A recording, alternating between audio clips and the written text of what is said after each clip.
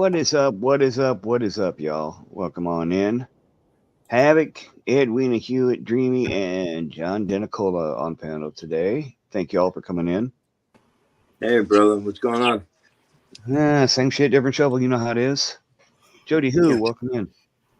So I figured today we would talk a little bit more about some new developments in the Sonya Massey case.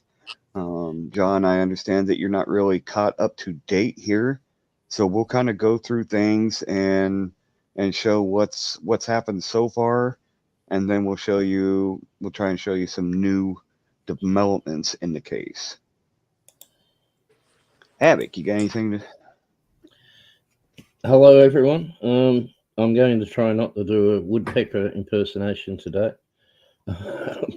I just wanted to make a couple of corrections from the live that I've made a couple of errors. The previous live, I called Grayson Dawson the first couple of times I mentioned him.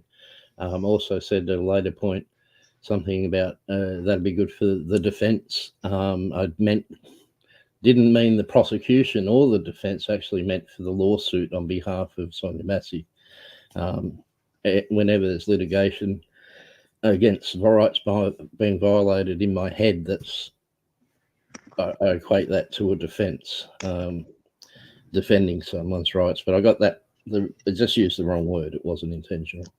No worries. And the other thing, I was completely wrong. Midwest and licked the whole boot. If anyone was there, we're talking about the Bible, how they believe Sonia Massey was using it for reinsurance and for protection and all that.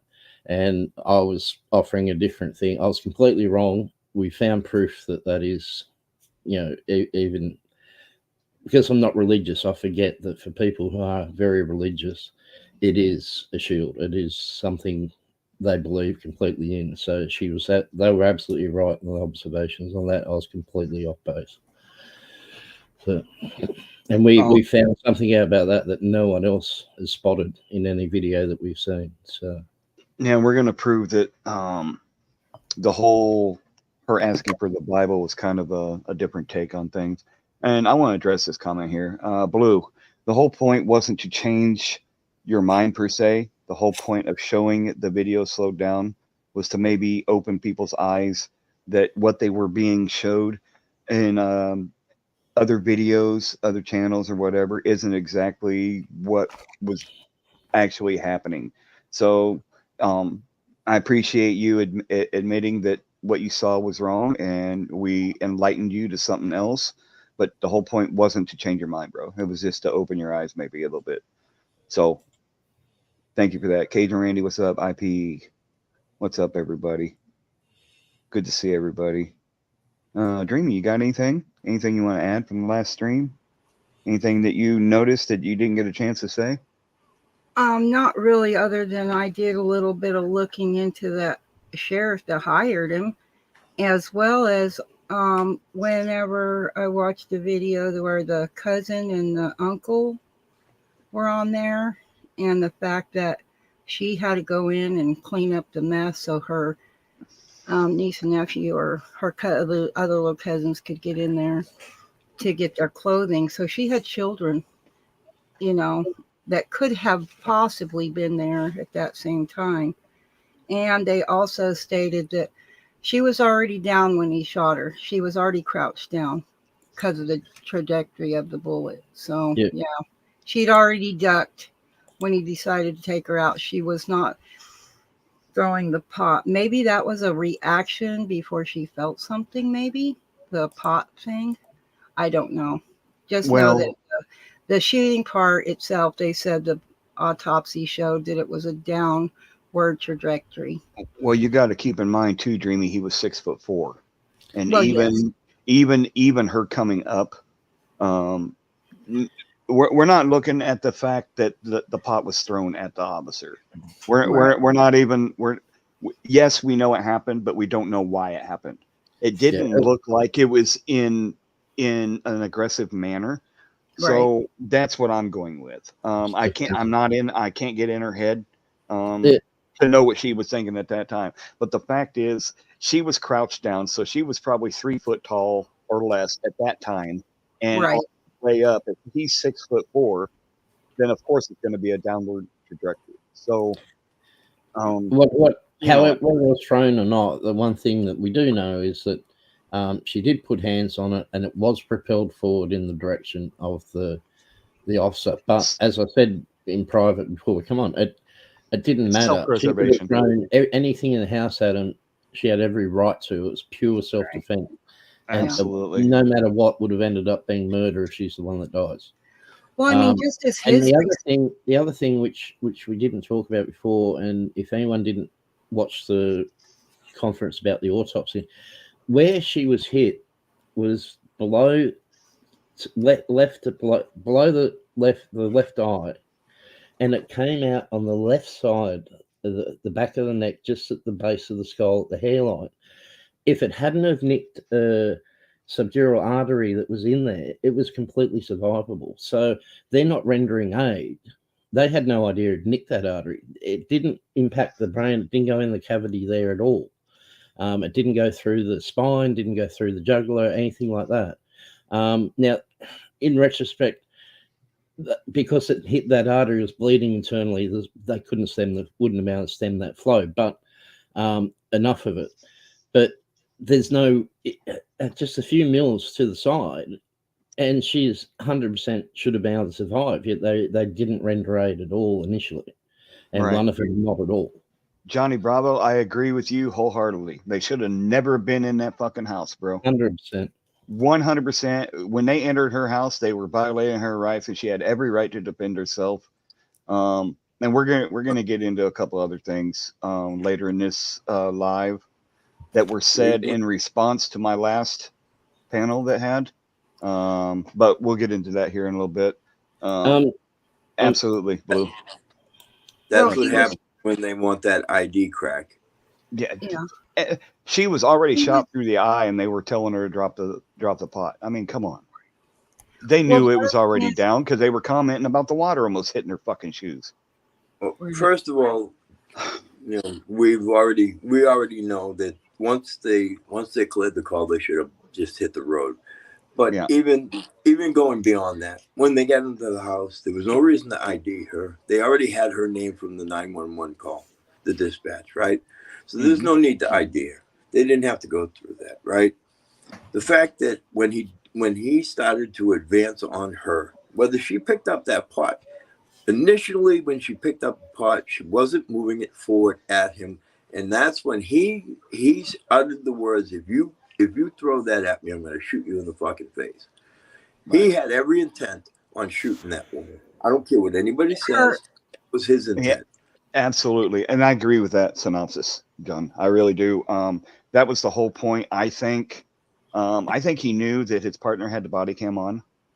I think that's why he told him to go check the plates and run the plates of the car so he could gain access to the house without it being on camera that they violated her rights of going in.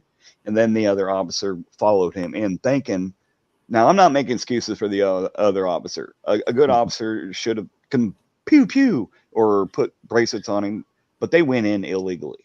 Point blank. That's the end of the story. Listen, I'm going to have to disagree with you respectfully on that point. And the reason why is because she allowed them to come in, right? If she had said to them, no, I don't want you in the house, then I would agree that they were illegally into the house. They entered without a warrant. But because they asked and she told them, come on in, that's where I have to respectfully disagree. Steve, we'll address some conspiracies that we're hearing too that I couldn't confirm because social media accounts have either been deleted or put private, but we'll get into that in a minute. I don't know, John. I think she was terrified of Grayson, judging by the way she was talking to him at the door, and I think that she couldn't bring herself to say no. She was that scared that she was just like, okay, yeah, come on in.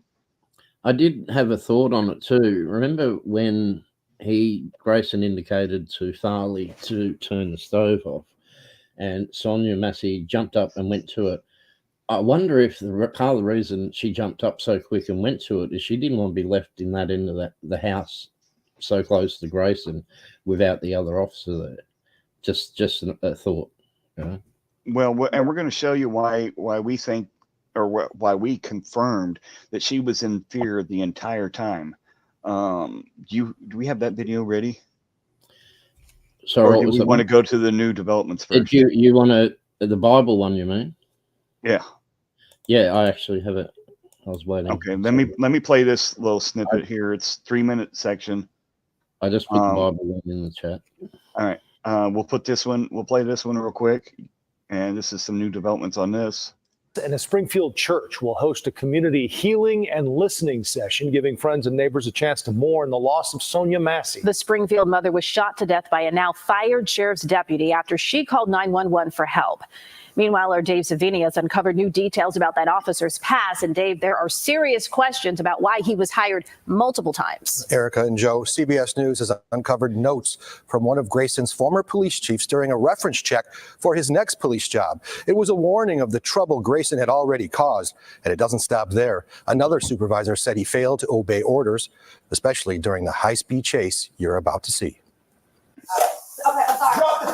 The red flags and warning signs were there prior to Deputy Grayson firing those fatal shots into Sonia Massey. I'm going to take a small break here, break this video up a little bit. That way we don't get struck or anything. I know they're free to use, but no, not only fired, Steve. I mean, had they taken the right steps from the get-go when he was discharged from the Army, he should have never been a cop at that point. Shouldn't have been. Exactly. There was a judge that expunged that DUI. This was in 2016. He caught that DUI. 2018, that charge was expunged from his record. That's what allowed him to become a cop in 2020. So he was dishonorably discharged. Well, I don't know that it was. I don't know that it was dishonorable though. It was. It was apparently almost discharged for serious misconduct. Yeah, right. Serious misconduct. Yeah. But still, that's a dishonorable discharge. Yeah. That's a red flag from the get-go. Yep. Definitely not, in my opinion. All right, let's get back to this. Trying to get help. A woman home alone who called police for help over a possible intruder, but instead ended up with Deputy Sean Grayson. Doing what? Grayson, who's now charged with her murder, had a troubled career. Absolutely, that began Johnny. with a stint in the Army, a discharge for misconduct, then followed by more accusations of misconduct. We checked your front yard. During his time in law enforcement, described as having trouble obeying orders. We're at the end of 2nd Street. She's taking a right. Like with what happened here at his 5th police job when he refused an order by a superior at the Logan County Sheriff's Department to terminate a high-speed chase over a traffic infraction. His speed at times reaching 110 miles per hour. Are you pursuing? I'm about to terminate. She's flying up 121 right now. But Grayson didn't stop. He did, however, turn off his lights and siren, but kept going anyways until he hit a deer. Well, I'll definitely be terminated because a buck just smacked the side of my driver's side door. Did you violate a direct order Yes. from a supervisor about termination? Yes, I did. Grayson was questioned by a deputy chief and other top staff after that crash in Logan County. Do you agree, before we conclude this, that there is a mountain of policy violations Yes, I did. that you committed? 7 months on, how are you still employed by us? I don't know. Yet he continued to get a pass over and over again. Even during the Logan County hiring process of Grayson, there were warning signs from another past employer, the Auburn, Illinois Police Department, where he worked in 2022. CBS News obtained these notes from a discussion between the Auburn chief and a representative from Logan County. Now, can anybody read that? Yeah. They actually read most of it out, a lot of it out. But it's the first one struggles with report writing. The second one is very aggressive with getting drugs, as in drug convictions. Expressed concern with being too aggressive. Others have. Always early for work. Posted his drug arrest on Facebook about a year ago. He's a bragger. He's done cell phone warrant, or has done cell phone warrants, vehicle warrant. Not great with evidence. Left something laying around the office. I'm not sure. Items laying around the office. No write-ups on punishment that he should have, but very receptive when talked to about any cameras, very eager for training, wants to be canine. Started 29th of 7th, 21 with Auburn. That's because this is from Auburn, this one. It was his fourth job, the third last one before Logan. 277 traffic stops since 29th of July or 19th of July, I'm not sure which, 29th. 89 cases since 29th July. Duties, I can't really get what's on the bottom right there. Yeah, that's not a good review, I would say. No.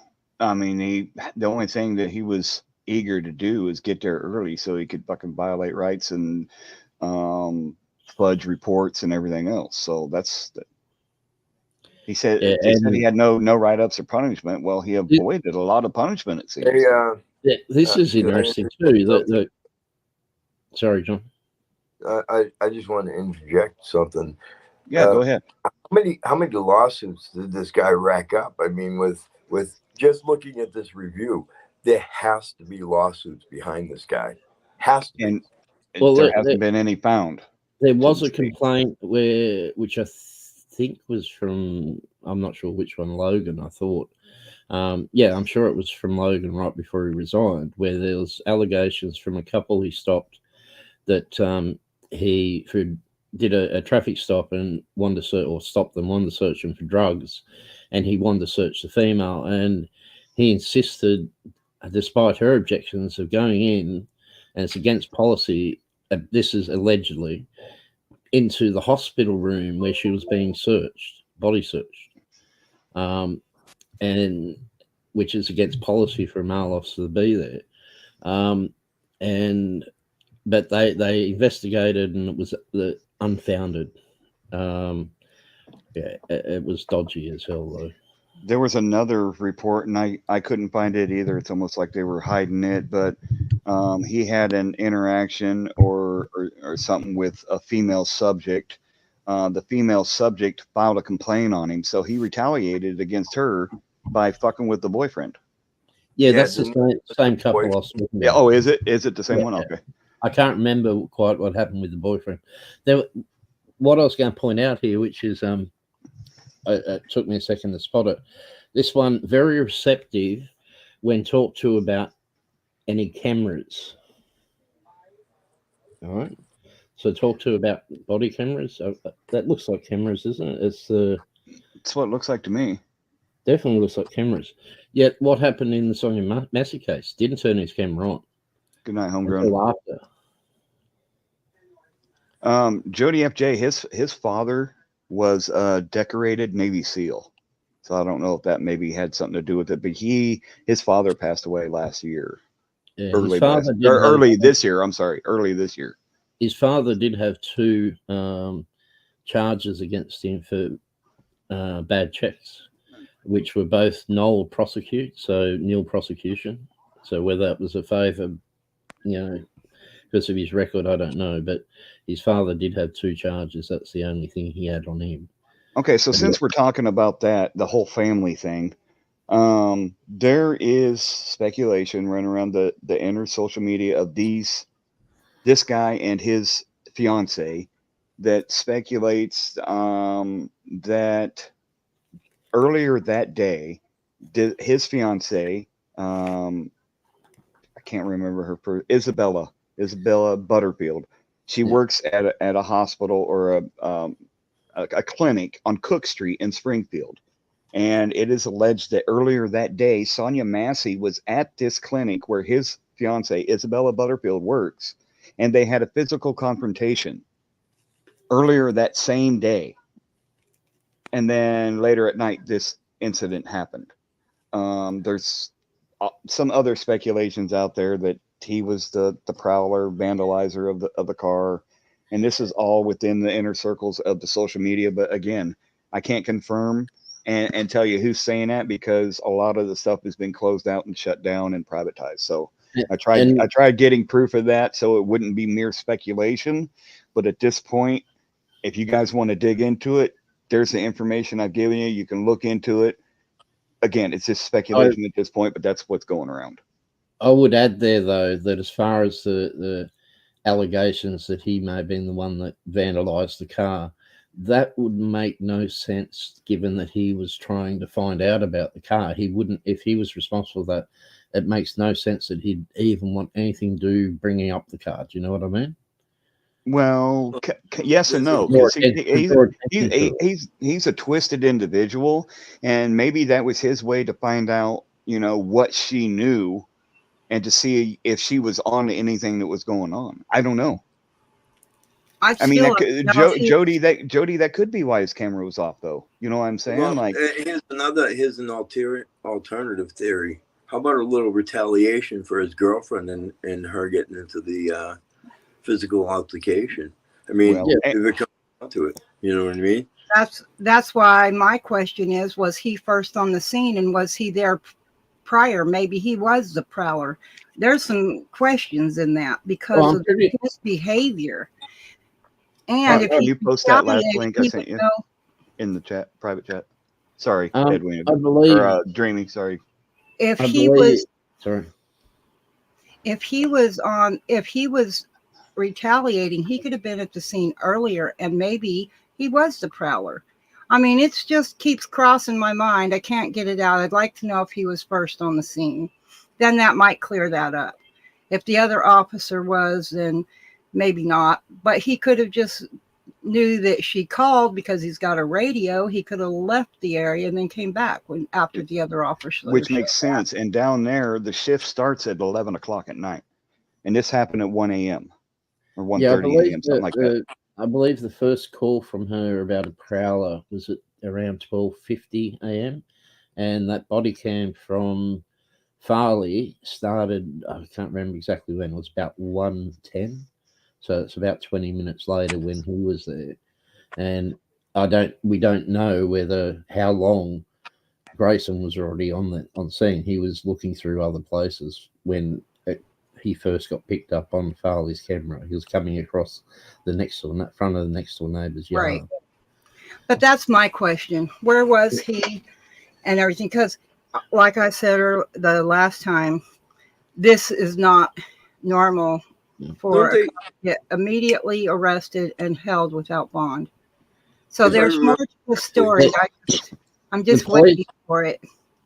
Police and EMS apparently attended earlier in the day, and according to her son, he's not 100% sure, but he's pretty confident that when he contacted police, whether over the phone or in person, I'm not sure which, but he's fairly confident that the officer involved that he spoke to was Grayson. If I remember correctly, and I could be wrong, but don't the police vehicles have a GPS monitoring system so that they know where each one is at whatever particular time, right? Yes. Well, they're supposed to. Whether they do or not, that's another story. Well, I guess my question would be is if he was in that area, they could pull that up from the GPS. They could track his movements prior to the shooting. Well, and here's my whole point for bringing up the whole hypothetical about his fiance and Miss Massey having an interaction earlier. When he was at the door, before he went in, he said something to the effect of, "How's your mental health?" He was asking that because he already knew the answer to it, because she was there earlier. So that makes sense now why he said that. Otherwise, he would have had no other reason to ask that fucking question. Because her simple response was, "I took my meds." What? Yeah. So. And that's none of his business. Well, I mean, I think it does shine a little light on things, though, because him saying that clearly shows that he knew who she was. To me, yes. And I said that on the first stream that I did, that it seems like he has prior knowledge of her medical history or something, or knows of her in order to ask something like that. I heard too, which I hadn't enhanced the audio at the start of the exchange before they went inside, but I heard on another video analysing it that they said that he said outside something to the effect of, "Where do you hide your drugs?" Really? Yeah, where are you hiding your drugs? That's what they said, something to that effect.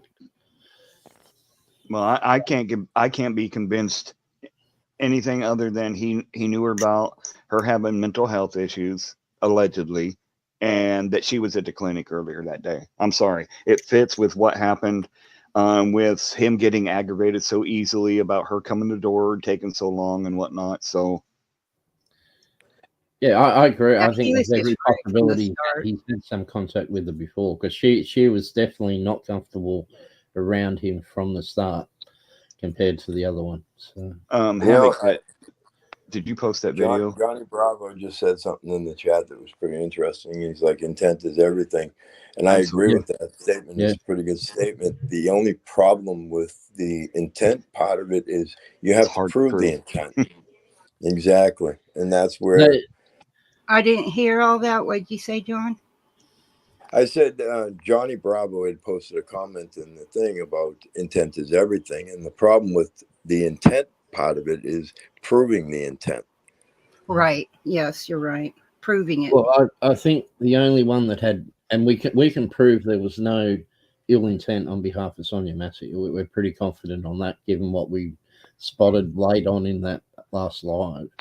And when we were done with the live, we looked at it slowly and intently, and we found something in that video that's pretty much gonna get rid of any doubt that she was scared shitless and had zero intent to harm anybody. Yeah, and right before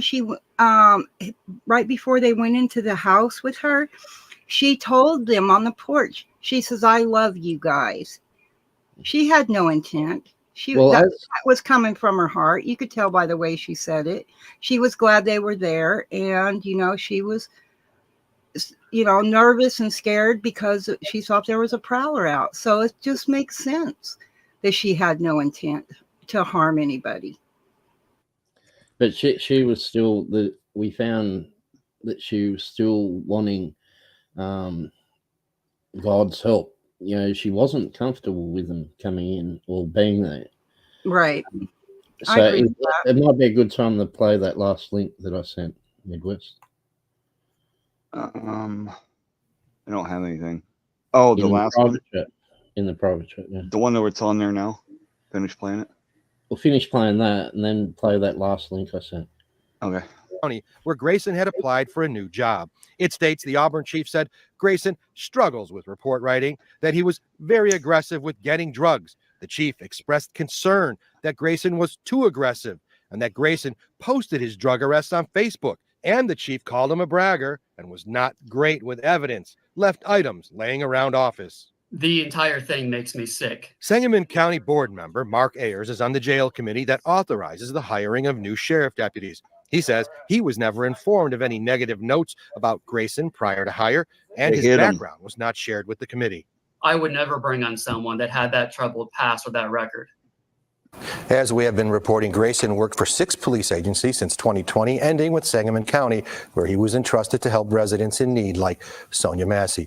Board members Aers said he wants changes in the hiring and screening process, along with a background review of all current sheriff deputies. Eric and Joe, there's going to be a lot of aftermath here. Right. Havoc, the last message I sent you, can you put that in the private chat for me, please? I already did. The Bible one, I already did. The X post? Yeah, I'll send it again. It's all right. That's I didn't see the it. Bible when they went inside. No, not the YouTube one. Oh, hang on. The one I sent you in Messenger. Okay, yeah. I didn't realize that's why you sent it to me.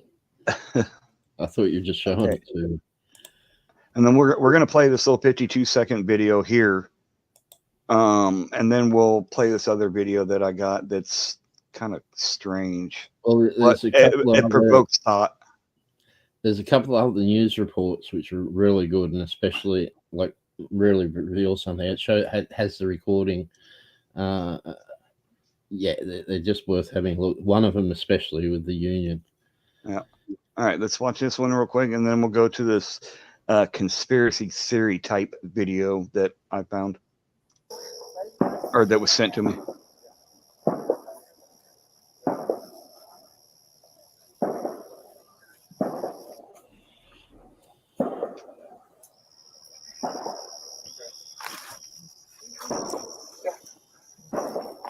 Several. You know, what she has in her hands when you see her through the door. She's got the Bible in her hands already, guys. She didn't have it when she was outside. And look where she puts it. And his head's tilted that way. He sees it. Look. That's right. What do you see in the corner there, y'all? What do you see in that lower right-hand corner?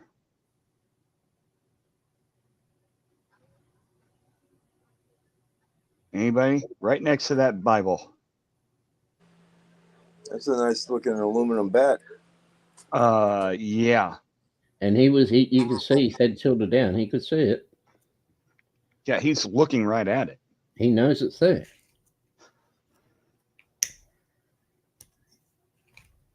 Sub 357.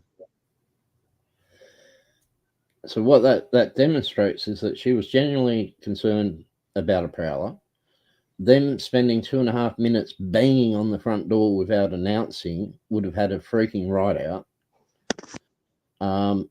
And you can see it later in the original body cam vid where it's put down. It's on top of papers and everything. Apart from the Bible, it looks like the last thing that was put on that couch. So she must have had it in her hand when they were banging on the door. She had the Bible and the bat in her hands. Yeah. And then she was sitting right next to it with him standing right there, and he turned his gaze away from everything. He wasn't the least bit concerned about her having a weapon. He wasn't scared of her in any way, shape, or form. He just got his ego bruised and couldn't handle being rebuked. So if they're not scared of her setting this Bible down right next to this bat, and shortly after this scene right here, she asked. Just hold on a second. You stopped the video just before it shows the bat, so we're not really seeing it laying on the sofa. Just let you know. Oh, play it a bit. I see it on my screen. Okay. A few more seconds then. If you look at where that little blue bag is, right? If you go back just a little, and you look, you'll see on the floor that little blue bag, and right next to that, you can see the bat. You can see the base of the bat or the head of the bat right there, right in front of the blue bag. Right here. Can you see my cursor? Okay. Y'all see my cursor right there? Yes, I see it. Thank you. Okay. Yes, ma'am. Listen, I know it's some things that we're going to point out in videos in the future, and we've pointed out in videos in the past that we're not going to like. But you know what? The truth is hard to accept sometimes. And the whole point of us being in this community is for complete truth, transparency, and accountability. So I'm sorry if things are shown that we don't agree with or we didn't really want to see, but we've got to accept the truth because all of this matters. Well, she was in fear. Why wouldn't she have something if somebody came in? You know, maybe that's all she had. I used to keep a bat by my front door too. Absolutely. And she's a little lady. She's not very big. She's like 110 pounds. I mean, Midwest, I sent you a screenshot from the other looking back from inside the house at the bat into your Facebook. I can't bring that up on here though, on the computer. Email it? Yes, sir. Okay. I still probably won't be able to show it, but and we can go back to that slow-mo or the other video too and show it, but When Officer Farley is standing by the island in the kitchen and he turns around, you can clearly see the bat sitting on the couch there, guys. So yeah, boom. Let's go to this one right here, and I want to show this just because it seems relevant to me. Okay, I'll go to that in just a second. I want you guys to check this video out. Okay.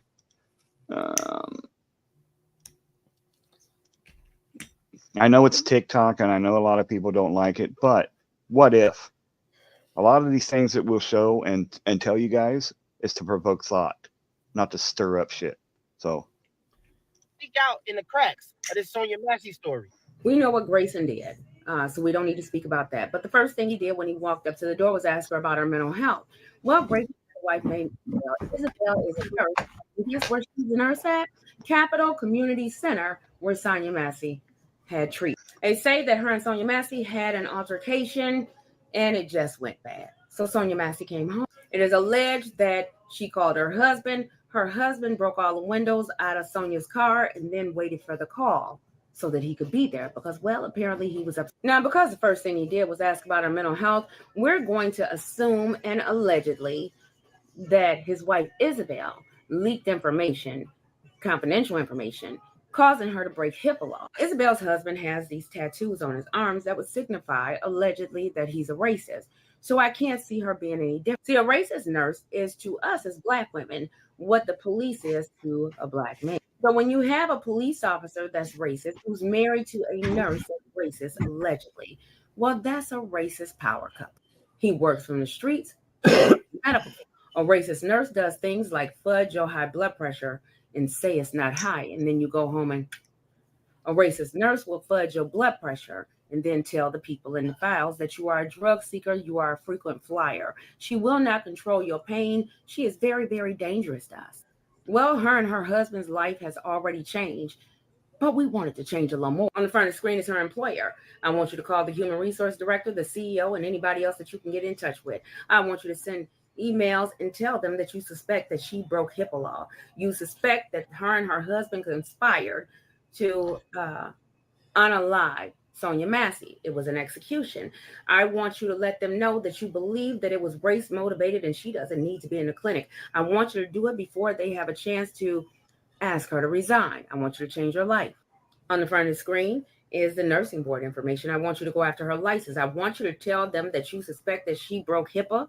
I want you to tell them that you suspect that she was racist and she is not the right person for this type of job. If you make the calls, they will snatch the license. She needs to be charged with accessory to what her husband has done. Make the calls. This is a call to action. Go to work. Hey, can I say something real quick? Just to throw a spinner in the works of that theory. Her own son, while with her lawyers there in that press conference, said that she had gone volunteer, called for help, then drove herself to hospital. And the hospital she went to was St. John's, not the one this woman's talking about.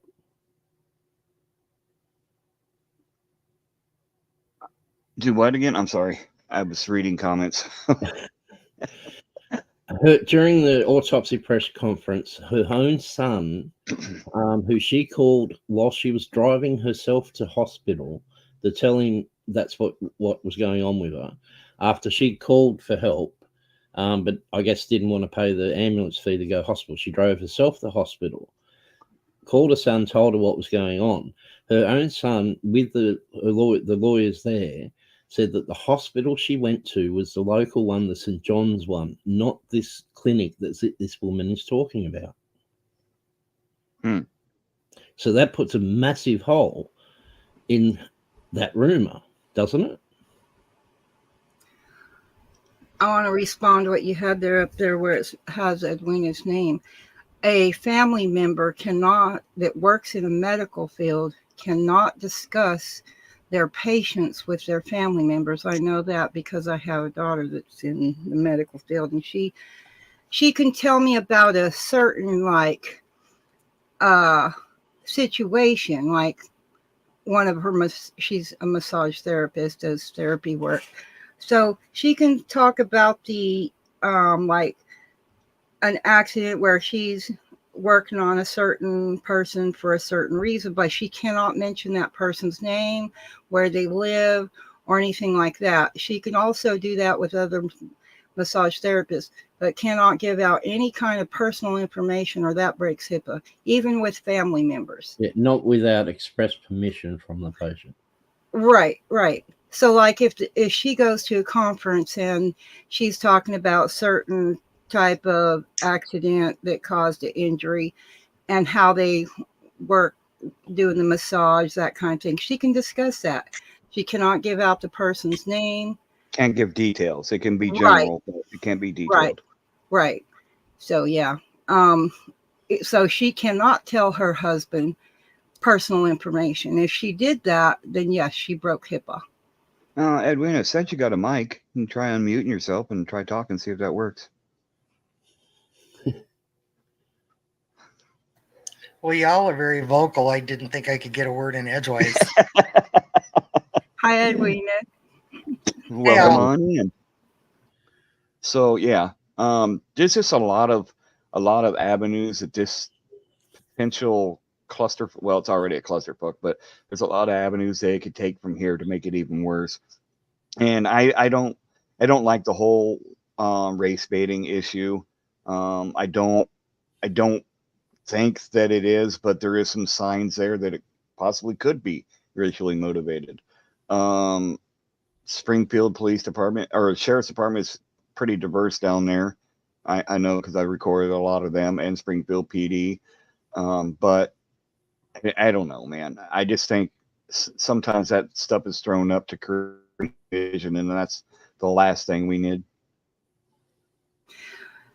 Midwest, can you find and play the part where in the house he asked her about the car windows? I'd like to see her reaction to that, because that might answer some questions that just popped in my head. How many calls of service did they have at that location too? Dispatch, fire, EMS, and all of them, they talk about their quote unquote frequent flyers amongst themselves. How many prior calls were there to that location? Well, and that brings up a point. Day before yesterday, I filed a FOIA request asking for every single. I didn't do the sheriff's department yet, but I did do the police department call log from July 4th to July 7th. So I'm waiting on that to come in. It could take I think it's 30 days in Illinois. But as soon as that gets back, I'll be able to tell more if there was more calls to this place in the days previous this or that day. But then I got to put in a FOIA request for the sheriff's department as well. So hopefully we'll get some answers on that within the next month or so. Can you get dispatch logs that show call times and locations without all the background data? That I don't know. Again, I would have to. That will have to be a separate FOIA request, and I can do that. Maybe I can do that after the live is done. Sit down and do that. Ask for a detailed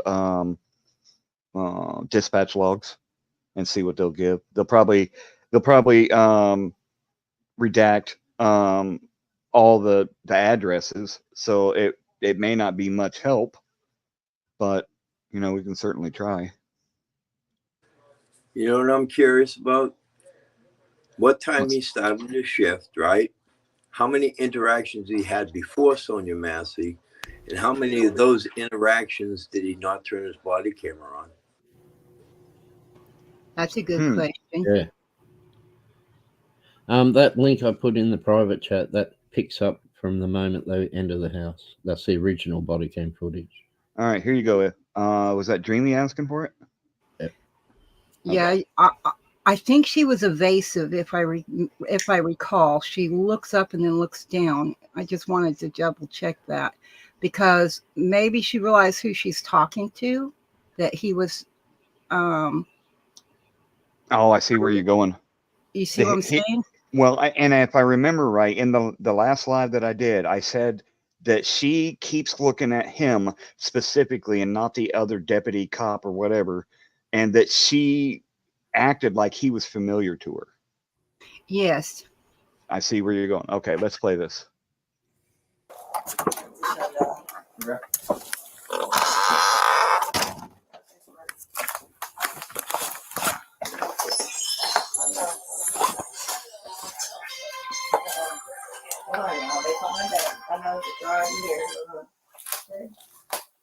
Hello? Yeah, I need, I got the sheriff department here, but I was calling for help from y'all.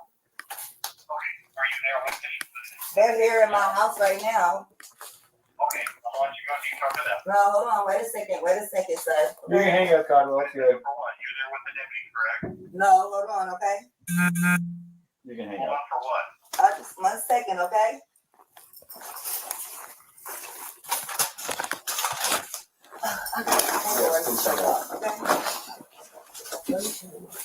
Okay. What's up?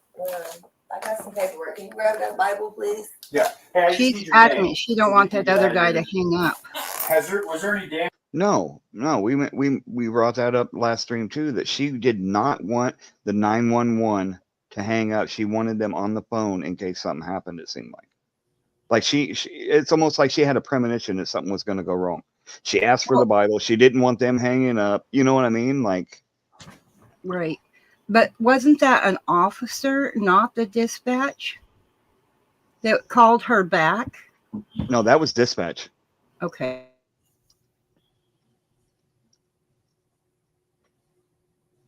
Yeah, that was dispatch. Damage previous to your car? Previous, yeah. Okay, what was the damage? A dent, I believe. But what about windows? Oh, it was something that happened earlier. Okay, perfect. What is your last name? Shouldn't have to think about your last name. You're not in trouble. I just need to text. Massey.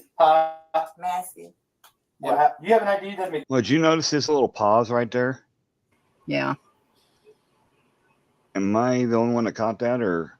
No, he paused. Shouldn't have to think about your last name. You're not in trouble. He's got her shook. She couldn't even think of her name. He was no. Look at the corners of his mouth. It goes from him smiling. Mm-hmm. His demeanor completely changed right there. Yeah. You're not in trouble. I just need to text. Massey.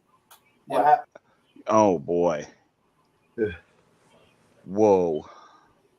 I mean, it may be nothing, but that's pretty crazy to me. Yeah, it is.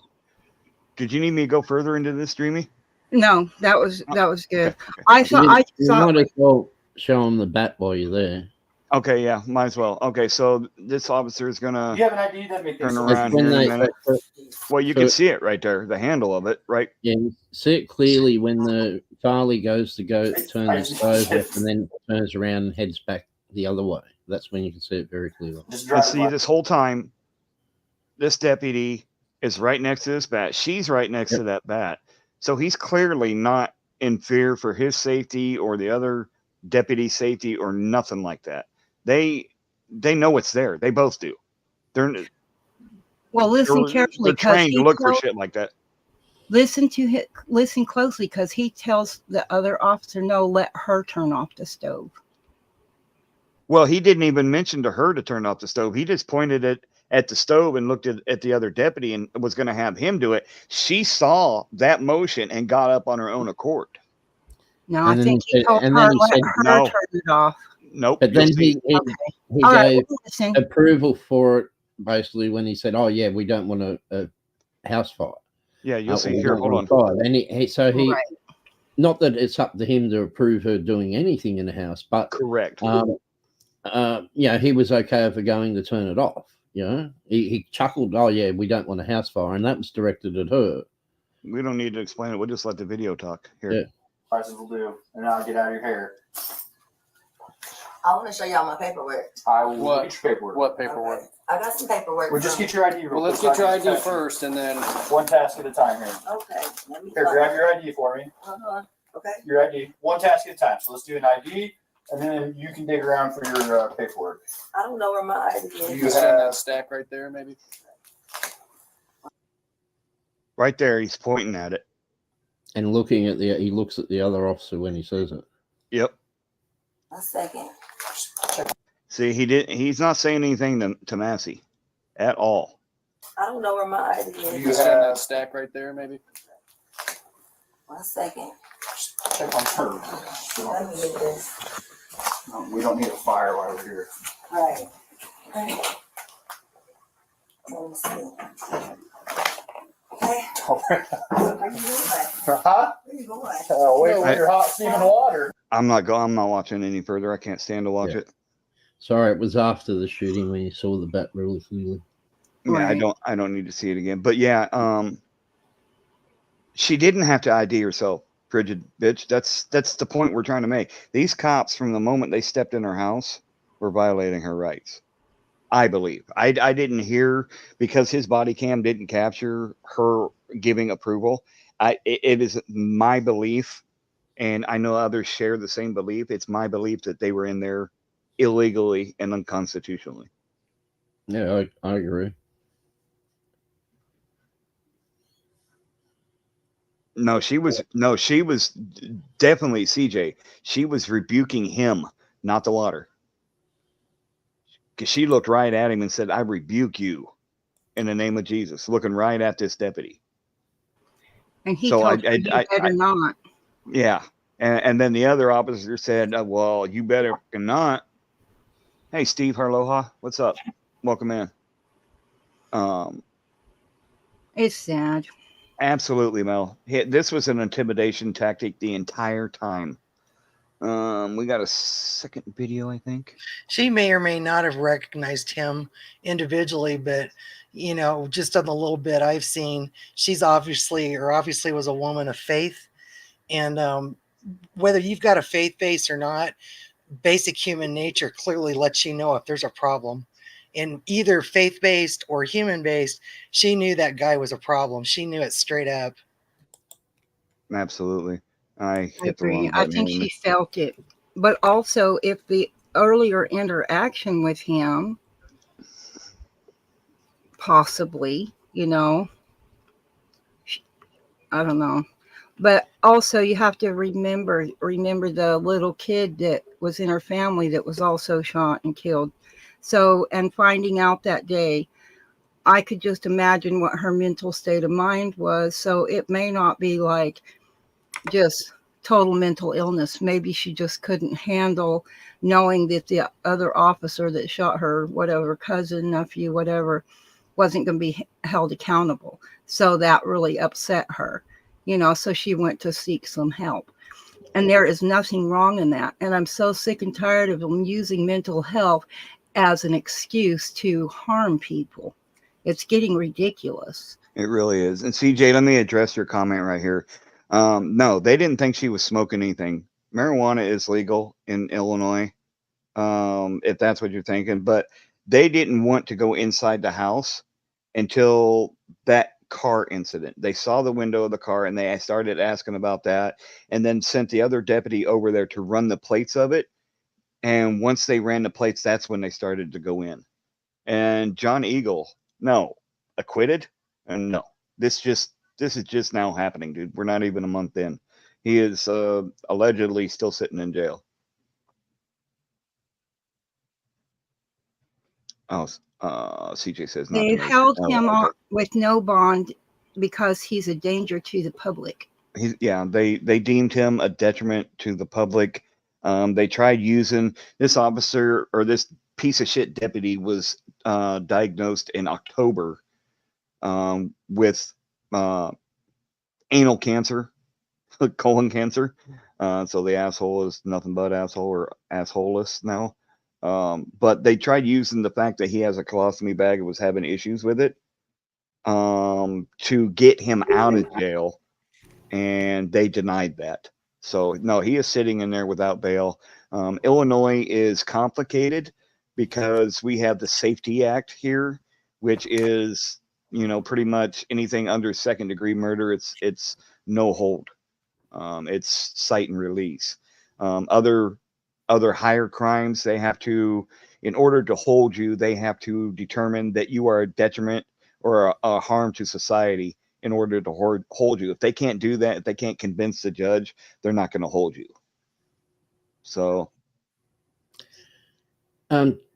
Before you play this next news report, this one goes over much the same as the first, except it gives more from a recording, which is very interesting because the first one only showed them saying about policy violations. Now, that in my mind, I meant to mention something I forgot. After that car chase that he didn't discontinue when he shouldn't have, and what happened, they were talking about policy violations, and I was going to say, well, where you should be talking about criminal violations, shouldn't you? Why weren't there charges brought? Well, this one actually they did talk about it, but they should have charged him. So yeah. Listen, once he got discharged dishonorably, there should have been a rap for this cat. They should have never put a badge and a gun on this guy, ever. The fact that they hid everything from one department to another, which is typical. This is what we're seeing everywhere with a lot of departments. They're hiding the criminal backgrounds of the people that are working for them. Carolina and Fort Worth, Kruger, there's one there. I mean, you had that military vet who was discharged up in Maine, and what did he do? He ended up going up and shooting people up, right? I mean, this is a continuum. I mean, even if you go back to Parkland shooting with Cruz, right? When Cruz had over 40 contacts between the police and the FBI were notified about him, nobody did anything. I think there's a problem here. I think the problem is a habitual problem for sure. Exactly. And the only way that you're going to clean that problem up is for these people never to become cops to begin with. I mean, well, and I think how does go he ahead, pass? Don, I'm sorry. No, you're good. I interrupted you. Like, how does he pass the psych eval? I mean, you got to be kidding me. It was my understanding this guy didn't the first time. He had to be helped with it to pass it the second time. But that's the problem. Yeah, why exactly. Well, if the city mayor and the electives or whatever are supposed to oversee who is hired and fired, if an officer is hired and they haven't received all the proper information, then the sheriff should chief should automatically be fired for hiring them by hiding it, because somebody hid that information from those that approved the hiring. You know something? I'm not going with that. I'm not going to give the council a pass on it. I'm not going to give anybody a pass on it. I'm not giving them a pass. No, I'm just saying it's a whole. That's what it sounded like to me. So if that's not what you meant, I apologize. No, they were saying they didn't get the information. If you watched that other video earlier, they said they didn't get the information. Well, it's on them as well, because they're supposed to be there to monitor that. So if they're not getting the information, then the person that hired them without passing that information on to the proper people, then they should be automatically fired, and the others should be looked into for not doing their due diligence. Absolutely. Everybody from his first job as an officer of the law is complicit in this death. There's no question about that in my mind. The other deputy that was there, something that somebody else said, I agree with. He didn't automatically either go lethal with this other deputy or put fucking bracelets on him. Complicit. Everybody that showed up after the fact and didn't put him in cuffs, they're complicit. Well, if I remember correctly from the video, he turned to the other officer and he goes, "Are you okay? Are you all right?" And my first thought was, "Yeah, are you all right being an accessory after the fact?" I mean, murder is murder, and if you're involved in it, you're an accessory after the fact. My opinion. And I won't deny that as being a valid point. The entities, the way they hire, they've got too many layers. You know, here in New Mexico, for example, with my county commission, they've got a county manager, they've got HR, they got the sheriff. The sheriff does primary interviewing. They bring forward their candidates. HR does some token review. And then the sheriff says, yeah, these people are cool. county commission says, okay, they're hired. County commission doesn't see any stats on them other than what's passed along. So, they've got way too many layers between them. Your elected officials are nothing more than figureheads, just like in DC, where the staff manages everything. Well, shit gets lost in translation too, like you said. And that goes along with that saying, don't let the right hand know what the left hand's doing. Yep. Well, and all that separations to give everybody walk points. Oh, I didn't know. It wasn't my job. So that's part of why this kind plausible of crap, deniability. Yeah, that's part of why, in my opinion, this kind of garbage continues to happen over and over and over again, and nobody's held accountable. And after you get that 15 seconds of fame and newsflash, it's done and gone, and they're on to the next one. Right. Well, and I think, not to try and entice anybody to do anything, but if anybody is seeing what's going on in South America right now in a certain country, the people are revolting. They're tired of the shit. And I think it's, time that we, the people, do things a little bit differently than maybe we've been doing them in the past. I think it's time for us to let people know that, hey, this is our country, not yours. And you need to do things the right way. I think it's coming. Look what happened in Seattle. I know a lot of people were totally misinformed on what went on up there, but now the police don't go in the neighborhood that was just being abused by the police there. And so they took over the police station. Now if the cops go in their neighborhood, as soon as they see them hassling somebody, everybody comes out and runs the cops off. That's what should be happening. You don't come in our neighborhood. You don't hassle our people just walking down the sidewalk, not doing anything wrong. Back off. Now, a lot of people say, oh, well, they shouldn't get away with that. They're protecting their neighbors, and that's what we should all do. I remember when I was a kid, when the cops came to your neighborhood, everybody came out and sat on the porch or stood out on the sidewalk, whatever, and watched. And then slowly but surely, I seen it change. Get back in your house. Close your doors. Shut your curtains. They didn't want you watching them. And I watched that change in my lifetime. So, yeah. Well, it needs to go back to community policing, not just policing for profit. Well, that happened with the Patriot Act. Yeah. They're all kissing each other's butts. Well, it started before that, but yeah, that Patriot Act really set things in overdrive motion with that. Well, go back. That's whenever they started the Patriot Act. Right after that is when they started giving them military gear. Mm-hmm. Oh yeah, I agree. The militarization of the police is the biggest problem we've got right now. They are a standing army. They are called paramilitary, and even our military, when they're off base, the police are above them. So that says a lot right there. They're above our police. I mean, they're above the military. And what are the military? They're supposed to protect us, foreign and domestic. That includes so the chain of command is fucked. Law enforcement. That's what they changed it from, police and sheriffs. They changed it to law enforcement to encompass all of them. You see, who do you work for, and see what their answer is. I would venture a guess to say all 10 of them would say, I work for the sheriff, I work for the chief of police, I work for the town councils, I work for the county commissioner, or whatever. You don't hear them say, I'm a servant of the U.S. citizen. And that's the biggest problem you got. They are employees. They're employees. They're not servants anymore. Well, right. Their allegiance is to the corporation of America, not to the people of America.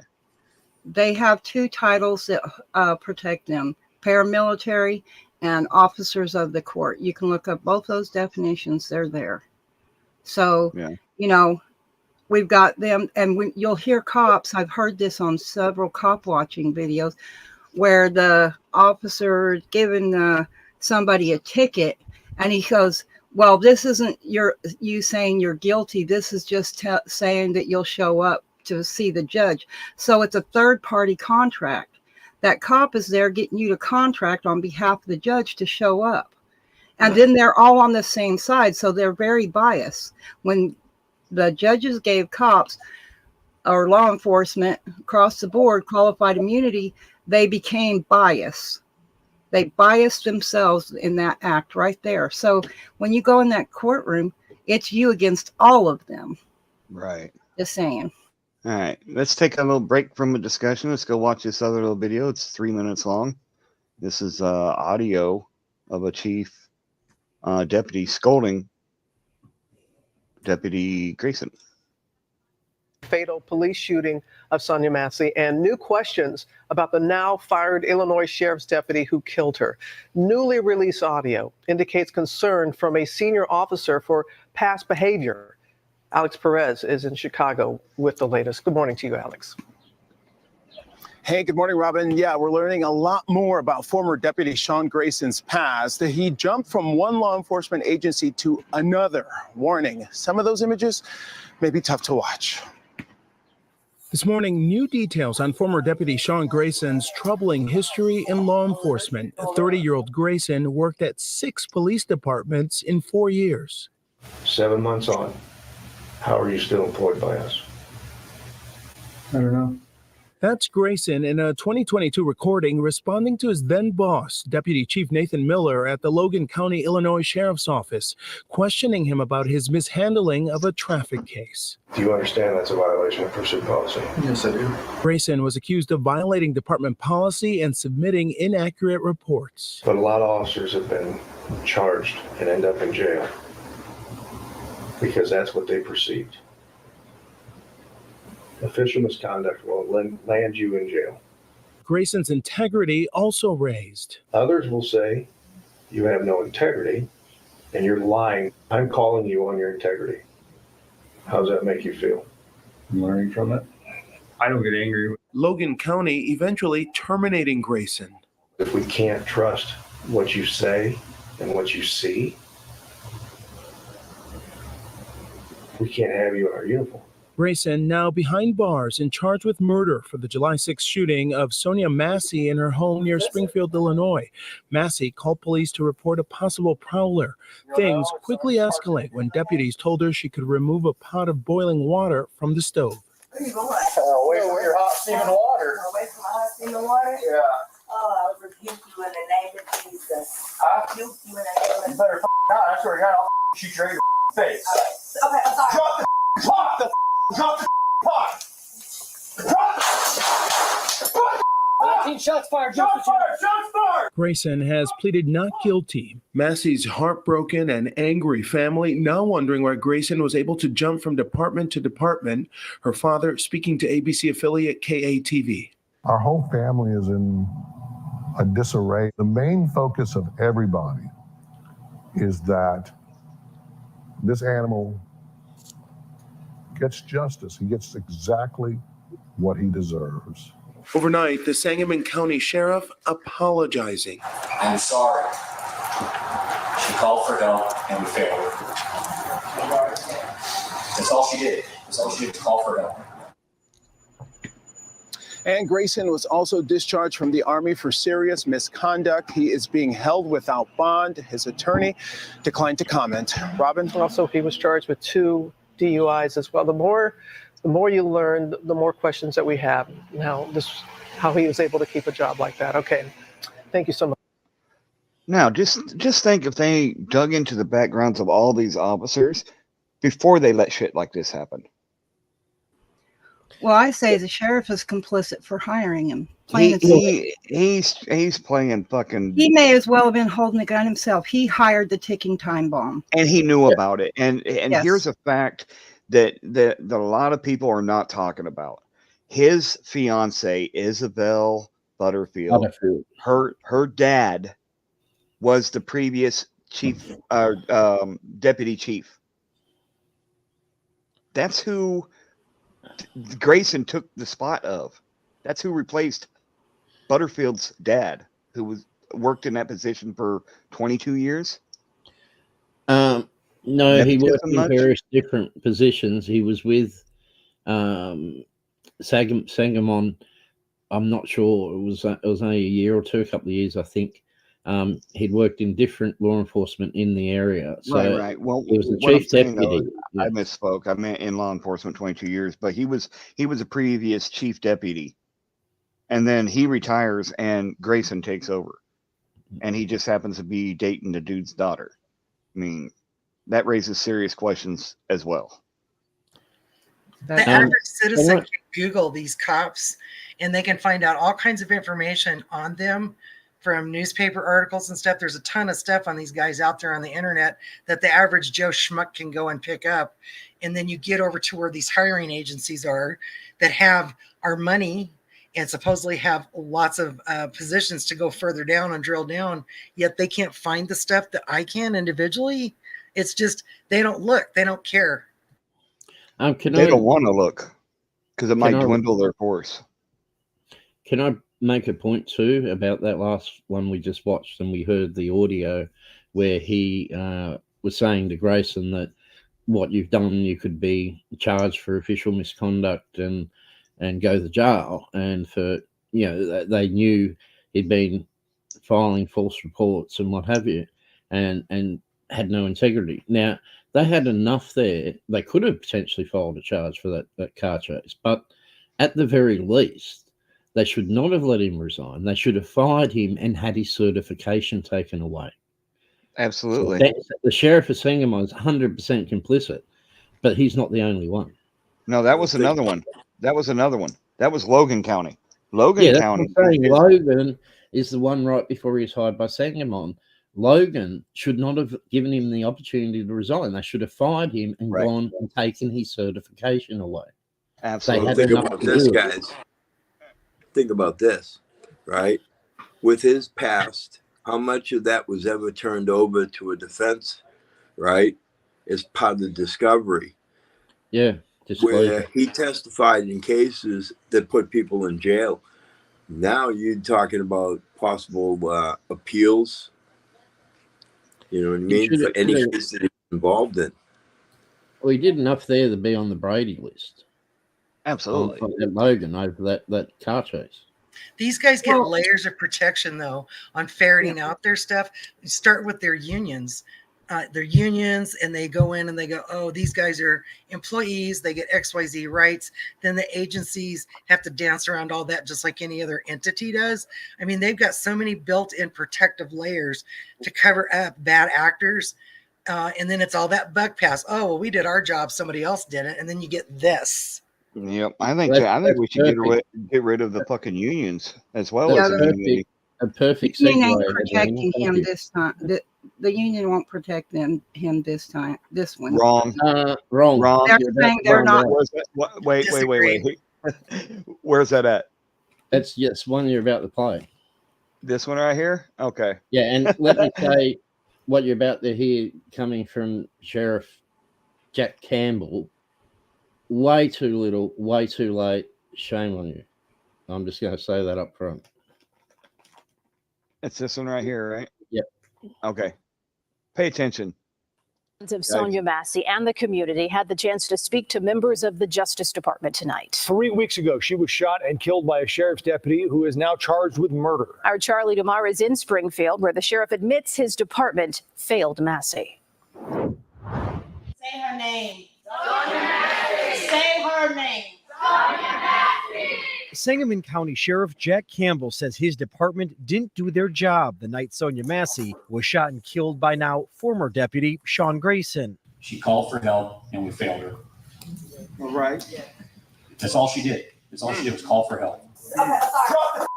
It's been a week since body camera video was released showing Grayson shooting and killing Massey in her home after she called 911 to report a prowler. Grayson was charged with murder and has pled not guilty. And we do that by prosecuting cases in Sangamon County without fear or favor. Grayson was working for his 6th department since 2020 when he shot and killed Massey. I don't understand how you hire a volcano and don't expect for it to erupt. His turbulent career started when he was discharged from the Army for misconduct. Then, 2 years before shooting and killing Massey, during his time with the Logan County Sheriff's Department, Grayson was reprimanded for putting false information in his police reports. We're at the end of 2nd Street. She's taking it out right. And records show Grayson refused an order by a superior at the Logan County Sheriff's Department to terminate a high-speed chase over a traffic infraction. His speeds at times reaching 110 miles per hour. I'm about to terminate. She's flying up 121 right now. But he didn't stop chasing until he hit a deer.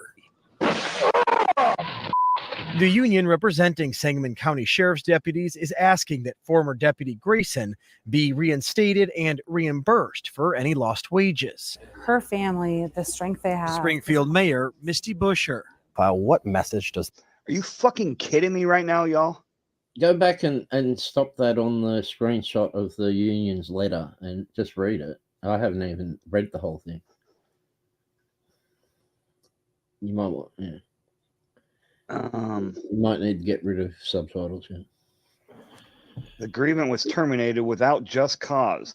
Further, the employer publicly disseminated details of the investigation and termination on Facebook in violation of the CBA and prior to giving the grievance or his representatives notice of the decision to terminate. See right there, union involvement. Read the little bit. It's blocked a little bit, but it's reinstatement, something other, and reimbursement of all lost wages, restoration of whatever, and appropriate relief. That spins your head. How fucking disgusting is that? Illinois Labor Council. We need to put their information out there. I just thought of that too. Yeah, I'll look it up real quick. Y'all, one of the things I'm sick of hearing is how these people that are supposed to be public servants are out here and all they ever talk about is stupid policy. That's because he's an employee. They're not talking about them breaking the law in the sense of what the law actually says. He should be held accountable per law, not policy. Policy has nothing to do with that. That's a separate issue. That's where the problems I see come in. We're allowing, it's always policy, and that's just bullshit to me. It's law that they should be held accountable to, and the people. Johnny, and I'm willing to bet that if they try to, I need to see your face real quick. Okay. We need to see if that other officer is going to testify against the officer, and be honest about it, because that's really going to define the blue line, whether he's part of it or it's an initiation or a ritual type thing to make sure that he's going to be best for the union or best for the blue line, you know?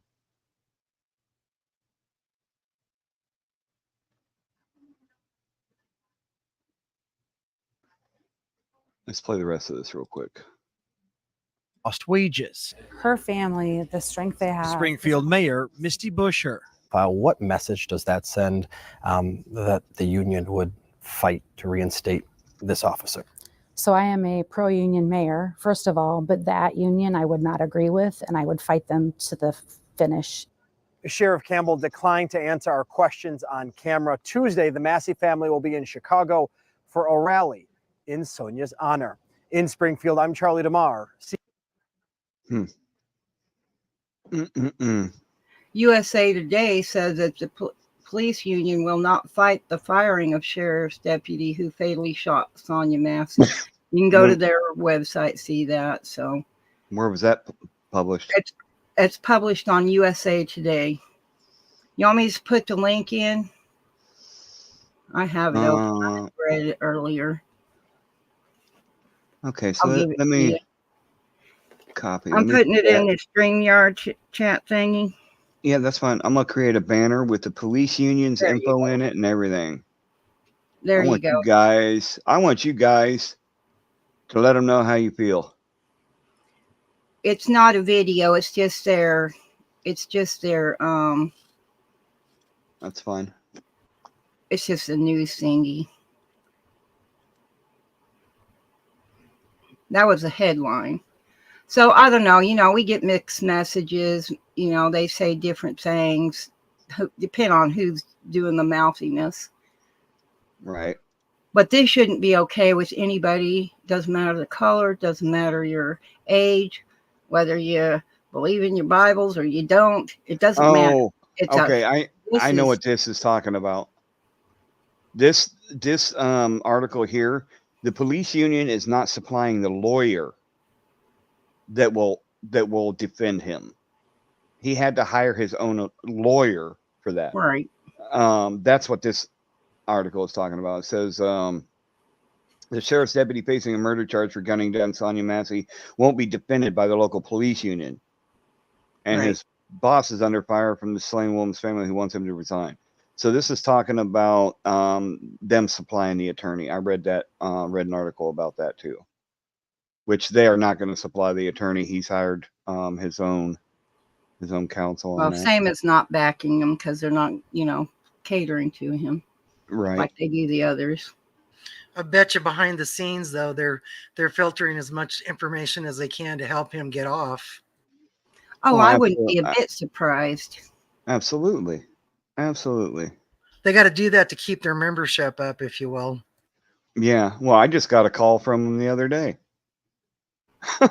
They just throwing this one to the wolves to make it look good for them. That's all. It was 3 days ago. I got a call from Springfield police union trying to get donations. I'm like, you going to send all the donations that I send to the Massey family? Click.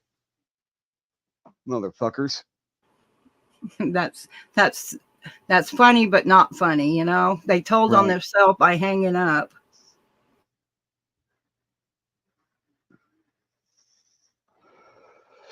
All right. Anybody else have anything to add to this bit of story before we go to the next subject? We can move on if you want to. Just know this is a really sad situation, but we just keep seeing these happening one time after another, and it's getting very old. All right. Does anybody in the chat have any questions that maybe we can answer for you about this case before we go to the? I don't think we have anything else on this. Do we have it? I like to add one thing. People get fired up with these streams, and I understand that. But if you're going to call these people or email them, don't F-bomb them. Be as respectful as possible, but be firm and fair, because that's how your voice is really heard. Ranting, raving, screaming, threatening families, whatever, gets you nowhere. And it just supports their side saying, oh, see, these guys are a bunch of wackadoodles. We're all grown-ups, and we're all honest members of our society. Act accordingly. That's all I would ask. We got to do better than they would.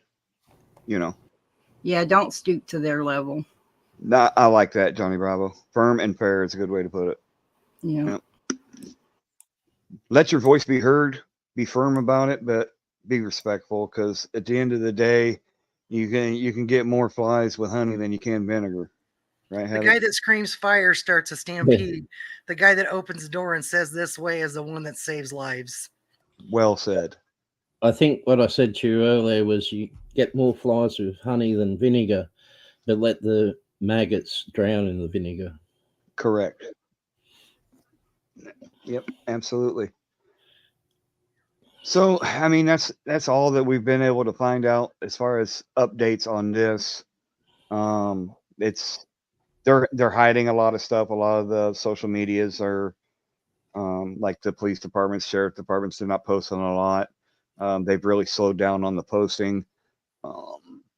The private accounts of a lot of the relatives and stuff that have people involved are shut down right now. So a lot of the information can't be confirmed that is coming out right now. So once more information comes available, we'll go live and we'll talk about it again.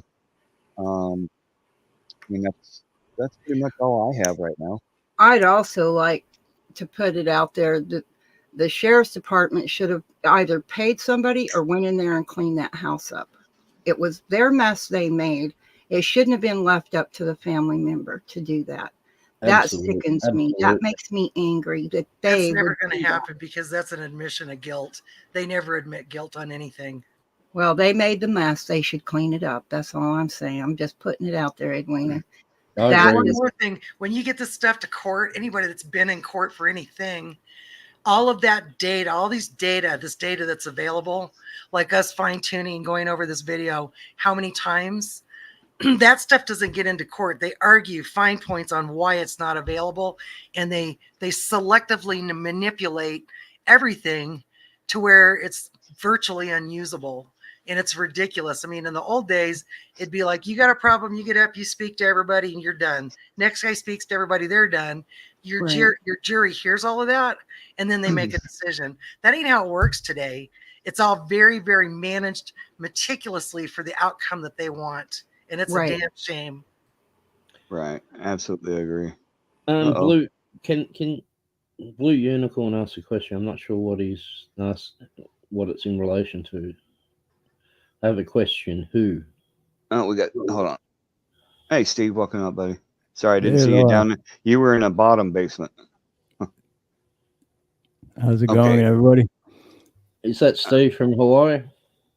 Aloha. That is Steve. Aloha again. Okay, so. Hi, Steve. Oh, he said sorry. Oh, okay. So Steve's probably got something to say. What's up, buddy? No, I just been taking a break from my regular day and listening, so I get. I know it's. Sorry, you're right. I know it's kind of beating the bush a little bit, but it seems like every time like Edwina was saying, every time we watch a video, we find more and more about it, and I want to at least put it out on video, in real time. So just in the slim hope that someone that is involved in that court case will see it and get it to the right people, and maybe get some justice for Sonya. Right. The one part that bothers me the most still is it may be, I don't know, but is after he was putting up his own crime tape, and to me it seemed like he was bragging about it while he was putting up his own crime tape. Like, yeah, it definitely seemed that way. So he didn't care. At the very least, he didn't care. He seemed braggadocious the entire time. Yeah. Well, he was reprimanded for bragging, wasn't he, on Facebook about his drug arrest? That's the exact words they used, that he was bragging. Yeah. So why would he in this situation? The one thing we haven't heard from yet, which is really surprises me, and I'm surprised no one's gone and found some of them. I'd love to hear from his schoolmates, because unless he was a late spurter growth-wise, given his size and his attitude, I find it hard to believe he wasn't a schoolyard bully big time. That's a good point. Well, several of his former employees had even mentioned that. Yeah, well, there's for those that either have liked bullying or have always wanted to bully, maybe they were bullied themselves, but for those that have that inside of them, there's no greater attraction as a job than something like law enforcement. They're in it for all the wrong reasons, and the moment that ever becomes evident, they should be shown the door, but they're not. That's true, Blue. I remember that coming out after the fact.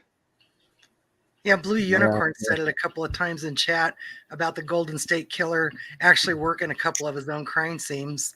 Kind of the same thing here, right? It seems that way, yeah. Only this guy got caught after the first one. I mean, the moment the other officers get there, like the sergeant went in, the moment it's found that he's the shooter, he should be escorted away and not allowed to talk to anyone, not allowed to turn his camera off, not allowed to touch anything, like basically put in the back of a cruiser in cuffs.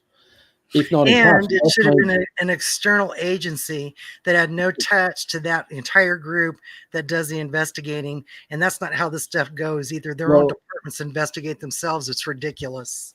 Illinois State Police was called in within about 40 minutes to do the investigation, 45 minutes. It was maybe less, half an hour.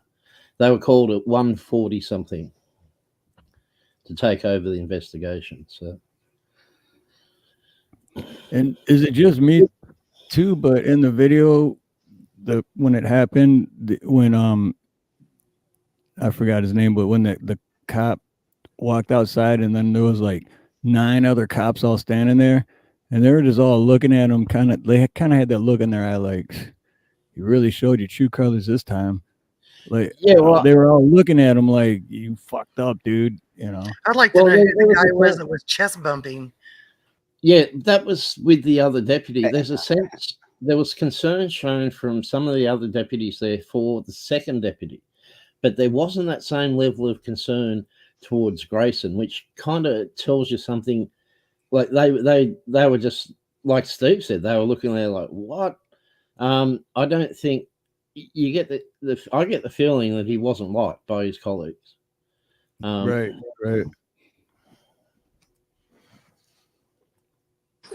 Well, here's the problem with that, Havoc, right? If he wasn't liked by his colleagues, why didn't his colleagues step up and inform the people of what a danger he was to them? Because that blue line. I agree. Because what happens if there's any kind of indication that a cop may be somewhat decent? They get run out. Those that do, I don't care that they get run out. I don't care that they get retaliated against and fired. They should all speak out. They should all take action.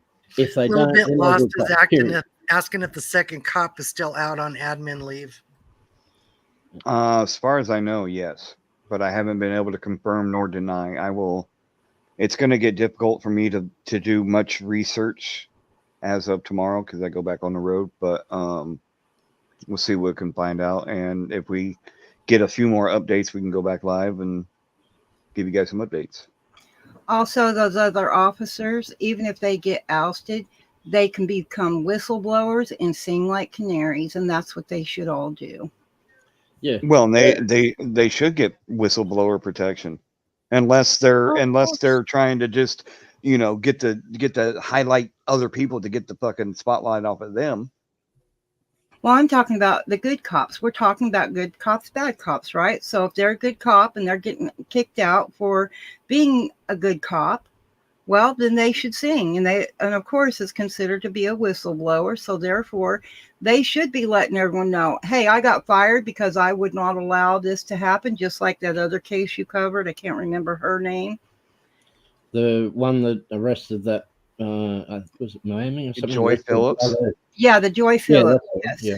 Well, if you're going to roll whistleblower, you better have a nice deep checkbook, because while you're in whistleblower status, nobody's going to hire you. They won't touch you with 100-foot pole, and you got to have a nice bank account to ride that one out. Well, I know. And where are the unions? Where are the union support for those cops that do speak out and get fired or retaliated against? Where's the support for the unions for them? I don't know, but I hear a lot of simping for cops right now. That's kind of the segue into the next. Actually, can we, before we go into there, since we've got some terrific people on the board, on the panel, what about that mystery vid? Oh, do you want to see that?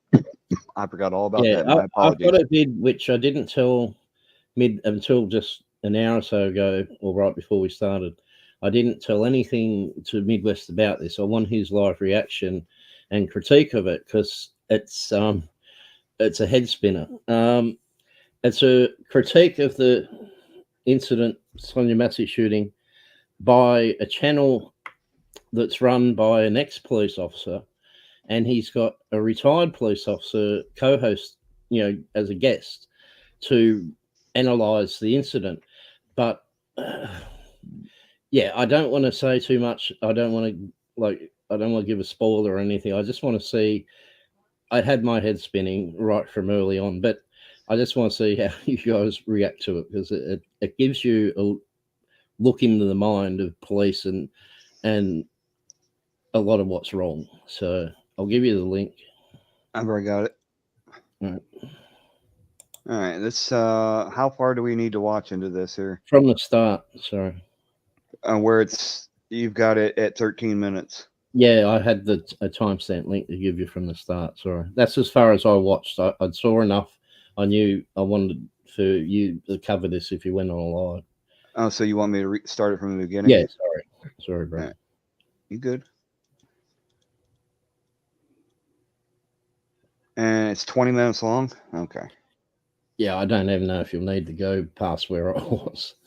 In this video, we're going to go over the subject matter of communication, tactics, and Oh, hang on. de-escalation. Sorry. Particularly, Whoa. Just remind everyone about opinions and views expressed on this video, this live. The viewer discretion warning. The views and opinions expressed in this video is not necessarily, and most definitely not many of them shared by this channel. This video is educational to look into the minds of the Blue Line Gang. Yeah, that'll work.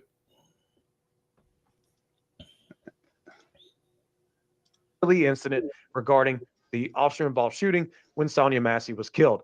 My guest is Ernie Stevens, retired police officer, worked 28 years in the profession, but also was part of starting the mental health unit at his large agency, and he's the co-author of the book, Mental Health and De-Escalation. Here's my interview with Ernie Stevens. Well, Ernie, before we get to the part where this incident goes completely south very fast, I did want to mention or get your opinion and input on when the officers are on the front porch with Sonya Massey, and they can tell by her dialogue, the officer gets the idea that there's some mental health issues there.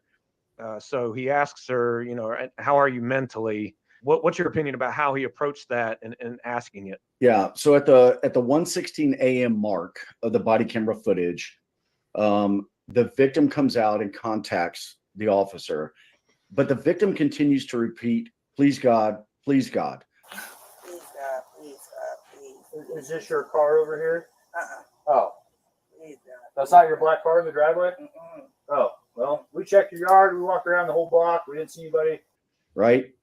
And she's got her phone in her hand. She continues to scroll. The deputy starts to ask about the vehicle, but then it goes on to what you just mentioned. At the 1:17 mark, he asks, "Are you doing okay mentally?" 1:17 mark. The victim replies, "Yes, I took my medicine." You doing all right mentally? Yes. Sure. My medicine and stuff. All right. And that's a very, very telling statement, especially if the officer has any training in crisis intervention, because these are the key words, phrases you want to listen for in case you have to use the most restrictive measure to do an involuntary commitment on somebody. So you don't want to think that that's always going to be the outcome. You want to think least restrictive. But when you start hearing these statements, the vehicle in the driveway can really wait, and you should start keying on what this victim is saying and how they're saying it and their mannerisms and truly what they're focused on. And for her, it was that phone. She wanted to call somebody to help her, and we can talk about that as well as the timeline works on. Eventually, they worked their way into her house, to which, me personally, I was never a big fan of going into someone's house. We didn't have to. Yeah, the 1:18 mark, 1:18 a.m., they enter the home, immediately start looking around at the body camera. You can see that the house is very cluttered, right? It's not very well kept, which is not a crime. But now you're starting to thinking about what you're hearing, what the victim's saying, and now the environment in what she's living in, right? The victim continues talking to someone on the phone saying, "I was just calling to get some help." Again, another statement where earlier the deputy did ask, "Well, what kind of help are you looking for? What do you need?" Right? I think as you watch towards the end of the body cam, I just got to say, this is making me fucking sick to my stomach already. Yep. Yeah, it's I literally want to fucking puke right now. Agreed. It gets better. If it gets better, I don't know that I want to fucking watch it, because, like, seriously, man, this is disgusting. They're trying to judge her mental capacity by the looks of the inside of her fucking house. The approach to this reminds me of the approach to traffic sobriety tests. Purely subjective, and they're looking for any reason to lock someone up, whether it be in a cage or in a mental facility. They're looking for any reason. They're not looking for how they can help them, how they can stop them from getting. It's just so warped. But there's something you've got to hear further on. Well, and it comes down to they just, like you said, they look for anything, and some of the most notorious fucking serial killers had meticulous houses. Just saying. So, footage, and you listen to it, the officer knew exactly the type of help she needed because he started calling out the number 1096, which I'm assuming is a mental health call. And then we get to focusing on the vehicle, and they want to, they kind of just want to focus on that. It seemed like the focus was on that for some reason instead of the person that is starting to show to be in crisis. I just kind of wish they'd have left in the first place. Well, they had an opportunity to leave, right? Yeah. And at some point, the officer felt like he wanted to walk in and look around and see a little bit more information about what was going on. But you're right. At the 119 minute, information that he didn't need to fucking know because the call was over. The call was over. There was no need to go in this lady's fucking house. It's kind of like a rape victim, right? You shouldn't have wore that low-cut top. You were asking for it. You shouldn't have been walking like that or at that time of night. Get the fuck out. There was a recent term that was used with the cops. I forget where they were at. They were highway patrol that were pulling people over, and then they'd be done with the stop, and then they would start asking other questions. I can't remember what they called that, but there's a name for the cops that do that kind of crap. Yeah, it's like secondary blame something.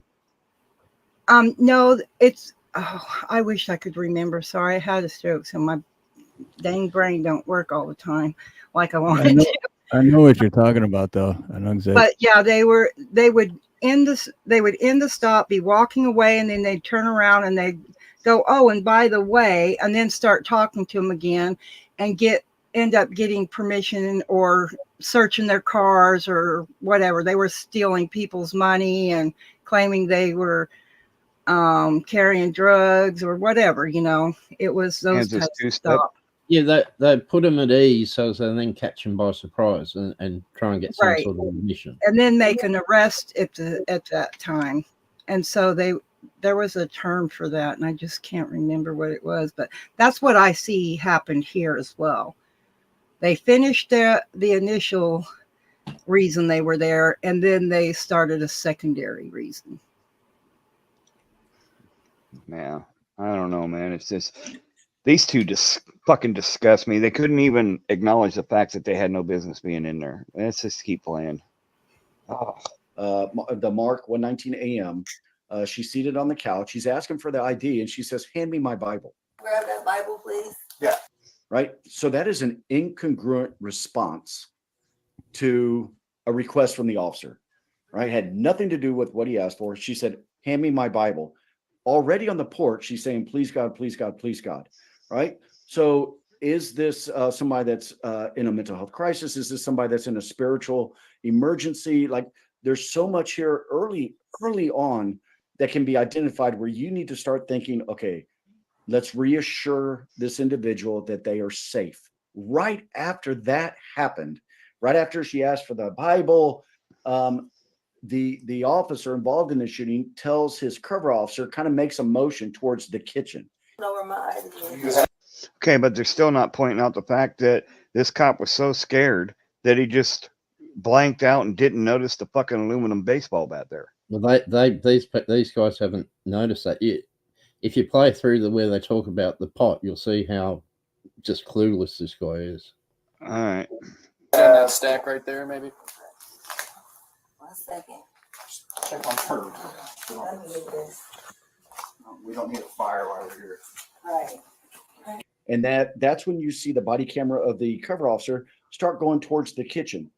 At that point, the primary officer, allows the victim to stand up and walk into the kitchen.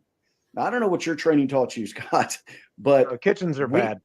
Kitchens are bad, right? There's not a whole lot of good comes out of the kitchen unless my wife is cooking, because I'm telling you that this is not somewhere where you want an individual to go, whether you're there on a welfare check or a disturbance.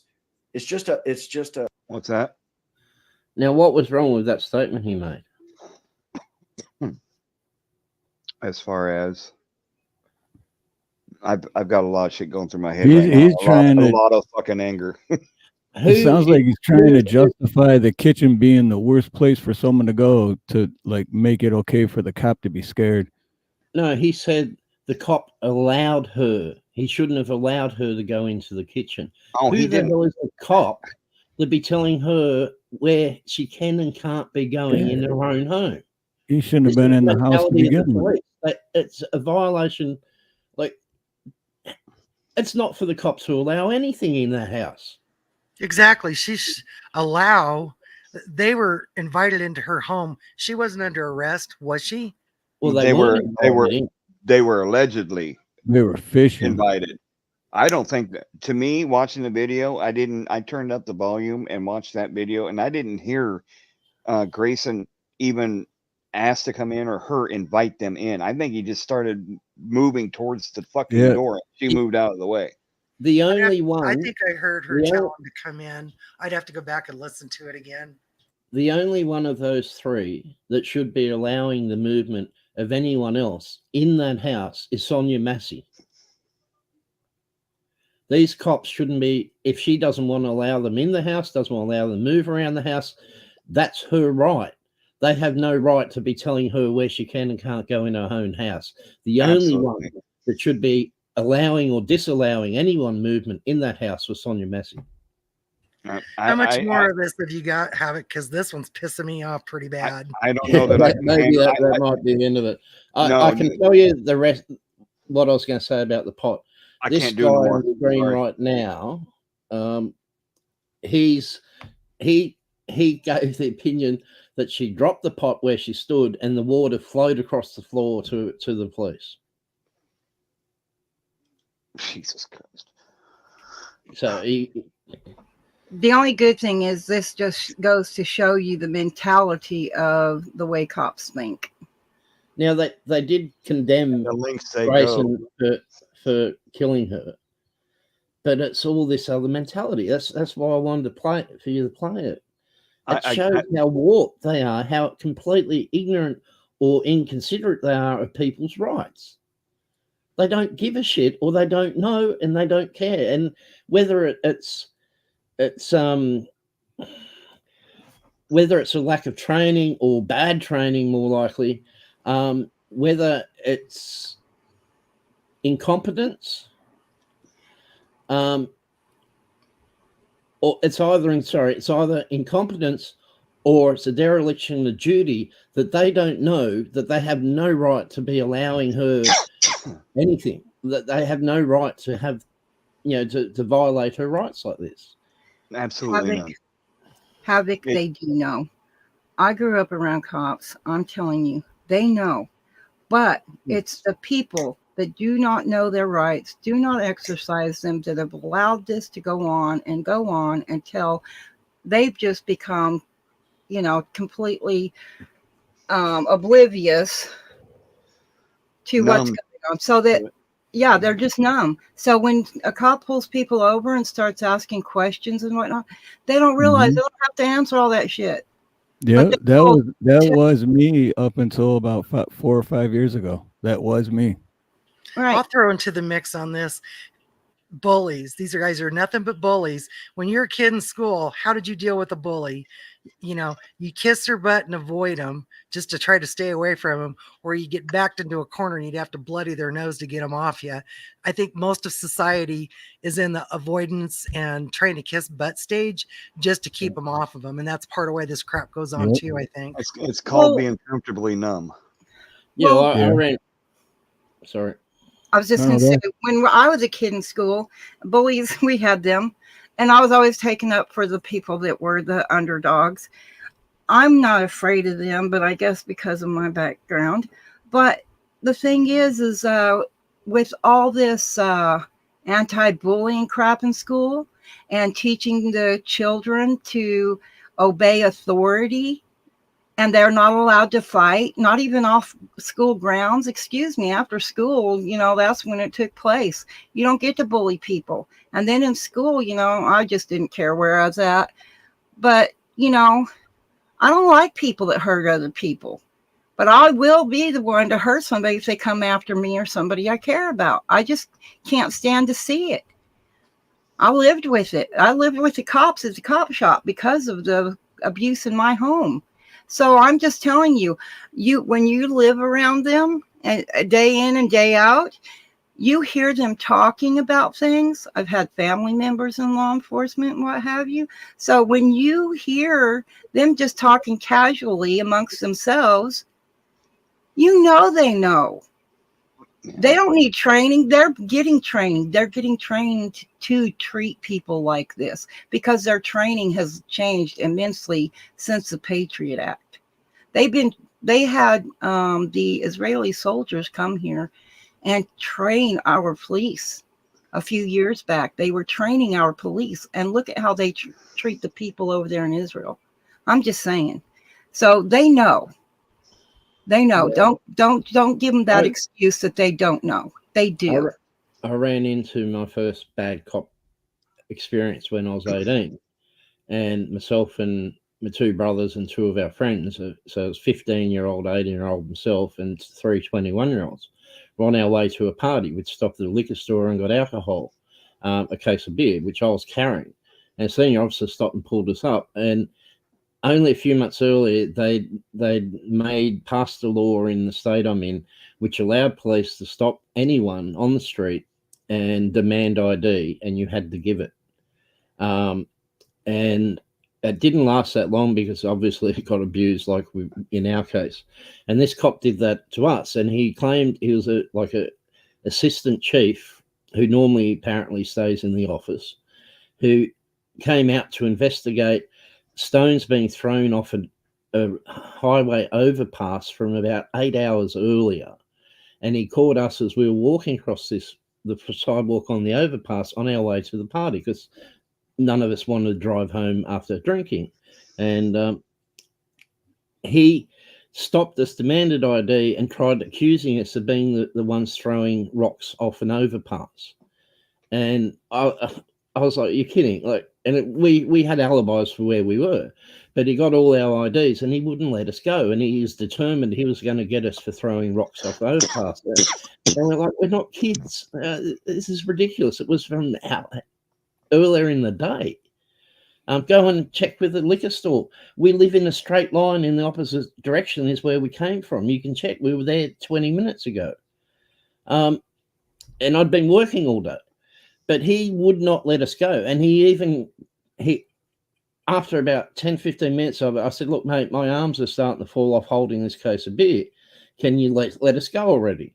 It's just getting ridiculous." And he said, "Well, put it on the ground." I said, "I can't put it on the ground. That's against the law. It's illegal to put alcohol on the ground in public. You can get charged for it." He said, "Well, I give you permission." So I put it down. He then called back up, and he was out of his jurisdiction, like out of his area. It's not out of his jurisdiction because they're statewide. He called back up, and two young motorcycle cops got there. They came and talked to us, and they shook their heads and said, "Look, sorry, mate, he's a senior officer from another thing. It's ridiculous. We agree, but we can't overrule him." And they told him and said, "Look, they're not kids throwing rocks off the thing." And they got left, which annoyed him. He wanted to arrest us. And in the end, I said, "Mate, enough is enough. Let us go. We're on our way." And he said, "Well, you put alcohol on the ground. That's illegal. I can arrest you for that." And I said, "Right, that's fucking enough."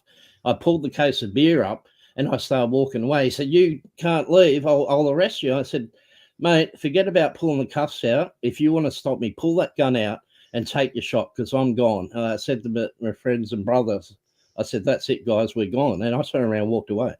I said, "The only way you're going to stop me, because you're not putting cuffs on me, no way I'm going to let you arrest me and put cuffs on. The only way you're going to stop me is to shoot me." And I turned around and walked away, and he was left there with his dick in his mouth. And my friends and brothers walked with me. And thought it was over. The next day, I went to work. I got home from work to find that 2 officers had come around with arrest warrants for me and my younger brother for outstanding traffic warrants from 6 years earlier, when I was 12 years old and my brother was 9 years old, simply because we matched the names of 2 that had outstanding warrants. That was my first run-in with a cop up close. Yeah. Yeah, they pull that kind of stuff all the time. I had a cop threaten me as well. And he tried to, as he was threatening me and blackmailing me, and I didn't comply like you, then he decided that if I didn't do what he told me to do and meet him in a private location, well, it was public, but it was behind a store in private, and didn't meet him there so that he could force me to go out and prostitute for him, that he was going to start attacking my friends and everything. So he used multiple different things to threaten me. Well, I just turned around after he was done, because I'm only a block and a half from the cop shop. Turned around and there was 2 senior officers there that I knew I could trust with my life. They'd already saved my life, so I knew I could trust them. I went, as soon as he was out of sight, I ran back and I told them what had just happened. And then they told me, well, don't go meet him. I said, yes, I have to go meet him tonight at 7 o'clock behind the store. I said, I gave my word, so I have to be there. Well, that kind of, they didn't know what to do. So they told me, okay, go ahead, but be there an hour or so earlier. And that store had an arcade. So I went in the arcade, got there earlier. A bunch of my friends were there and everything. We're all just teenagers. I was 16 at the time. I'd left home. So he knew I didn't live at home. He knew my age because his daughter was in school with me. And yeah, the other cops walked in. There was a cop in the store. I didn't even know that. I don't know who he was because I'd never seen him before. He was some kind of detective. I know that. But he was plainclothes and everything. And so when the cop got there and he came in and he saw me in the arcade, he called me out by name. And as I was walking towards the door and everything, this other guy gets up in the back of the store and says, oh, hi, Pringle, how you doing? Blah, blah, blah. Long time no see, right? And then the other 2 cops that I told earlier that day pulled up in their cars out front and came in. And then one of the officers came. I went back into the arcade area talking to my friends or whatnot. And so that officer got investigated. Come to find out, he was, I lived in a college town. So he was going around blackmailing these college kids, especially the ones that came from other countries, and telling them, well, we'll tell your family what you're doing and this and that if you caught them doing drugs or drinking or whatever, And so they would lose their ability to be in the college or whatever. So he was mistreating the college girls by having a prostitute for them. But he got investigated and he got 5 years in the prison. So, we have to speak up. I like the fact that, Havoc, you stood up to that cop. I've stood up to many myself as well. I've run into a couple of really rotten ones, but I still stand up to them. But first of all, I already know you make them agree to certain things, like that cop saying you can put the beer on the ground. He'd already agreed. So that's a contract. He already gave his word. He can't backtrack on it. And thank goodness you had all the others for witnesses too, because that matters. But yeah, you have to stand up to them. They don't just get to go around and mistreat people. Screw that. Well, it's probably not a good phrasing, but everybody has to pick the hill they're willing to die on. A young family person that wants to stand up, they risk job by being caged. They risk losing their livelihood because of being caged. They have to make a decision at every moment in time what's going to best allow them to proceed and move forward. There's degrees of people's activity, and until this entire community and the populace in general stops trying to say, I Constitution better than you, I citizen better than you, and start supporting each other based on everybody's capacity, that's where we're going to gain strength and stuff gets done. Not all this nitpicking one another. It needs to stop. If we're going to be getting anything done here, we need to unify and support each other with every degree of capacity that each one of us has and support each other. Otherwise, all we're doing is just more noise. We're not doing anything or changing a damn thing. Right. And you're 100% right. You have to take the officers you've encountered. You have to take their demeanor. There's time to stand and then there's a time to stand down. until you're in a better position to stand up, if that makes sense. So I agree with you, because not everybody's going to be able, because you're going to have that rogue officer just like Sonya met, right? And she wasn't even being aggressive or anything. She was just being compliant. And look what happened to her, you know? So you're right. We all have to take it moment by moment because, you know, like you say, we have other families and whatever, you know, to deal with as well. So it takes, you know, all right, guys, not to cut it short or anything, but we do have another issue to get to here, and I know some people might have to take off, and I want to get this other ordeal taken care of and get out in front of it. So I'm going to play a video here. The last live, Havoc, you want to kind of explain, give a kind of a rundown of what's going on, or do we just play this other video? The day after the last live, well, during the live, someone dumped some stuff in the chat who clearly gotten the wrong end of the stick and taken, you know, misunderstood what we were saying. We tried to, as soon as we saw it, we addressed it. He hadn't asked any questions or anything, just dumped a couple of comments and, as we now know, left. He didn't give us a chance to address it. Didn't ask any questions. Like Dreamy had asked a similar question, and we addressed it and explained. But he thought we were defending the cops, apparently. And the next day, I was out. I got home just, you know, fortunately I got home when I did, and I spotted he was live because I wanted to go in the chat to say, look, man, you got the wrong end of the stick. If you stayed, if you go back and watch the 10 minutes after you left, you'll see where we addressed it, and hopefully you'd understand, because Midwest had said, if anyone saw this guy in a chat, just say, look, you misunderstood. That's not what we were saying. Well, he was live, and I scanned through. He'd been going for a while. I scanned back through and spotted he was talking, and I was almost about to stop when I heard him mention something about it. So I started watching it and very quickly started recording it. South Bama Gump, and he had a lot to say, attacking Midwest and attacking myself, and even later attacking some in the chats with ridiculous assertions that we were claiming this, claiming that. He'd watched, by his own admission, 15 minutes of what was almost a 3-hour live, took a handful of comments completely out of context, didn't bother checking the context, didn't bother asking, and then just twisted everything to say that we're cop simps, what he calls cop simps, and we defend cops, and really went after Midwest especially, which is what really pisses me off. Now, if he'd bothered even going back 5 or 10 minutes, he would have heard that that's definitely not the case. Now, I get the comment that probably triggered him from the start, and we're going to play. So what we want to do is we're going to play the 15 minutes from the moment he came in, first posted in chat, to the moment he left.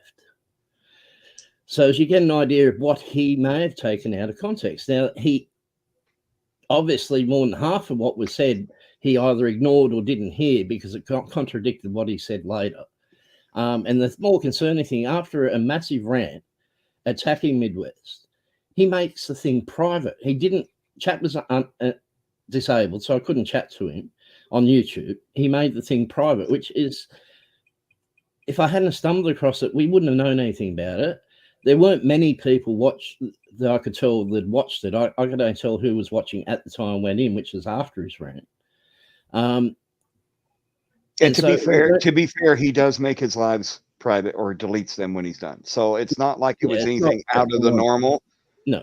But the fact of the matter is, it would have been gone, and we never would have found out that he was shit talking me, my channel, and the people in my channel. So I'm more pissed off that he was shit talking other people than myself. I can handle my own, and I know other people can too. But the concerning thing is, it only takes 1 or 2 people to have heard that. They pass that on to 1 or 2 other people, who pass it on to 1 or 2 other people, because what he said is extremely inflammatory and damaging if anyone were to believe it. And after it's gone through enough mouths, it starts to gain traction and credibility. It only takes one person to start it. And down the track, we Midwest could hear coming back from other people who he respects or whatever, that he's a defender of cops and defends a cop murdering a woman in like in the Sonya Massey case. He can't then face his detractor. He can't then address that situation. That rumor is already out there. It's malicious and it's potentially damaging. Now, if Bama Gum, if he's listening, if he wants to come up, by all means come up, because we're going to friggin' address it. Because what you said, I don't hide from bullies or people that try to bully or try to make inflammatory statements like that with baseless claims that they know nothing about. And that's why I said earlier, I don't know if it was Dreamy or Edwin who was saying something about good cops or whatever. That's why I made the snarky comment about, oh, I see you're fucking simping for cops, because we were in a discussion of that cop that witnessed that woman being murdered was trembling and fucking in shock of what had just happened. We were discussing that, and he took that we were defending him. Yeah, so, he was clearly shaken. Don't be simping now. Don't be simping. I don't care what other people think of me. I know. I mean, there are some cops out there with heart, and I may not like all the things that they do and participate in, but there are some with heart. So, okay, it is what it is. Let's play this little bit of video here, and you can see what I'm talking about. All right. Now, if you notice the chat from my video, it's over here on the right. No. Hang on. Let's just play what he caught in the 15 minutes first. Give him that benefit of doubt. Let other people see what he heard and he would. 15 minutes. Yeah, I'm getting you a timestamp link right now. All right, hold on, guys. Let's put it all in. I don't care what I think of you either, Blue Unicorn. Okay, here's if it came out right, 3 seconds from before he first posted in chat when he entered.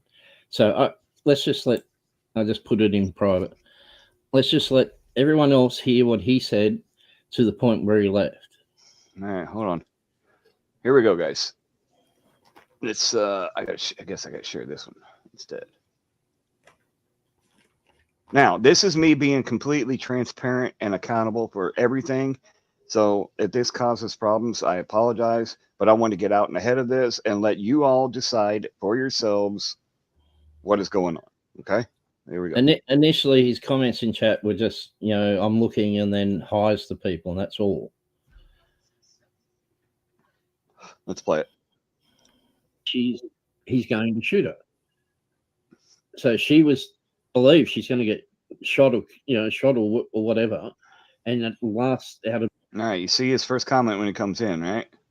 Peace sign, eyes. All right, now listen to what's being said. Pure desperation, panic. In a fraction of a second, she's just grabbed the only thing she can think of. The closest thing to her. Yep.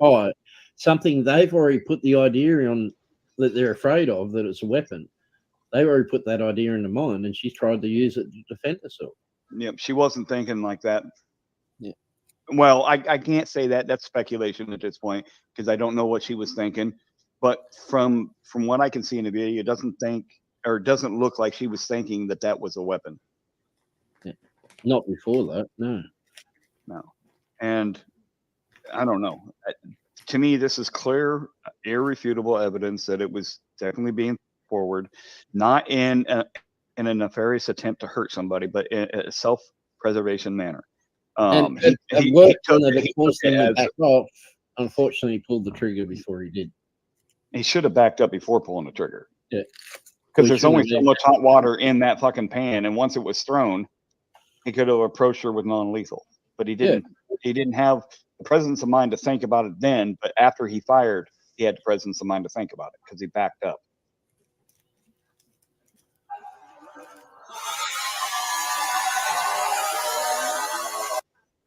He should never have his gun out of his house to begin with, so shouldn't have been in the house to begin with. And that red you're seeing right there under her arm, that is another pot holder that's hanging up. That's hanging up over there. So at this point, she is actually coming forward with her arm. That's not her other arm was already forward. She had her hand up in front of her face. Purely self-defense mode. I don't know, man. No, there is no excuse for that son of a bitch. Absolutely what's up, not. Stingray? Oh yeah. The only point of concern is her throwing that pot makes it difficult for first degree to get a jury to agree there's no reasonable doubt. A second degree murder, he's convicted every day of the week, I believe. Yeah, and what they're going to have to, I think, Blue Unicorn, I agree with you. That was 100% a defensive reaction. Yeah, exactly. Absolutely. I am not refuting that. The only thing I am refuting is the fact that it was dropped when she was shot, which is just. All right, can you pause? I'd like to be the one passing the sentence, just quietly. Unindoctrinated, I agree with. What's that? Now, there's that one statement. If you took that completely out of context from everything else said around it, that it's a defensive reaction, that it was 100% self-defense. If you took that out of context and thought we're talking about Grayson's actions, then it's understandable why he might come to that conclusion. But there's plenty that we're saying Grayson was acting in self-defense. We were never saying Grayson ever acted in self-defense. We were saying that her picking that pot back up and it being propelled, whether thrown or dropped forward, whatever, it was purely in self-defense. As I said earlier, she could have picked up anything in the house and thrown it at him with every justification. But if you took that one comment that it was in self-defense and applied it to Grayson, then what Gump had to say later made sense. But you listen to everything else we said, and it's like he's cherry-picked one or two comments and ignored everything else. Okay, and keep going. With you, it was a reflex to cover herself, but it actually went forward. So it was a defensive maneuver for sure. I hate that it happened. It's a sad situation. I hope they get justice. I hope this cop spends the rest of his life in prison, and every day of his life he is tormented and abused to the point where he wants to take his own and then it starts all over the next day. Honestly. Yeah, right there. I clearly said that I hope the cop pays. There's no disputing that, right? I think from everything we're seeing from this guy, the only regrets he's going to have is that he's getting in trouble for it. Absolutely. He doesn't. I don't think he gives two shits. Thank you, Blue. I really appreciate that, brother. Seriously. Like, that means a lot coming from you, since we had kind of a disagreement throughout this entire stream. So thank you, brother. I do appreciate that. That comment right there means a lot. Was to just, if he's just a flat out hater and they're not hearing exactly what they want, like you completely mimicking what they believe, then you're a bad guy. I mean, there's no way. You're fair and honest in what you do, and anybody that can't see that, I don't know what to say. Well, I fortunately was able to record what he said, and further on, which you'll hear, gives you a clue as to what he's really about and what the motive is, possibly. We have proof that it's an attempt at grifting to highlight his grifting. Yeah, we'll leave it for now. Try not to bias people too much at this point. I'm sorry. I want to give him some benefit of doubt and let others do the same, please. Yeah. No, you're right, and I apologize for that. Let's just watch the video and the proof. Not one bit. All right. Is there anything else you wanted to say or cover? Yeah, let it go through to the end, where the end of this bit of footage, not the whole video. I want to show where I can't tell when it's actually you talking or the replay talking. Yeah, I did the same thing. Just stop for a sec. Up until this point, we'd watched 15 minutes. This is almost 3 hours in. Up until this point, we'd never said anything compassionate or sympathetic or empathetic, whatever, towards either one of these officers. But at this point, we spent 3 hours going over, like thoroughly, we thought thoroughly going over everything else. We found the baseball bat later. But at this point, I also wanted to show how his actions were not only that bad that it killed an innocent woman, potentially destroyed her kid's life mentally, and just took their mother away from her. And he did all that wrong to that family. But it wasn't only them that was affected. He affected his own partner, and he didn't care. So I wanted to show that as well, to show what sort of scumbag this Grayson really is. Okay, keep going. And we hadn't covered any of that. It was just, well, here's an extra thing that to show just how bad his actions, the consequences are to his actions. Got the shakes up because some people said in videos that, oh, he's just pretending to be upset. This guy, he sat there. He did go and render aid, despite what his partner said. He did go and try and render aid, and he sat there and held this woman's head as it bled into his hands. He had gloves on. He went to his car and removed the gloves, and he kept trying to wash his hands. Even once the gloves were removed, he didn't have a spot of blood on him. He got wipes out, sanitized, wiped his hands over and over and over, then looked at the wipe trying to find blood. The guy this deputy's been traumatized. He's no doubt got PTSD from this. Now, I'm not asking anyone to, be terribly compassionate towards him, but it's not only her life that's been affected by this arsehole cop. His own partner that he called a dipshit, who was in there being the one rendering aid, and he called him a dipshit outside whilst he's in there holding her bleeding head in his hands. And he goes back to that car, and there's no mistaking.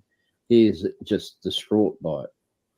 And it's not because he's worried about consequences. You can't, it's like the old thing that the victims of, women, especially of certain types of crimes, go in and shower over and over and over, trying to wash it away. He's I bet you he went home. Now, let me address that comment by Matt R. I agree with you. I agree with you. And a lot of him drawing his weapon is ingrained in them in the academy. So that's not making an excuse for it. But I agree, if he was a decent moral human being, he would have immediately slapped the cuffs on that dude. For sure. I agree. 100%. I am not making excuses for anything that happened during this interaction. None of them. Let's stop it there for a sec real quick, Midwest. Yeah. I disagree. The first thing he should have done immediately, despite his part Grayson's objections, is render aid. Worry about arresting and cuffing him later when someone else is there to take over. Render aid and try and save her life first. Arrest him later. I just want to make that point. That was the most important thing there. It's about priorities. The time he spent cuffing him or arresting him, whatever, she could have died if potentially it was survivable. Do you know what I mean? Okay, well, I can understand that, but at the same time, it could have been done before, once the medics got there, it should have been done. Yeah, the moment Sergeant turned up, his gun should have been taken. He should have said he needs to be arrested. He should have said that right then and there. But up until that point, until anyone else turned up, someone needed to render aid, and that's just anyway. And then for the next hours, he was probably washing his hands, even though there was nothing on them. He was trying to clean. It felt like there should have been. You go and watch it. It's disturbing. What video is that? It's on the same one after he leaves the house. It's on the same one. That was your video. Yeah, keep going. Watching. No, the full one. I'm on the full one now. Yeah, I switched over to it. My YouTube go through to where, like, you see, he's holding her head there with the blood. Havoc. That's where we're at. So go through the where he leaves the house. Oh. Pause Havoc. it, maybe.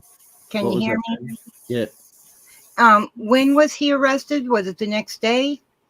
No, it wasn't. It was a couple days later.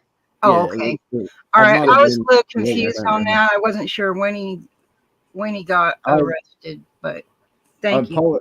I apologise to Midwest earlier about this, what was happening here. I hadn't realised I had a YouTube page open watching this from the YouTube page as I see the chat. And my computer's quite slow, and I didn't realise I was way behind. I was a good minute behind the feed. So I was telling him, no, here, go there, go here. And it wasn't what was actually up. So that's why it got really confusing. Sorry. Famously, I think it was a Grinder Restream reenactment juice accident that happened. I don't know. Let's go back to the video, though. Come on. Where's he at? Come on. Yeah, he knew it was messed up, Dreamy. I got no doubt he knew. That was him saying, "Where's it at? Where's go back a bit? Med at? Did you catch that? Yeah, he's wanting the No, ambulance he's to hurry on up. the Grayson's now. Yeah. Did you want me to be on someone else's? Didn't you want to see this one? Yeah, but Dawson's goes for about the first 3/4 of it, 2/3 of it. So it goes to where he leaves the house. So where you are now, just slide along until he leaves the house. Hey, Johnny, do we have any idea who she is? We were trying to ID her. I think her name is You can, What up, Quinn? So, we're gonna fill him in because he was in here that night as well. Giddy up, Quinn. I think that's how you say your name. But we're addressing some shit that was said in my last stream and some events that happened since then. The first half, the first 2 hours, we was going over some new information about the Sonya Massey case, but there was a guy that didn't thought we were sympathizing with the cops or empathizing with them or whatever, and then he went defending them, and then went on a rant, calling everybody, pretty much everybody in the chat, or most of the people in the chat, cop simps, and we're sympathizing for them, and we're pieces of shit, and this, that, and the other. So that's what we're doing. We're addressing that, and I want to get ahead of it, and I want you guys to see it from me, what the person is talking about, what the controversy is about. I don't want there to be any misconceptions about what was said, what I think of it, and whatnot. So that's what we're doing. What? Yeah, that's where the female EMS said, yeah, we were out here earlier for a call. There was a call out here earlier. She knew her first name. Is this where you wanted me to be? Yeah, he goes out right after this. Okay.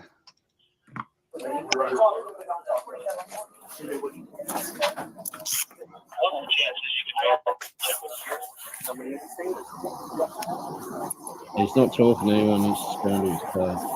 I can't hear you when the video's playing. What? You'll notice he's not wanting to talk to anyone. He's just wanting to get to his car. Yeah.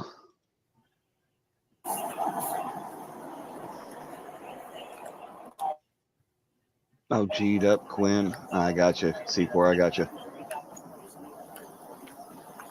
That makes sense.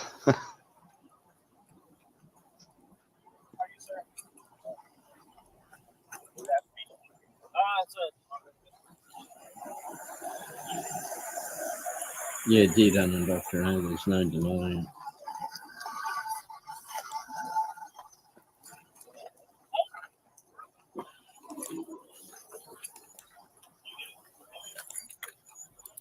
I mean, he did things wrong, this cop, but I'll put it down to training. Do what? He did things that were wrong, but you got to put down the training or a lack thereof. Okay, so for the people that can't tell if it's me or the video replaying, look at the scrolling thing at the bottom of the video that's being replayed, not of this video. That might help you. The one that's up here. Here, I'll show you. The one that's up here says Grayson has a history. Look for that one moving. If that's moving, then it's the video playing. If it's not, then it's me talking. Well, that and the one video playing your avatars, you can see the voice, how it moves when you talk. There you go. That too. I know it's confusing as hell, and I apologize, but I gotta address this. I'm not letting this shit go. Yep, that's what I was saying earlier. The training or lack thereof is very evident in this department. But you watch what he does here. He's trying to clean the blood off his hands even after his hands are clean. Mm-hmm.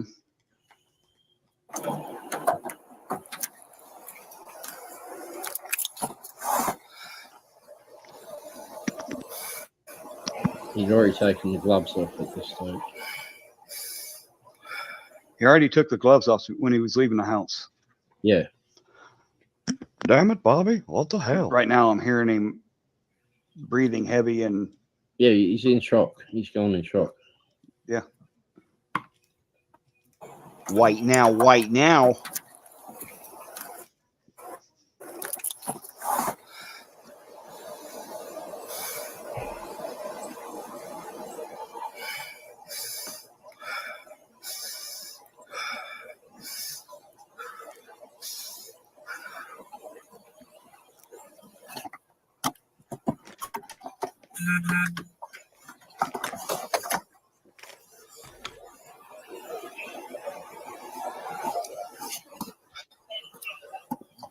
Keep an eye on that chat over there, y'all.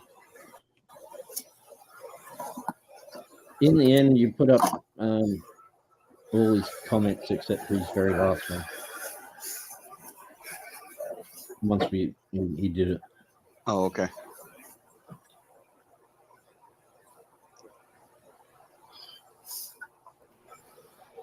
This part's very sad for me to watch this.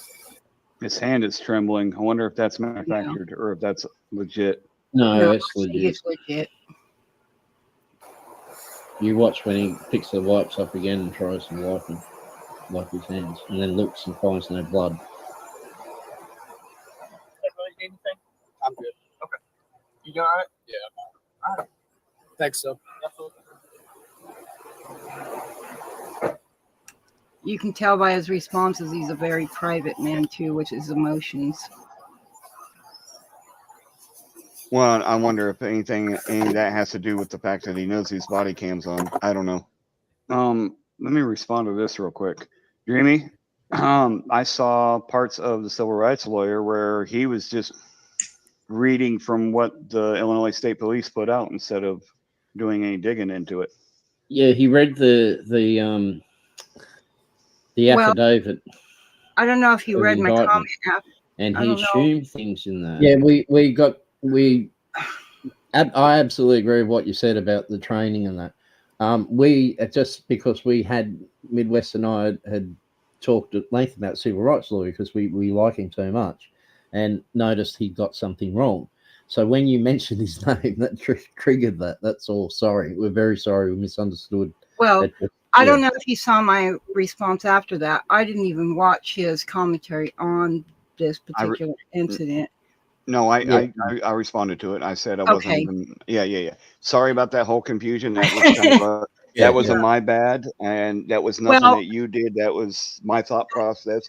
You gotta realize that I was going over so much information that it's unreal. I've been doing a lot of looking into this case. But he's a lawyer, and I watch him too, but I watch him for a different reason. But I do agree with him on some things, and I disagree with him on some things. Exactly. And I already know he doesn't necessarily like me because he was on with the DUI guy, which is a lawyer I watch him too. And he made a comment, and he read one of my comments out loud and agreed with me. And the civil rights lawyer stated that he only takes cases that he knows he can win. And so I have a different opinion of him, but I still watch him because he does talk about civil rights. And I do think that's important that people know them. So, and he's not anyways, afraid. I stand with him. He's self-serving, but yet and he's a lawyer, but still, you can learn things from the lawyers if you listen. But he's also not afraid to piss off the authorities, like the officials Right. and judges and that. So, right. And I love that he took down that judge. Yes, I do too. That was one of my favorites. Yeah, that was awesome. Let's keep going here so we can get through this. I apologize. Real quick though, like Midwest Yeah, just yeah. said about how if possibly because he knew his body cam was on, and I'm not saying that's what it is or anything, but I always try to put myself in other people's shoes. And the first thing I thought of was, I mean, he was shaking really bad, but then when they're like, "Hey, you good?" He's like, "Yeah, I'm good, man." I know my voice would have been shaking as bad as my hands were shaking if I was in that same situation. So Yeah, but that's you it. know, as a man too, when you're around other guys and there's a situation like that, you try to kind of puff up your chest a little bit. Yeah, man, I'm good. I'm Right. good. You know what I mean? And you know it as well as I do. We change our voices when we're talking to other dudes, even in the worst of circumstances. And men are taught to stuff their emotions. And so you can tell he's very private in his emotions just by his responses. But his body language is saying something totally different. Right. Yep. But I agree with you at the same time. So that's what's great with this panel is we can have everybody that's on here. We can have a difference of opinion and have an actual conversation about it. And if we question something that someone else says, we can ask questions to find out where they're coming from instead of jumping to conclusions. That's the whole point of the second part of this fucking live is to address this. And just out there for South Bama Gump, it takes big balls to admit you're wrong. So I want to see what you got. He won't ever apologize, and he won't ever admit that he jumped the gun. Well, if he's doing Dang, it, I must have big balls then, because I admit that I'm wrong every day to my wife. Oh damn! Well, happy wife, happy life. So that makes sense. Let's get back on track. True fan. But Absolutely. he made assumptions from that affidavit which were incorrect. He believed, just because he put a video out very shortly after this was released, he believed, based on the affidavit, that at no time did she lift that pot up. At no time did she throw it at him or threaten to or anything like that. And in the affidavit, it doesn't say she threatened to throw it. It doesn't say she lifted the pot up. Right? They put the bare minimum in there to get indictment, and that's all. And he's read too much into it, so he was in error on some of what he said. Like he said that the Grayson made a false statement that she lifted the pot up to throw it at him or threw the pot at him. You saw it. She did. Dreamy, I know it's a really different. defensive, not. I know it's a different video, Dreamy. I know. Well, I'm talking. I did respond. In general. The civil rights lawyer put out a video that wasn't completely true. That was based off of it wasn't based off of all facts. He wasn't making false statements. He just didn't dig into it. Yeah, but he hadn't had time. So I'm sure he'll put out another one later and go into it in more detail and say, yes, she did. And he'll probably give us a better idea of what case they've got as far as first degree. I trust he'd do that. He's a brilliant lawyer and YouTuber. So mad reps for that guy. Yeah, I wasn't But saying he was one of many who missed it. So most missed it. That's what I was getting at, is that 90% of the people here he starts in. That have put out a video on this, I haven't seen anybody actually slow it down and show that it was actually thrown forward. Just stop it for a second. Gump, I agree with you wholeheartedly. Midwest doesn't know that many people saying or pretending as I am, that's all. Well, that too. Okay. No, it wasn't the partner that lied. It was Grayson that lied. We're not making excuses for himself. Midwest, pause. She threw the pot, and it was Sorry. I forgot about this. You got to also mention, because it did happen, Dreamy, and there might have been one or two. Dreamy was one that did also put in chat, don't make excuses for these pigs or something to that effect. Yes, and I we did. addressed it. Yeah. I said, So- don't. I said, stop making excuses for them. But it was for a comment that I read, so that might have been took out of context as well. Well, at the time, I think it was, I was saying, and Midwest also said, and it could have been misconstrued, that a lot of what this guy Farley did, he was like a deer in the headlights. So he did a lot wrong from like going in there to start with, from not announcing all that. A lot of that, because he's only young, he's not been on that job for more than 12 months. We don't know if he was in LEO before that. So you can put a lot of what he did down to either very bad training or a lack of training or a bit of both. And that's when, after you put that comment in. So I myself thought that's what you were directing at. I wasn't making excuses for what he did or didn't do. I was just saying this is what can explain some of it. We don't know if he's good cop, bad cop. So that was all. I just think I read something and I said that, but it was to a comment in the chat. It wasn't. Right. However, I would like to say that if you realize in the video, she took. Remember, he opened the door and put did that little slide thing, and then before she went in the house, she took and slid that back and was closing the door when he took a hold of the door and walked in. So she was already stepping back and out. So that in and of itself said she was, going to leave them outside, but he took a hold of that door. She didn't hold it open for him. That's really well spotted, because I'd gone back just to check if she'd closed the door and then he opened it, which it doesn't look like that happened. He caught it before it closed. Right. So I didn't catch that. So very well spotted. Yeah.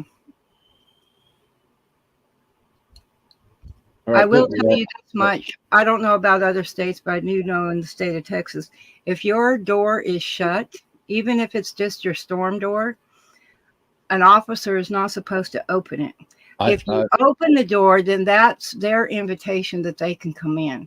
So I don't know about all states what their rules or laws are on that, but once you open that door, if you're talking to them through the door or through a storm door, that's totally different. They cannot walk in. They have to have what's called an entry warrant, but not all states, I think, honor that rule or have that rule. So just something else to add to it. In most jurisdictions or most areas, if a door's closed, doesn't matter if it's locked or not, if they open that without being told they can, then that is, in most areas, that's a violation.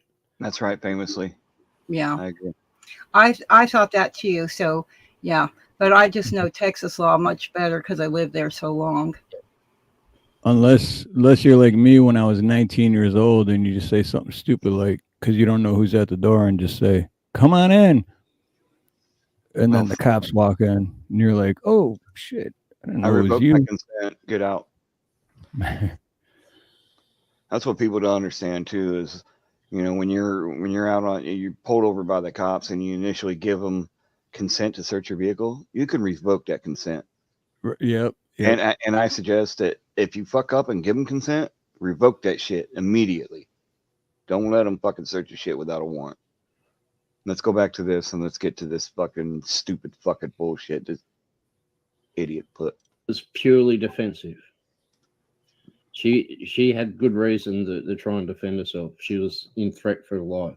Absolutely. It was a self-preservation thing. I'm not defending or making excuses for the cops at all. I know Midwest feels the same way. Right here, he says, "Fuck y'all." It's the last comment. He's out, but he stays around. Admits in his own words that he stuck around. So, I mean, if you wanna apologize, and we can, fucking bury the hatchet, so to speak. But You keep called quiet. you called out something that you had no business calling out, and you fucking spoke on some shit that you know nothing about. So until the day comes, and this isn't the first fucking time you've done this either. Yeah, Gump. let's just keep going because you addressed him in this, and then we'll play what he had to say for people to hear, and then we'll talk to him. All right, cool. We're really pissed off that there's footage of her lifting that pot and throwing it. But you can't deny what's there because his lawyer sure as hell won't. Yeah, Gump, we are in the genre of being transparent and holding people accountable, correct? So I want all the facts to be out there, not just what makes the situation look better. And Midwest, can you read the comment? I don't know why. Huh? Just read the comment and the time. Oh, you haven't got the time. Can you put the time up? Or read that last comment, which didn't go up on StreamYards, and that's where apparently left. The third last comment on your chat there. Well, this one at 3:07:36, he says, making excuses for these piece of shit cops. Yeah, go to the next one, 2 down. And then down here at 3:07:43, 6 seconds later, he says, fuck y'all. So apparently, according to him, he left at that point. So he's not hearing any of you our addressing what he said. So he just dumped that crap in the chat and then took off. Didn't ask a question, didn't seek us to address it, which we did, but he was already gone, so he didn't hear this. All right, I just wanted to point that out. That's where he left. All right, back to it. Why you think I would be making excuses for him, but I'm seriously not. That was murder. That was uncalled for, and he should spend the rest of his life being tortured in prison. And Gump, you're absolutely right. They should never have been in the house. They should have left. And even after they went in there multiple times, they should have left. He should never have gotten aggravated at being told, I'll rebuke you. It was just bad the whole way around from him. And his partner backed him up at the time. I think his partner was not sure what the hell was going on. So, but that's what happens when you put a badge and a gun in the hands of a powder keg waiting to go off.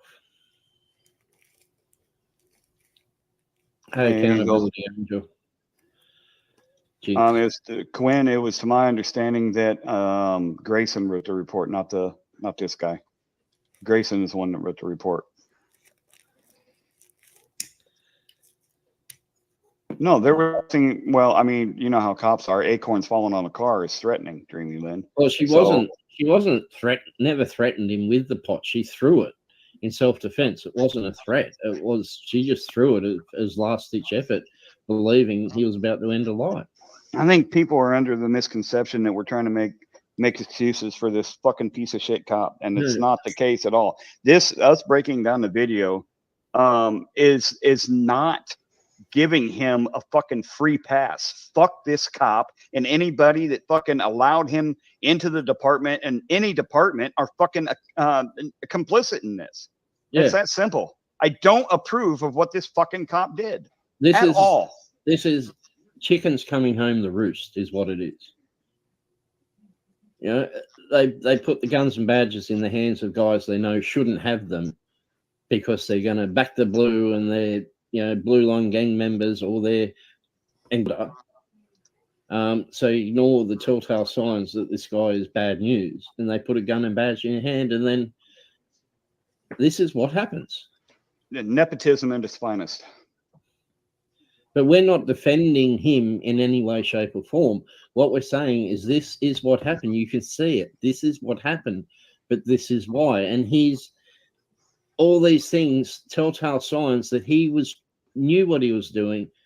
He showed premeditation. He showed malice of forethought, and then he immediately tried to cover his own ass afterwards. It shows that he knew damn well what he did was wrong. He put the idea of that pot of water being a fucking weapon in her head, and in her mind at that point, she was using it as self-defense mechanism. Yeah, I doubt she would have even gone for it if they hadn't put that idea in her head. But at that moment, she had nothing to lose in her mind because it sure as hell looked to me like he was going to do her harm.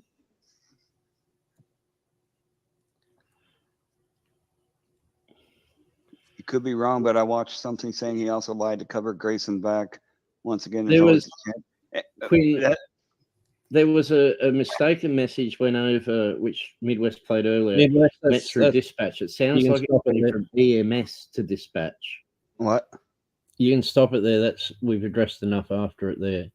Now you want to play. Go back to 2:48, roughly on your thing. 2 hours 48. Just play 5 minutes from before he entered in. There's a few statements there that make it if he just bothered going back even a little bit before he got triggered, yeah. All right. I mean, she's not threatening nothing. Well, I wouldn't like to say it, but it's not gunfire. It's not from the gunfire at that point. Gunfire doesn't go to the ground and spread out like that, like a fog. So, I mean, it sucks. It absolutely does. But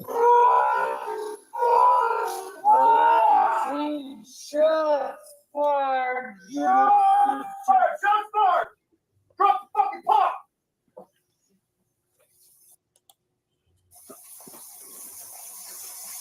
Bring EMS now. We got a headshot wound to the female. Headshot wound to the female. 1078. Fuck. You notice there he said, bring EMS now. Then he tells his partner not to bother.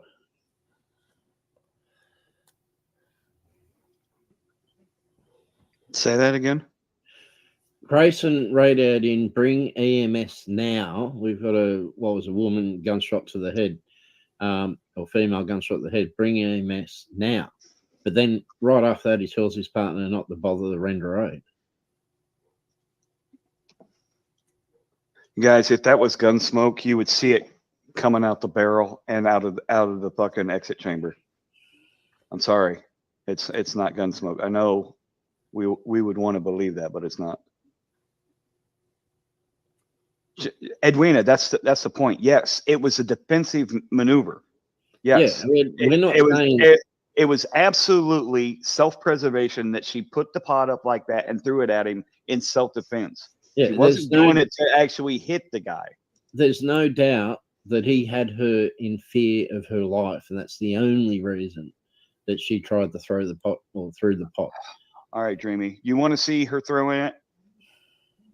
You better fucking not. I swear to God, I'll fucking shoot you right in your fucking face. Drop the fucking pot!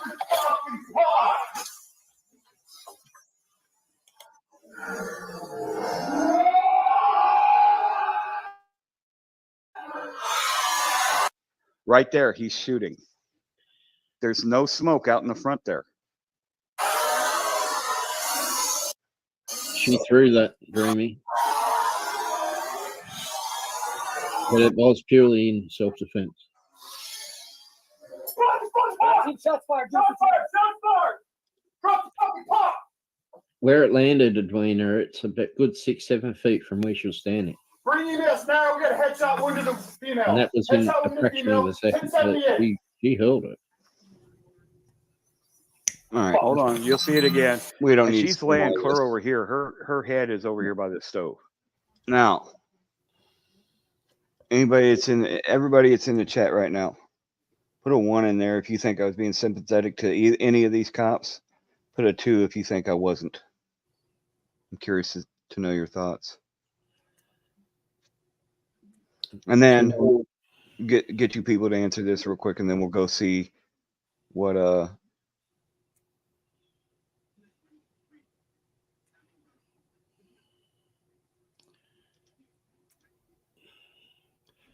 You got someone else in there. A little bit lost thinking. Yeah, that's Andrew. I'm trying to get him to show his face so I can confirm it's him. I'm sorry, I'm not gonna add people if I can't confirm.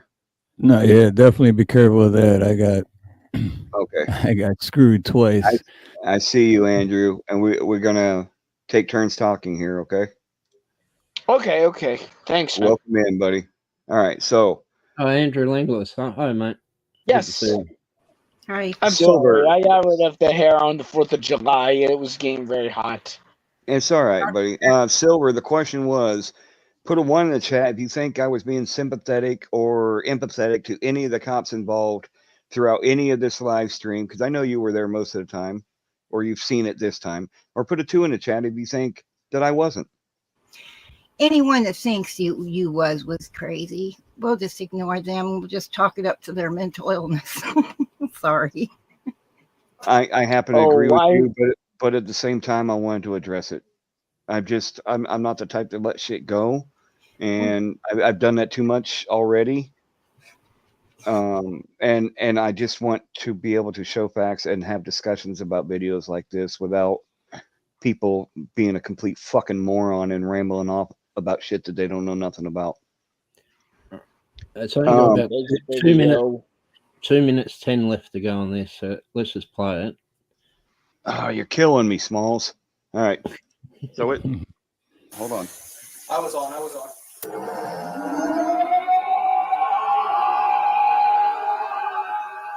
Watch the position of the arm. She held it as best she could, out of just pure desperation. Yeah, she's holding the one hand up in front of her face. So sorry about that, Edwina. No. Midwest. No, it's sad. Regardless of whether she threw it, it's to me it's pretty clear from this screen or this pause screen, it was thrown. If you're shot in the head, your head goes back. If your arms are up, your arms go back. And again, we're not saying what this officer did was right. He murdered this woman, and what she is doing in this fucking screenshot or in this pause is self-defense. It's purely self-preservation. If it was the case of her dropping as she fell to the ground, she wouldn't have fallen so close to where she was standing. She fell right where she stood. She didn't have that forward momentum. Now it might have caused the fling out to a certain extent, but here's the thing: you've got to remember too. He's telling her that drop the pot. I'm going to shoot you in the face. Drop the pot, and he comes at her with a gun. Why would she pick the pot up? Why would she have hands on the pot for any reason? If she's going to put it in front of her as a shield, he's going to shoot her. So she believes she's going to get shot or whatever. And at last, out of pure desperation, panic, in a fraction of a second, she's just grabbed the only thing she could think of that's closest thing to her. Close by. Something they already had the idea on that they're afraid of. They were. What's that? This is where he came in. We played this earlier. Okay. No reason to draw his service. I don't know if it was in the 5 minutes, but I think I was reading the chat, so I might have missed it.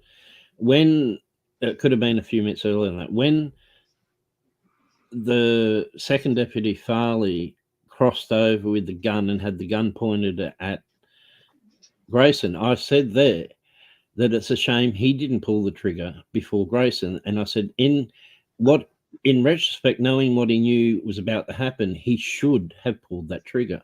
Absolutely. And I actually said that. Now, if you're going back, I don't know if it was in that 5 minutes, but if you're going back 10 minutes, it definitely was in there.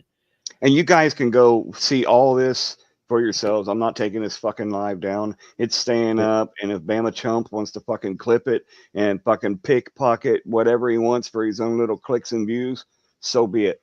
We're going to go watch what he had to say after this shit. I'm going to put the link to the 5 minute one that you posted on your community page. I just want people to see what the graphics are, right? And then I'll give you a timed link to pick up where it left off after that, right? So links in private. That's the 5 minute one, the 5.5 minute one. Is that all we're going to watch?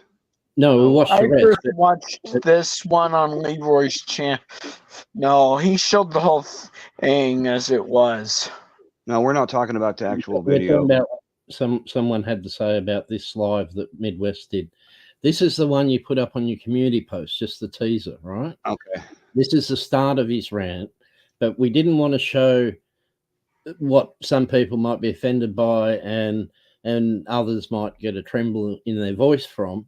We didn't want to leave it up for 30 odd minutes. So play this and then I'll give you a link that picks up right where this left off. All right. Who make excuses, people who make excuses for cops that murder. Cop simp. I know a few cop watchers who are actually cops. Yeah. I found that out yesterday. Glad my eyes were open on that motherfucker. I won't never fucking watch none of his content ever again. Ever. The motherfucker making excuses for a murdering cop. You make me sick. You make me sick. You and your buddy Havoc. You make me sick. Making cops for a fucking excuse for a cop. Two cops. They both were just as guilty, if you ask me. Making excuses for his fucking. Make me sick. Make me sick. They shouldn't even have been in her goddamn house. Shouldn't even have been in her house. She shouldn't be dead now because they shouldn't have been in her house. Anybody that even looks at that in any way, that lady Sonya Massey, and make any kind of excuse for either cop. The only thing that cop was worried about after that woman was killed, and I ain't talking about the one that pulled the trigger. I'm talking about the one that stood by that should have took his cuffs out and put the goddamn cuffs on that fucking murdering cop right after it happened. But no, nobody did, because there was no cop at that scene that was a good cop, period. Because cops get away with shit. Now, you tell me if somebody else would have pulled out their gun and shot somebody in the face, would they been in the jailhouse that same minute, the minute after, or if they would have probably been shot dead by the cops? So you piece of shit motherfucker sitting up there yesterday, you two pieces of shit, making excuses. I thought you were going to cry for the goddamn cop. I did. I thought you two motherfuckers were going to go out there and hold his goddamn hand, man. Why don't you go hold the hand to the family that has to bury their loved one? You piece of shits. You piece of shits. And I hope you know, I'll call you out. Midwest Accountability and Havoc. You motherfuckers, man. Y'all sit up there with that screen yesterday, making excuse. Hell, I'm surprised you didn't cry for him. I'm surprised you didn't pick up his balls off his goddamn fucking ground and carry them for him. You make me sick, man. You should be like me right now. You should have been screaming up there saying, you murdering motherfuckers. You murdering motherfuckers. Y'all killed that woman in her goddamn house instead of sitting there damn near crying for the cops. I tell you, I couldn't believe it. I couldn't fucking believe it. What kind of motherfuckers could look at that goddamn video and sit there and sympathize for any of them cops? Which one pulled out their handcuffs and cuffed that motherfucker that pulled that trigger while he was running around like he didn't give a fuck that he had just blowed someone's head off? Man, you're a piece of shit, Midwest. You're a piece of shit. And that goddamn motherfucker that was up there with you, Havoc, I goddamn thought he was going to cry for that cop. I didn't hear him say shit for the dead woman on the ground. Man, you're a piece of shit. You're a piece of shit. You simp. You're a fucking simp, man. You're a cop simp. That's what you are, Midwest. I don't want nothing to do with you ever. I don't know how you got 11,000 goddamn subs, man. Who is this guy? See, you ought to be ashamed of that live you had yesterday, dude. You should be ashamed of yourself, man. And that prick, Havoc? Who the fuck is he? Who the fuck is Havoc? God damn, man. I'm going to clip that shit if they don't take that down too, like other people do. Really? Man, I'll tell you.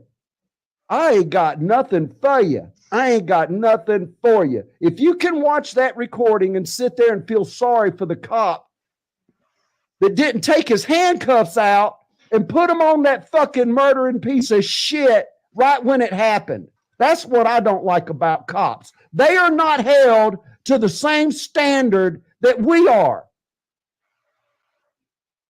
And anybody that can simp for that, any one of them cops at that scene, you're a piece of shit, man. I don't want to support you. Be sure to comment on one of my videos that you're a cop simp, because my ass will not support you. I will not support you. I will never look at one of that motherfucker's fucking videos again. Midwest accountability, dude. I can't believe it, dude. You would even fucking do that. You basically were simping for them cops. I'm surprised you fucking didn't bawl and have a fucking bale of flowers for his ass, man. Seriously. Seriously. And there was a couple smart people in the chat. I sit there for 15 minutes reading it and listening to it before I said, fuck this. I don't give a fuck. See, seems to me like he made up his mind after he heard a couple words he said, and then just the rest just like went to avalanche, and then his thoughts just got bigger and bigger, and none of it's freaking even true. Well, what's that guy's channel name? He could have got on panel right then and there and talked. Your link was posted at the top. That's how I ended up coming up, right? You know what?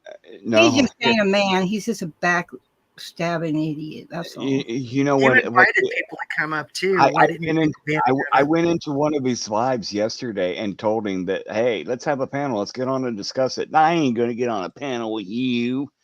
I ain't got nothing to say to you. And I said, what? So you're mad that He seems to have a lot to say on his panel without. I said, you're mad that I said that it is hard for one human, regardless of what fucking job they have, it's hard for one human to sit there and watch another human get murdered, and I'm a cop simp because of that? Okay, get on panel and talk to me about it. And here we are. He's not here. Of course not, because he would prefer to gossip. You know, he reminds me of this other dude that kind of goes around. I forget his name, but he went to Sovereign Souls just to cause problems so many times. But yeah, just those kind of people, they're looking for that one little thing. And I think he was responding or took a response to my comment. That's what I'm thinking. I'd have to go back and read the comments and all that to see if he picked up on something that I said. But I was speaking to somebody else, or I said something to basically to another comment. I just didn't put their name in. But yeah, so in type, and as you're reading, people are putting stuff in really fast. So it's easy to get off track. But that kind of behavior, he came here searching for something to bitch about. Well, if he won't come up on panel, no, listen, hear me out. If he wouldn't come up on panel and be man to man with you, I have no respect for that. You know what I mean? Have some respect for yourself and others. And if he can't do that, piss on him. Let him go. He means nothing. He's just like my candy wrapper I threw in the trash. I agree with Blue Unicorn. He's mad at something he thinks you said. He's mad at you because you aren't backing his hate up. That's all. Well, he needed something to talk and rant about, and he found it. City crew. Dreaming makes a really good point, because I don't know if it was mentioned. The entire live, the panel link was pinned. He could have come up. He could have taken us to task what he thought we said. He could have asked questions about what was said. But no, that's why I left. That's why I left the panel link up. And we've got a clue later on in this next video that will show that he may have had an ulterior motive for it. Well, let's watch the rest of the video. I think we might get our answer. Maybe. Yeah, the link's in private. I've already got it. This video starts out where that one ended off, guys. Yeah, we just changed the graphics a bit so that, you know, I didn't want anyone to think this is a bullet he's sitting on, all right? Like it's some sort of threat. That guy's an advertisement for don't drink in YouTube. We also know you're fair and we love you anyway, so piss on him. Well, like I said, Down the track, he made a complete hypocrite of himself a couple of times. So just wait and watch. Well, and the sad thing is, me and him actually agree on a lot of what was even being said. Like, all of them are complicit. The one should have fucking handcuffed the other. They all deserve to rot in hell. Like, we agreed on all that shit. So I don't fucking understand. I agree on the handcuffing, just not the timing of it, because her life was more important. I get why you said that. All right, let's go. Before I said, fuck this, I don't give a fuck. See, this is one thing. I am not what you call a cop watcher in the per se, where I have to go suck all these other cop watchers and auditing channels as assholes, right? I don't have to kiss their ass because I ain't simping for no subs. Nope, not South Bama Gump. I don't give a fuck if you sub me, and I don't give a fuck if you unsub me. But I'll tell you what, you're going to get the untarnished truth from me, buddy. And I'll tell you, you're a piece of shit. Well, he contradicted himself with the untarnished truth because he didn't have the whole truth because he didn't watch the whole truth. So, yeah, ask you about it either. If you're scared to lose subs, get up there and tell these other cop watchers or cop whatever auditors that they're pieces of shit. If you're gonna simp or say thank you after the cops fucking arrest you and all cops are not bad, man, something's wrong with you. Something's wrong with you. I'm gonna tell you this: these so-called good cops that stand around, turn their heads, and put their heads in the fucking sand, they're just as bad as the motherfuckers that do it. And I tell you, man, these motherfuckers with good cop oxymoron attitudes. Good God Almighty, you damn right. I'm gonna speak up on it because this shit happened yesterday, man. I can't believe you would even have a fucking stream simping for a cop. I don't give a fuck if that dude. Let me tell you something. As soon as that trigger was pulled and that woman was shot, and that other cop realized there was no reason for that woman to be shot, he should have pulled out his handcuffs, went out there to the superiors and said, man, there was no reason for that woman to get shot. He shot her for no goddamn reason. He needs to be put away. We all need to right now put handcuffs on him and go arrest him. He is a murderer. Straight up. But no, he didn't do it. Yeah, Blue Unicorn. I said in there that I explained this to the Midwest earlier, and I've explained it to other people before. I said in there that I'm a fan of good cops. Now, Gump didn't bother to ask me what I define as a good cop. And the one thing he doesn't know is at this point, I don't believe I've ever come across an actual good cop. Because my definition of a good cop, I've got a very, very high standard of it. One that, well, at the very base core, the reason why I don't think there are any good cops out there is because, from what I gather, every cop pays union dues. And any cop that pays union dues to a union that defends pieces of shit like Grayson or any other bad cop, they're paying to defend that piece of crap. So if they continue to pay to defend bad cops, they can't be a good cop. Guilty by association. One day, it's probably I have a question I'd like to ask. They all refuse to pay their dues until the union stop representing pieces of crap where there's actual substance to allegations in cases where they've actually been proven to be corrupt. Any union that represents those that have any serious allegations that has substance. Good night, Jody. Besides that, in the moment, Good night, Jody. I hope you have a wonderful rest. Go ahead. In the moment, he wasn't thinking. In that moment, he wasn't thinking about arresting the cop. He was thinking about the lady. And that's where his mind should have been, because he just witnessed someone get shot that shouldn't have been shot. And he knew it. The other Grayson didn't give a shit. I'll tell you now, when he says I was close to crying, I wasn't that far off it, but not because I was upset for Sonya Massey. I was upset for her family. I was upset that, just being a human, that this kid at 24, possibly not even in law enforcement for 12 months, who, apart from, did a lot of things wrong, but as I said, you could put a lot of that down to bad training or a lack of, or a combination, but there was something else going on. I could picture what he was going through based on my own experiences. I've not dealt with a gunshot wound, right? However, I have given CPR twice in my life. The first time at 24 years of age to my grandfather, and it was unsuccessful, and it was a horrific experience because of the circumstances, which I won't go into, but it took 40 minutes for EMS to arrive. Because that 20 minutes into it, they diverted the ambulance that was coming to a minor car accident because my grandfather was 81 and deemed not priority. And I had to continue. There was still brain function when he got there. I had learnt CPR as a 14-year-old, right? But I messed up. He had a fluid full of bile.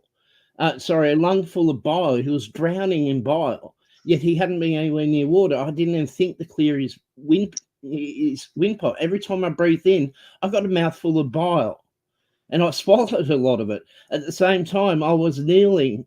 I'd just been woken up, like 10 seconds, 20 seconds before my mother was screaming, "Wake me up!" I hadn't had time to put jeans on. I was kneeling in urine and feces for 40 minutes, giving. Okay, so there was that, and it wasn't successful. The second time, thank God, was, and that was only a few years ago. However, apart from that, I've been involved in the workplace armed robbery, where one of my colleagues, I was the oldest one there at the time. One of my colleagues had a skull cracked open, was bleeding all over the place. Came in, it happened outside. Came in and fell into my arms as I was walking out the door. Everyone else lost their crap. I had to hold it together, and I ended up having to clean all the blood. I had to clean the blood out of the car. It was a pizza delivery thing. And I was okay until her parents, who only lived around the corner, was there. I was okay until I looked up and saw her father watching me cleaning her blood off the keypad at the door. And then I held my mother's hand as she took her last breaths in hospital after a long battle with cancer. And she died not from cancer, but from complications. And she died from hemorrhaging, internal hemorrhaging. I had to hold her last breath. So I know how traumatic something like that can be. So fuck you, Bummer Gump. If you're not willing to show any sort of humanity, I don't give a shit if the guy was wearing a badge or not. He was clearly affected. No one deserved to be put in that position. You're right. They should never have walked in the door. None of that would have happened. So, yeah, I wasn't close to crying for him. I was just close to crying for what was in my head. Right. And the experience is our greatest teachers. Absolutely. And being young, you are right. When you're doing something young, and when it's all over, when you're holding it together and other people are fighting you, and you're still, fighting for somebody's life, as well as fighting for people not to move them and everything else, and you're young and you've got kids that age. I dealt with a car accident with a 2-year-old. I happen to have a 2-year-old. And I had people that were stopping and wanting to pick him up off the ground, get him off the rocks. He was flown from a vehicle. That's right, wanting to pick him up. We had to move him to his side, but I hadn't even had first aid ever. I read a pamphlet in the parenting magazine when I had my first baby. I had never acted on any of it, but I read that pamphlet, and one of the things it said, don't move somebody, if they've been in an accident or something like that. But when he started puking up this green bubbly garbage, This is about his thought about cops. South Bama Gump K. Stevenson. I do have a question about. I'm sorry. I'll let you speak. I didn't mean to interrupt. Oh, I was just going to say that that affects you. I was fine. I held it together at the time. I was 22 years old, and I'm looking at a baby that's laying there and doesn't look like it's going to make it. Been floating free out of a car after a rollover accident. The mother leaned over to buckle him back in because he got out of the car seat. And when she did, she veered off the road, hit a culvert that was going over a driveway, and it started flipping it 5 times. I didn't see it, but the ranch hand happened to be across the street from me, fixing fence line, and he saw it. And he saw the little baby go out the window. Now him and me both held it together till everybody got there and took care of everything. We had to get this other lady that kept just wanting to pick the baby up. And we're like, oh, talk to the mother. She really needs somebody. She's in shock. So we got her distracted. But yeah, other people came and then they wanted to pick him up. Thank God our volunteer fire department got there. And I had even called Care Flight. I described the baby. He was gray. He was all gray. He was heaving. He wasn't breathing, like we breathe in and out. He would heave.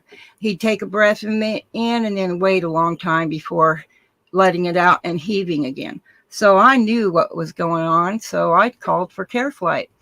And the Bono fire chief, he was shocked because they actually were on their way and were just 10 minutes, because right after he said, no, I better call them because they don't just let anybody, call them. But that day they did. That little guy ended up just having bumps and bruises. But still, I'll never forget that moment. That affects you for the rest of your life. That's why when I seen this cop and how he was shaking, that's not normal. You can't just force that, So yeah, I think he was at the breakdown point after he did what he had to do. And I'm sure you understand what I mean, Havoc. All right. Edwina's got something to say before she has to take off. Okay, so on the second cop thing, everybody's all up in arms. He should have done X, Y, and Z. If you look at that whole thing, he was part of the original scene. For him to do any action other than wait for the backup guys to come in and do what they were supposed to do, nothing he could have done would have been considered right. Evidence contamination or whatever you want to call it. That guy has zero position to take any action after that happened to that cop, that other cop, zero position. Because, think about it from that perspective. He's part of that scene. Just like the idiot putting the crime tape up shouldn't have been able to do that. He didn't act within any parameters. Right? And this second cop that everybody wants to crucify, I don't think he did right, in my opinion, but given the circumstance after the fact, expecting him to take any action unilaterally is a wrong positioning. I agree. Well, considering the one cop on the point of view with the decision and not taking action against Grayson, I would have a question for South Bama on what he said. Do you think if he were in the position that he would take action against Grayson for that? That's a good question. What's his? Well, Grayson, if he had gone and cuffed him or arrested him and taken time instead of rendering aid, he would have got crucified for doing that. Is he a cop watcher? What's his claim to fame? Is he just one of these channels that likes to, pick up on other people's stuff and try to make mileage with it? What's this guy's claim to fame? He does AI fucking music. It's coming up. Well, it's coming up after I'm out of here, because no offense. Wait. One at a time, guys. He started out as, I believe, as a cop watcher or involved in it, and then 6 to 12 months ago went a totally different direction. And now, one day after this live, he's decided he's going to come back to the 1A. I believe he's using this to try as a platform to try and get attention because his AI music thing's just been withering on the vine. Well, for the most part, these kind of people, they do this because they want the mileage for a reaction. I think Midwest is perfectly in his right mind to challenge the guy, but this would be the end of it for me. Because Now, if this you is the end of it. yeah, you're going to do nothing but feed No, him and no, forget him. this Man, is he's the not end of worth it. your time. He wasn't man enough to come up here with the panel link fucking pinned. He knew I was going to do it. I told him I was going to do it on his own live. So he says he's going to troll me with 50 accounts. So fuck him. He's the one that said he he had was his choice. calling us out. So And we've anybody responded. that follows somebody like that, they're just as shiftless as that guy, and they're part of the problem, not part of the solution. I don't want to be the cause of more division, but I'm not going to take nobody's fucking shit. Oh, no, I agree. Edwina, Midwest and I had the same discussion. Do we want to give him this attention? But then he went live again yesterday. I missed the Midwest caught part of it. And he was starting to get some 1A people come back in. And during this rant he did get 2 subs during it. Yeah, so... Well, I don't think they'll be long-lived because there was another person that I tried to be an intermediate for who was just a total piece of crap. Didn't take me long to figure it out, and I kicked him to the curb. Yeah, I think I know you're people talking in about. general are smart. People on social media, they hear a soundbite or some impassioned plea that strikes a chord in them, and they'll go hang out for a while. But then it doesn't take a discerning person very long to figure out they're wasting their time. You know what I'm saying? Yeah, well, he wants to accuse others of simping, so we're just exposing him for limping. All right. I just wanted to address it and be done with it. Y'all know, y'all been subbed long enough. I don't usually address shit like this. But this one, it hit havoc personally because of what he's been through and what this motherfucker said. And I don't like people that are close to me fucking feeling like that. And then I took exception to it because I know for a fact I wasn't doing what this motherfucker is claiming. So here we are. And he also went for some of the people in chat as well. I know Midwest, and there ain't nothing nobody's going to tell me about him ever because I know who he is. So from me to you, that guy can pound sand. Dump Gump. Hasta la vista, baby. Dump Gump, I like that.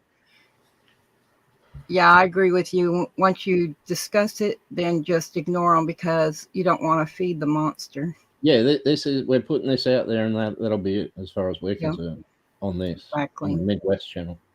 Yeah. I'm with you on that. Yeah. And alternatively, if you lose subs over that guy, they weren't legit in the first place, so count that as a gleaning and a refinement of your folks. No, you guys know I don't care about them fucking. I care about subs to the point of the topics that I discuss or show on my channel needs to be seen, but I don't need the subs just to have a sub count. I don't care about that 100K plaque. Would it be nice? Yes, but I don't care about it like that. That's not what's important to me. The important part to me is getting this information out to people who needs to be seen it. Like me and Famously did that whole series on Elkhart and Joy Phillips and everything. There's been 4 wrongful convictions come out since that happened. And there's a lot more to come. There's going to be some fucking, we're going to have some panels on some information coming out of that area. Let me tell you.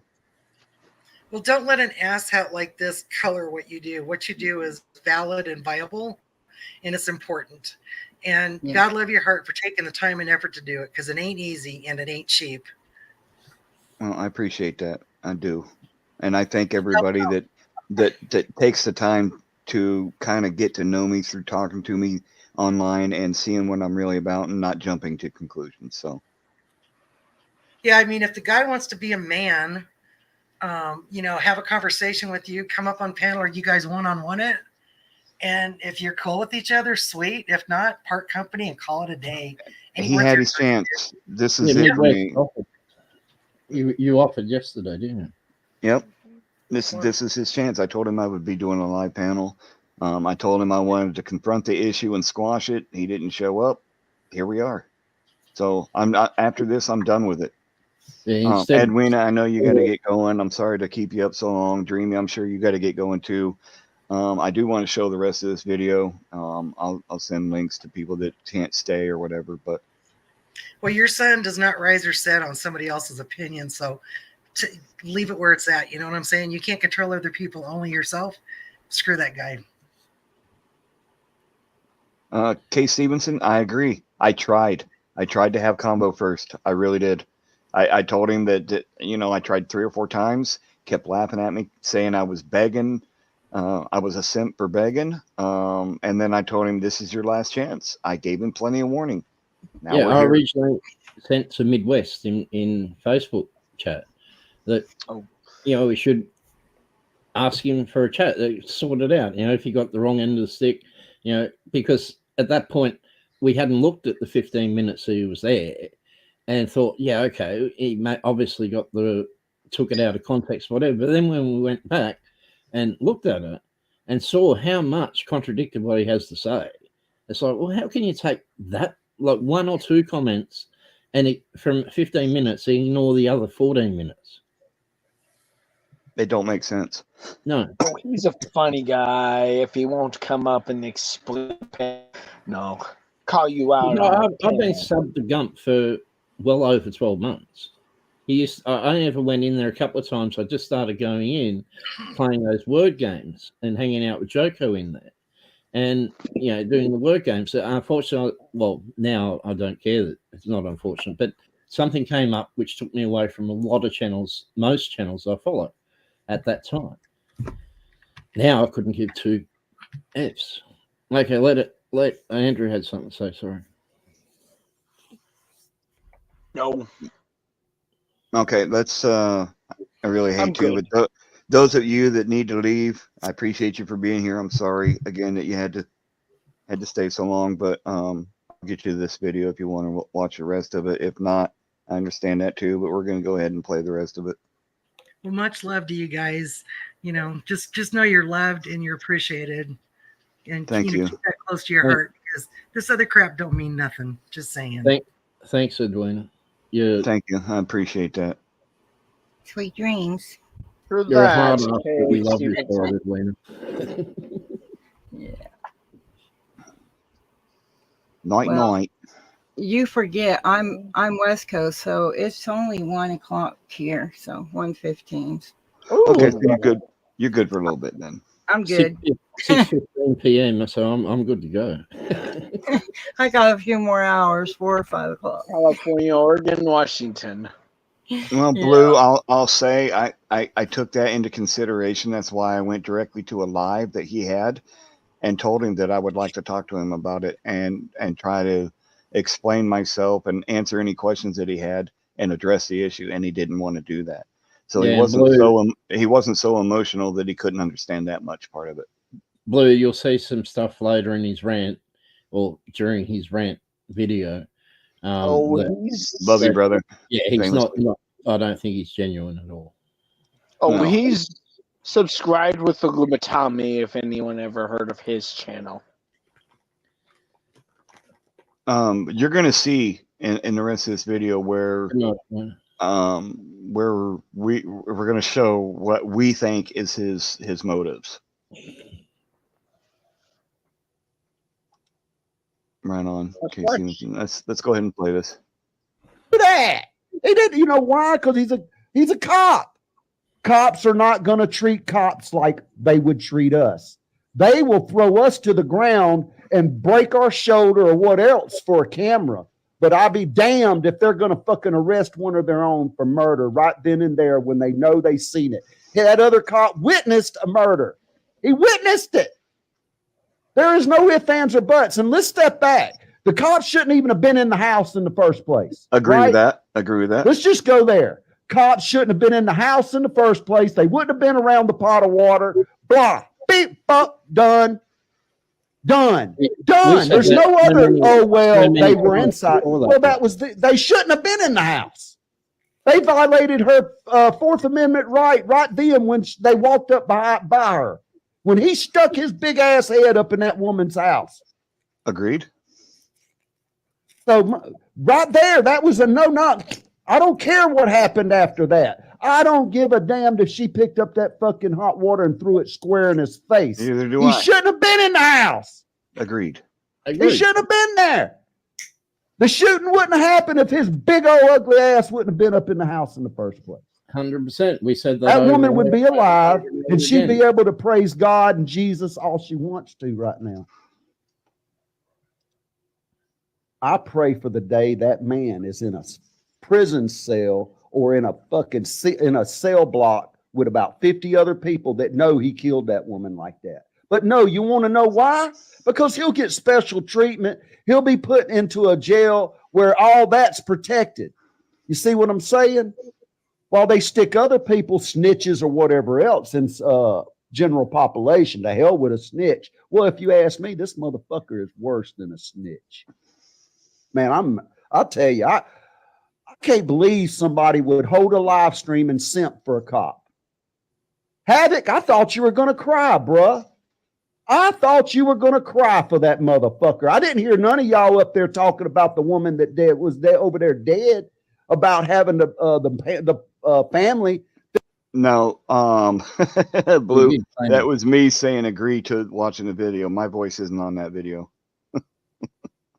Sorry for the confusion. Fixing to have to get up money to fucking bury her. The only voice on this is his. That's the only man. voice. The fucking hell with a cop. Yeah. I don't give a fuck about his feelings. Fuck a cop's feelings. That's how I feel about it.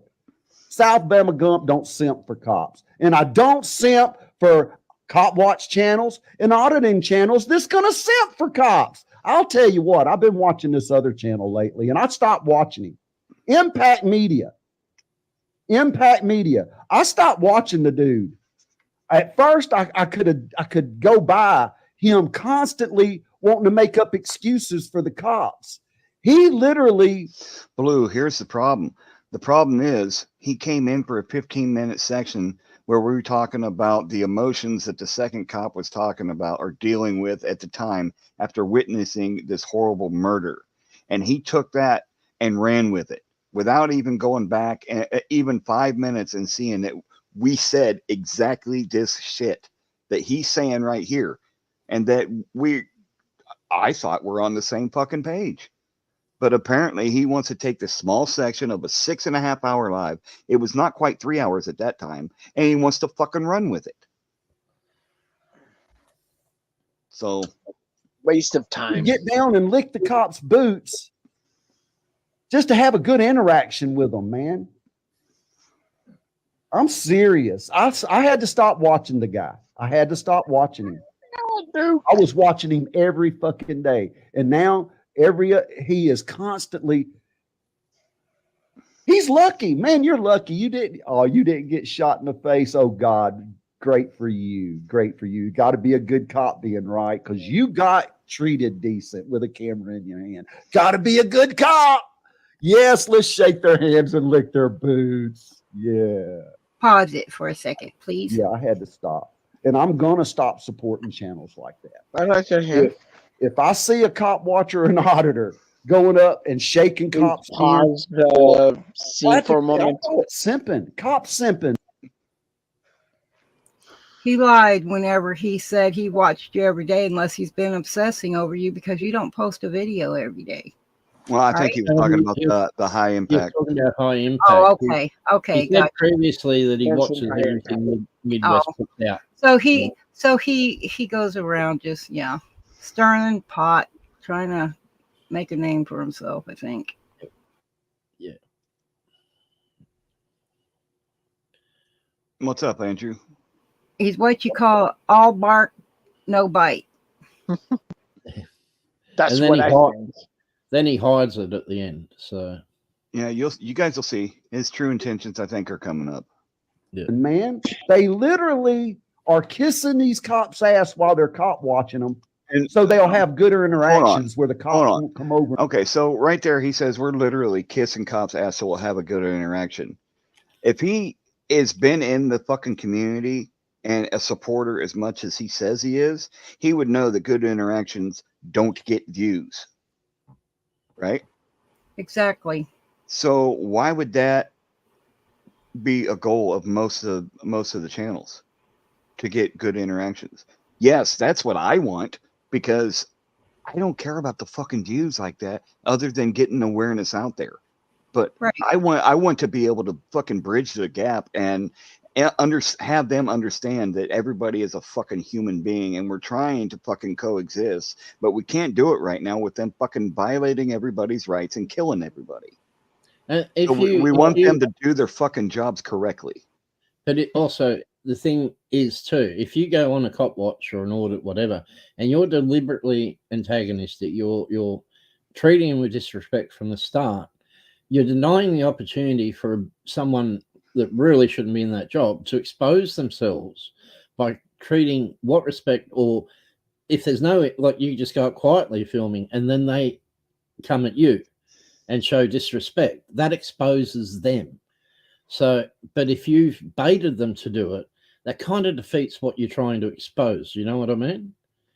Yeah. To a certain extent. They still shouldn't, they should act professionally and be able to handle it and de-escalate. But what I mean is when you're treat respect with respect, or don't show disrespect to this at the start and they disrespect you, that exposes them. Right? You know what I mean, right? I hope. I know, Kay Stevenson. I'm trying very hard to remain neutral and present only facts. I really do. You guys know that that's all I've ever done is try to present facts. Let's go on. And run them off, or they'll let them up close to the scene or whatever. Oh, what you got, Andrew? Sorry, buddy. I don't think he's ever seen the video you posted when it was live. Soto. Yeah, I wonder if he'd be the same if he tried to encounter Soto. I don't think he cares about. I gotta see a face real quick. Any of that. You in the He's got basement. an agenda, Sorry. I think he's got an agenda. He doesn't care about anything that might contradict the narrative he's trying to speak. Actually, message me if that's you. In the basement, if that's you, message me.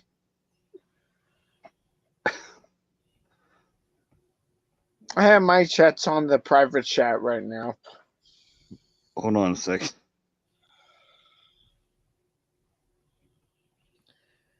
There's nothing wrong with if you want to make your stuff private, but if you're going to come out and come at people, give them a chance to reply.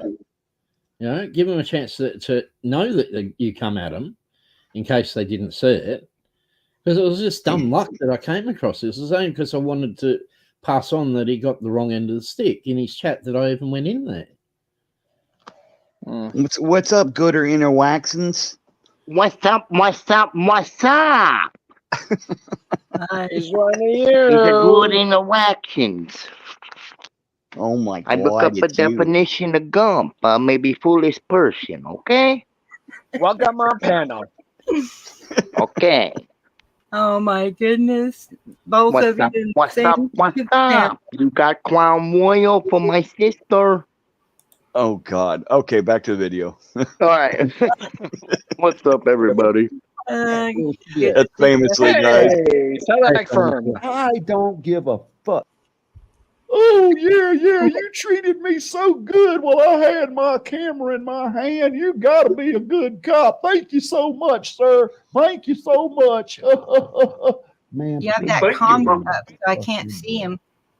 Thank you for doing a gooder panel. You have that comment up, so I can't even see him. There's no picture. Can you shift it so as mine's below the comment down the bottom? I don't know how to do that.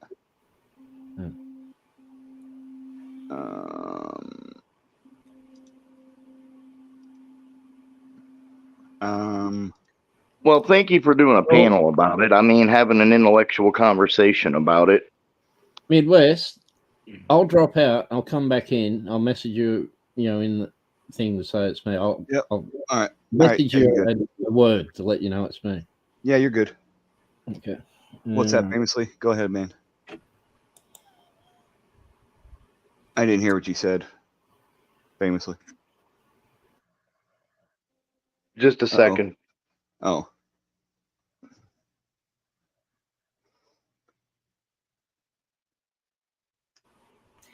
Yeah, you're probably one of the more fairer. I call y'all more like investigative reporters because they're the boots on the ground. They're the ones that actually are there on the scene as a witness to what's going on. You know, so yeah, I think you're very fair. And I like the fact that you have cops in your area that know at least the First Amendment, at least a few right now. But that can grow. Well, that's the point of what we do, isn't it? Yeah, it should be. I found out that being an asshole to the cops all the time gets me nowhere, so I had to use reverse psychology. So sometimes, you know, if they're putting up tape, I've got to ask them with the 25-foot rule and all, so I don't have to spend 90 days in jail waiting on a trial for a 90-day charge. That sometimes you just, you know, got to comply or die. You can beat the charge, but you can't beat the ride, you know?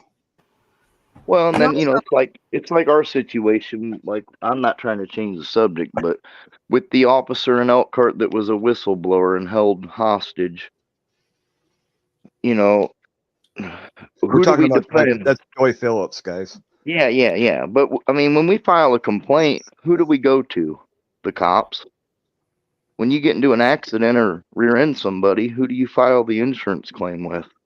If you've got full coverage, the cops. Well, you have to file a police report before the fucking insurance will even take your claim. And there's due process. You can't skip due process, even though we have due process rights. Unfortunately, these assholes have them too. You know, if we bypass that, we don't have a case. Exactly.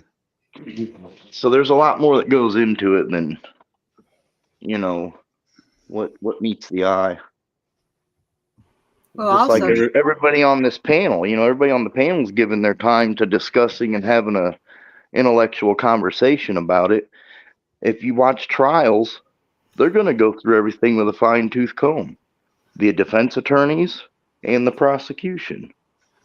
They do the exact same thing we're doing here. They just do it in private. That's exactly right. And if we don't have that open mind, then we're not going to get very far. Also, if you only have half of it, the information, right, then you'll never learn anything. And when you guys did that piece on her, I really appreciated that. I watched it all because that's somebody from the inside telling everybody on the outside what the interior looks like. And that's where we learn the most, knowing both sides. We see them out in public. She's telling us what's going on in private. Well, exactly. You know, like in that situation, that voice recorder, I believe this, okay? The Department of Justice, you know, how do you think that they go into these bad departments and find the bad actors? Now, we can say everybody's a bad cop. I mean, none of us like to deal with the cops when it's against us or when we're seeing them violate somebody else's rights. But no matter what we do, if we make a complaint against it, we have to go to the cops. Exactly. You know? They're above all. And when you go to file that complaint, would you rather deal with a cop that's fucking that is level-headed and treats you like a human being, or would you rather deal with a tyrant cop? Exactly. And if you walk into that department to make that complaint in a hostile, rude, or vulgar or insolent manner, you're not going to get anywhere. Right. So, I mean, yeah, we get pissed off. We say our piece when, you know, when they come up and violate our rights. I've said it a million times. I'm not going to be out there and be a shock jock. There's other people that are really good at it. Let them be good at it. That's their own personality. The question is, but when you're trying to get to the bottom of systemic corruption, are they? Like this cop here, huh? Those shock jocks, are they creating change, or are they creating more problems? Well, I mean, if we all go out there and just scream and cuss, and we're not going to get very far. We're not going to have very much support when it comes down to it, because you know it's just how it is in life. If you come up to me and you're an asshole to me and violate my rights, that's different. I'm going to assert my rights. And the way that I defend myself when you violate my constitutional rights, there's no nice way there's no nice way to tell you that, you know what, you're encroaching on my rights. If it pisses you off, that's your right to, redress that. But if that's what we do 24/7, we're going to be a laughing stock. Well, also, if that's the only thing that we do. I was just going to say, I was going to agree with you. If everyone handles themselves like a professional, quote unquote, you will get further. Also, you got to remind yourself, everything I'm doing, the jury's going to see. And you have to think absolutely right. Absolutely right. You hit the nail on the head. Yeah. You hit the nail on the head. When you see somebody being a jackass, you don't have much respect for them, especially when they're just one of those attention seekers in the group, right? And that's what we have to be. We have to be aware of what's going on. That's the only way we're going to be able to stop them. You have to beat them at their own games, so to speak. Find their flaws and use them. You said it exactly right.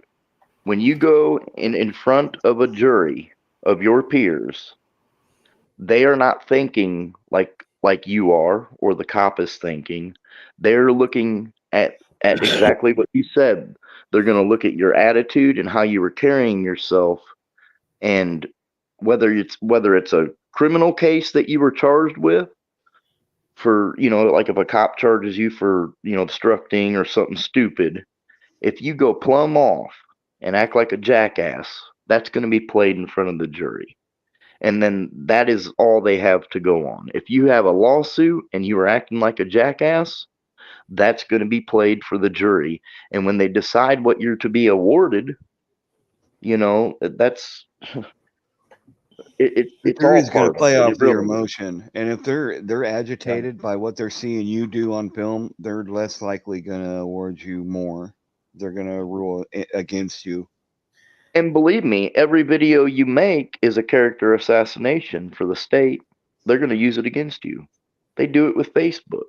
You make a Facebook post and share a meme, they'll ask you a question as they're cross-examining and say, did you make, your client made a statement in regards to this? You know what I mean? And then they'll use that, well, on this such and such date, you posted this on your social media account. Like, they do it every day in court. If people don't watch it, then they're ignorant to the whole situation. Yep. Hey, we got to try and get through this video here, and then I'm going to end this. I didn't come in to interrupt you guys. I just. No, you're good, brother. I'm glad you came up. Say, what's up? What's up? What's up? Oh, that's fine. That's right. You heard? Yep. You heard? Havoc. Almost called Havoc Burlap earlier. Who? Oh, sorry, but Burlap's cool too. Yeah. We got a lot of supporters, you guys. We got our supporters. We know who our supporters truly are. Mm-hmm. Everybody knows who the supporters are, the shitheads are, the jackasses. And I won't mince no words. I can be a jackass. Don't let me get Kilobyte fired up. Oh, shit. Hey, George. Yeah, you hear it. Gump. Don't piss off Kilobyte now. When I heard the name, I didn't know who the person was, but knowing how I read the dictionary many a times, I used to write it for something to do. But Gump means a foolish person, so it kind of made me scratch my head. Why would you make yourself that name on a social media account when somebody's supposed to take you serious? Exactly. Good point. Oh shit, we got to throw her a shade up in here. Oh fuck, there goes the neighborhood. Joyce McDermott, welcome in. All right, let's get back. All right, you guys, I'm gonna bounce out of here. I wanted to say hello to everybody. It's getting early over here in Indiana, so yeah, I got to get back on the road later today, so I got to Take get through care. this. You have yourself a wonderful sleep. Have a good night. birds are chirping right now. You guys have a good one. Hey, Midwest, thanks you guys, everybody, for taking your time out of your personal lives and actually covering this case. It hasn't been covered yet. You haven't seen no snippets of it on any of the news channels or anything because of, basically what's going on in the national news takes precedence over it. We're being brainwashed with that bullshit. So the real things that we have to deal with in our communities, thank you for the ones that actually focus on it and have an intellectual conversation about it. Well, thank you for recognizing that. I appreciate that, bro. All right, you guys. I'll see you on the other side. All right, man. All right. Yep. Good night, mate. Take care. Right. You too. All right, let's get back to the video, guys. We got a little bit of time here. Let's watch this guy make more of an ass out of himself and contradict himself and actually verbalize his fucking actual intentions. Give me a fucking break, man. And there he is. There's several that I have stopped watching. If you're going to sit there and shake a cop's hand that would step on your neck in a fucking heartbeat, then man, you're not content I want to watch. Yep. I'll go through all my subs and any cop watcher or auditor that I feel that are a cop simp, and you're going to go say, I'm sorry and I love you and I don't hate bad cop or what, however you, I don't know, man. Why you even say that shit? It's like they want to say it to the cop. You know what I mean? Well, I don't hate all cops, man. I support good cops. Where are the good cops? What? Oh, so they didn't give one ticket in that day. Oh, they're a good cop. Oh my God. Oh, they didn't beat someone's ass the day before. Oh, they must be a good cop. Oh, they didn't shoot some old lady last week in the face inside their house. Oh, they must be a good cop. Man, I feel sorry for y'all people. I feel sorry for the sheep. I feel sorry for the people that keep wearing blinders over their face. You know what I'm saying? Man, take the blinders off. See what's going on in this fucking world. It's like you're living in the fucking Matrix, man. You're living in a fucking Matrix where there's good cops. I love it. I love a good rant every now and then. Let's get back to the fucking thing. I tell you, I had to say that. Midwest, you're a cop simp. I don't give a fuck what you say. I'll call you up here and I'll tell you to your goddamn face you're a cop simp. And I'll tell you that fucking Havoc, you're a cop simp. If you sit there damn near cried over that fucking murdering two cops. Both of them are murderers. Both of them are. Let me tell you something. If two carjackers go carjack a car and that person gets killed, both of them carjackers are responsible, bruh. Both of them. Both them cops walked up in that lady's house. One of them pulled out a gun. The other one pulled out his gun too because he was willing to shoot too. You damn right. Both of them pulled out their guns. You damn right. So PDF, real quick synopsis here. The first 2 hours of the stream, we were covering some more developments in the Sonya Massey case. The second part here, I'm basically responding to a call out, and I was showing my own comments, and then what this dipshit said in response to my comments.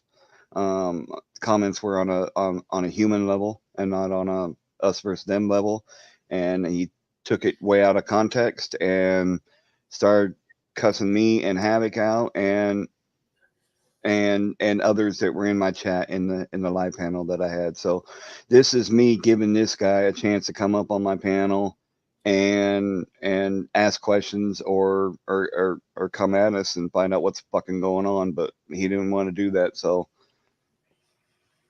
oh, he's done the same thing with Lick the Whole Boots channel. Oh, that's right. It's a shame. Yeah, I think I recognize this guy now. He did it to John Denicola. He did it to fucking Wandering Hippie. Wandering Hippie. He's done it to several people. Oh yeah, that's right. Wandering Hippie. Yeah. He could not even get around Wandering Hippie when he tried that stunt. All right, let's get back to it. Anyway, this is me just addressing the issue and calling him out on his hypocrisies and giving him the chance to come on and respond. I told him on one of his lives I was going to do a panel, and he was welcome to come on and address it. Here we are.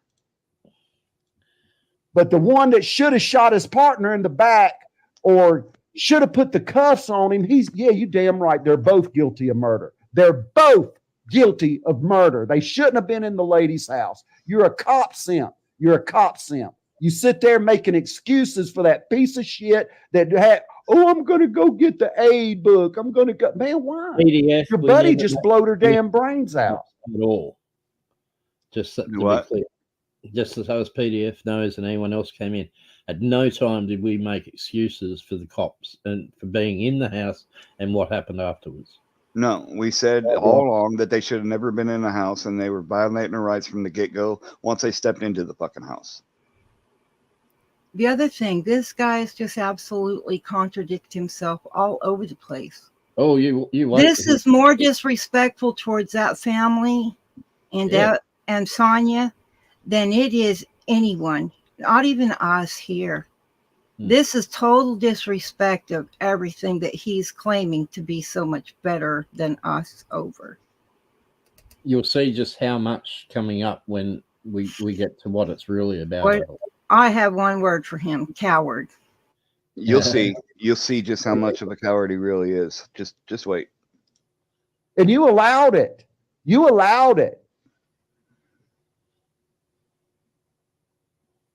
All your buddies, all your cop buddies, which one put the cuffs on that guy and say, you just murdered her in cold blood? It took them how many weeks? 2 weeks? Yeah, because that's the way they do cops. That's the way they do cops. Cops get a free pass to go get their lawyer, go get advice. They don't take them straight down and start interviewing them right then and there without the attorney. No, man. They let the fucking police unions get them lawyers. They set it all up for the cops beforehand, man. Any one of us would have been arrested on the fucking spot. On the spot. So no, I don't give no pass to neither one of them cops that was in that house. If you want to do that, Mr. Havoc, if you want to sit up there and damn near, oh my God, I'm so bad for that policeman. Hey, let me tell you something. Why don't you cry for the woman that was dead laying on the floor? That all she did was PDF. I really don't know. I don't think so. The one Grayson, he didn't even want any first aid to be rendered, even after the fact of one of them. I can't remember which one it was, but one of them even said she's still breathing. I still got a pulse here, and Grayson didn't want the other deputy to go get his first aid kit. Yeah, and it turns out if the bullet had been just a few millimeters to the side, on one side, it was completely survivable because it didn't go into the brain cavity at all. It didn't go through the spine or the jugular or anything like that. Unfortunately, it nicked in a subdural artery under the eye because it went through under the left eye and came out on the left side of the back of the neck just below the hairline. Unfortunately, she bled out internally from that nicked artery. Mm-hmm. Poor lady. She suffered greatly. My heart goes out to the family, for sure. I hope they get retribution in the best way. Call. Hey, here's the mistake she made. She called the cops for help. That's what she did wrong. Agreed. That's what a lot of people do. Like the man that called the cops about the woman with her door open that night, and the cop goes creeping up in her backyard, and then through the window, he shot her. Remember that one? Remember when he shot her through the window and murdered her? Oh, I guess you're going to sit there and say, oh my God, the poor little popo. Oh, he's so upset. He killed somebody. You damn right. And thanks for the sub, man. Ain't nothing better than 100% truth. Straight up, man. Everybody loves hearing truth. And you're going to hear truth from South Bama Gump because I don't stroke egos. I don't stroke egos for subs like certain people do. Really? I'll tell you what, if you're a cop watcher or you're an auditor and you don't go watch that fucking stream and say you're a fucking cop simp, then you're a loser too. You're a loser too. And I'm going to tell you, anybody got something to say to me, bring it, bring it, bring it. Oh, yeah, I don't have my chats on. Hop on Kick. That's where I stream at. Hop over here on Kick, where I can say what the fuck I want to say. Fuck YouTube. I'll tell it straight again, straight up. Both them cops are murderers. Havoc, Midwest Accountability, they shouldn't even have been in the house. Man, I agree. They walked up in that woman's house. She didn't invite them in. They broke the curtilage. They broke the barrier of the house. They shouldn't even have been there. They shouldn't even have been in the house. That's all I got to say about that shit. It was complaining I'm gonna about roll a my stalker. fucking joint that I should have done rolled. Because if I rode the joint and smoked it, I probably wouldn't have got pissed about it. You know? Because yeah, I did. I said it in the chat. Fuck y'all. Fuck y'all, cop simping motherfuckers. And there was 3 or 4 in the chat that was saying the same kind of thing I was, but they just wasn't being as. I mean, they had wrenches. See, I don't give a fuck about that shit. You can shove your wrench up your ass. You can shove your subs up your ass. I don't give a fuck. If I see bullshit, I'm going to call out bullshit.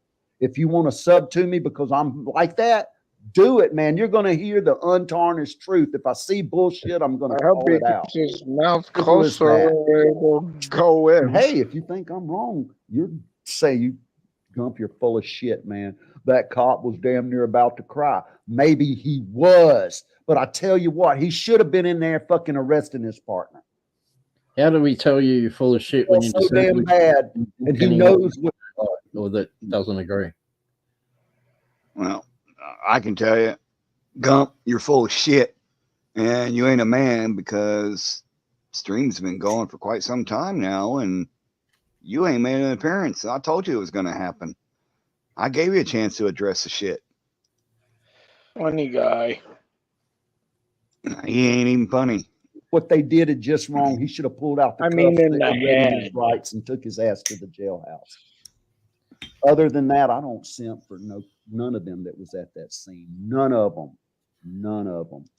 None of them on camera. Matter of fact, if I remember right, I think I remember one of them telling them to turn the camera off, turn their body cam off. I'll have to go back and watch that again because I get mad when I watch that video.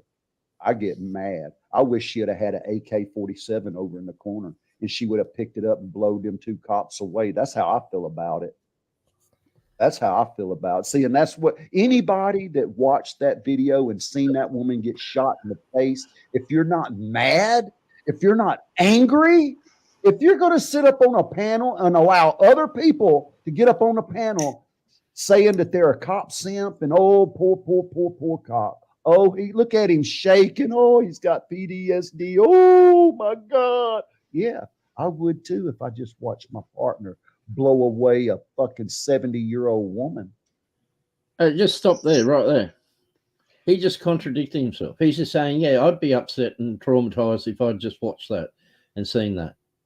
And that's what we were pointing out. Because he was talking about the cop needing to take responsibility for his partner Grayson, and now he just, oh my gosh. And just to be transparent, there's about 10 minutes or so that I cut out of this rant that was where he was rambling about stuff that all of us would agree with, but it wasn't related to Midwest or this in any way. It was just about other 1A type stuff. He's appealing the 1A stuff. And I got no doubt, he's genuine in hating cops and all that sort of thing. But everything he's saying here, most of it that related to the Sonia Massey thing, we'd gone over so many times in almost 3 hours before he come in. 2 hours and 51 minutes, I think it was, or 53. 2 hours, 53 minutes and 50 seconds. And everything he's saying on this rant was shit that I said in the 15 minutes right before he came in. The 15 minutes right before he came in.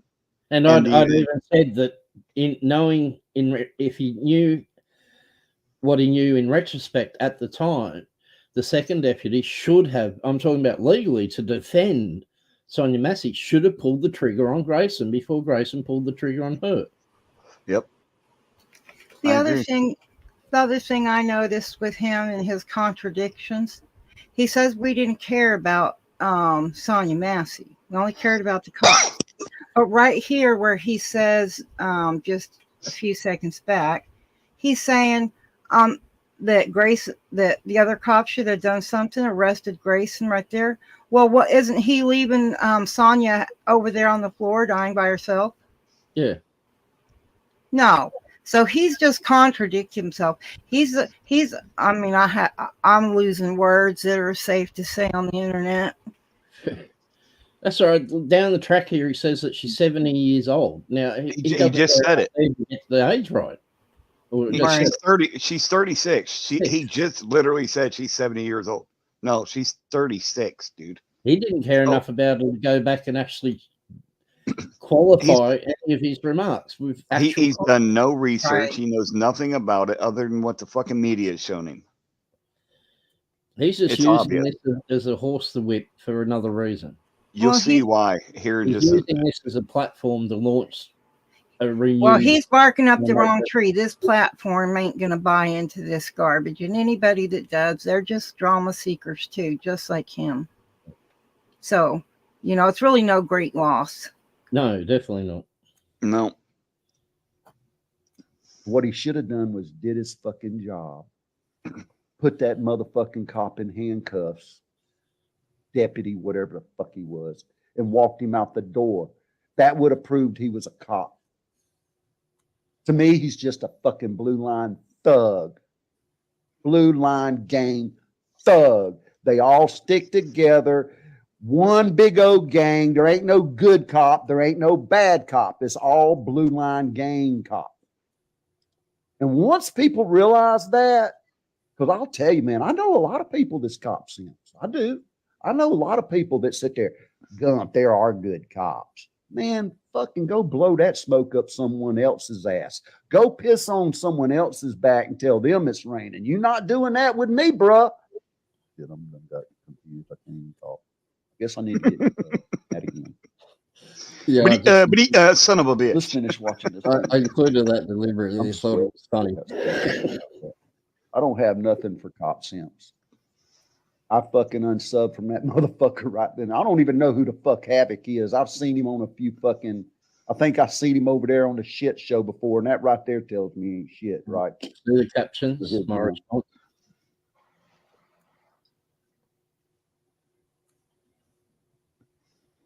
Yep, South Bama Gump is South Bama Gump. And like I say, I kind of want to call him Delson Gribblegump. Speak my. Oh shit! I think I kind of want to call him Delson Gribblegump. The only other panel I've ever been on prior to that one was Ajots. And yeah. I don't know what shit show he's even talking about. Now, be careful, Porter Farmer. Be careful. Gump's going to label you a simp, bud. Be careful saying that there might be good cops out there, man. Be careful. Gump going to call you a simp if he can even spell it. My motherfucking mind. I do. I don't give a damn. Yeah, that's 4 letters. Those are a little harder than 3 letter words. I ain't going to kiss nobody's ass. I ain't going to suck assholes. And I'm not going to stroke egos. When I started hearing people talking about good cop, and these were people, man, I tell you, I don't want to hear it. I don't want to hear it. I don't want to hear that fucking shit. To me, it's babbling. You're babbling. That's what when you talk about a good cop, you're babbling. You're talking fucking fairy tales, dude. You're living in fairy godmother land. What do? Do you believe in Santa Claus too, bruh? Do you believe in fucking the Tooth Fairy? Do you believe in the Bucking Easter Bunny? Because, buddy, if you believe there's good cops, that they get to investigate themselves, so they're gonna fly straight. I mean, man, please. Do I got the answer? Dreamy, you don't know how right your statement is. Just keep watching. Answers? Can I sit here and say this is what we need to do and this is what I couldn't help myself. I ain't gonna. Oh, just wait. That. There's even Brian, this man that's on my screen right now. He don't have the answers, but he'll tell you just like I do. He'll tell you just like I do, the fucking people that support Trump, people that support Biden. Oh my God. Now, is there an answer? Can I sit here and tell you what I need to do? Well, who the hell what do I do if I don't vote for them? Well, I don't know, man. I don't know the answers. I'm an ignorant motherfucker. I'm an ignorant hick. I went to the 8th fucking grade. I had to quit fucking school to go fucking support kids and shit, right? So I'm an ignorant motherfucker. I'm a thinker. I only think what I think. I feel the way I feel. I'm not Republican. I'm not fucking Democrat. I just feel the way I feel, right? Nobody's going to take my fucking guns. I mean, I ain't going to say some things the way I feel because those are my personal feelings, right? Right? I'm not going to do that because I don't want to influence nobody. If you want to fucking vote for Trump, that's on you. If you want to fucking vote for Biden, that's on you. I'm not, you know? That was a contradiction too. No, you go ahead and feel however you want to feel. I'm not going to tell you any differently, but you feel like, you know, a cop may have a good heart or something, then boy, hellfire and brimstone, he's going to tell you how wrong you are and how you should change your mind. I cut a few minutes out just coming up right here of him talking politics. It was not relevant. So it's all good. Let's keep going. Same thing for these motherfuckers. Now, I'm a little different about cops. I will. If you're a fucking bootlicker, man, God almighty, you dumbass. I feel the same way about if you support Trump or Biden, but I'll just kind of keep that to myself, you know, because you got to pick one of the evils, right? But they're going to walk up in violation of their own oath. Hold on. Let's do this. Way to intimidate. Pause for a sec. What's going on here is after the initial rant, and after he was talking politics for a few minutes, he then started playing videos. This one's from Here's the Deal. He plays some other auditing videos later, and he's commenting over the top of them.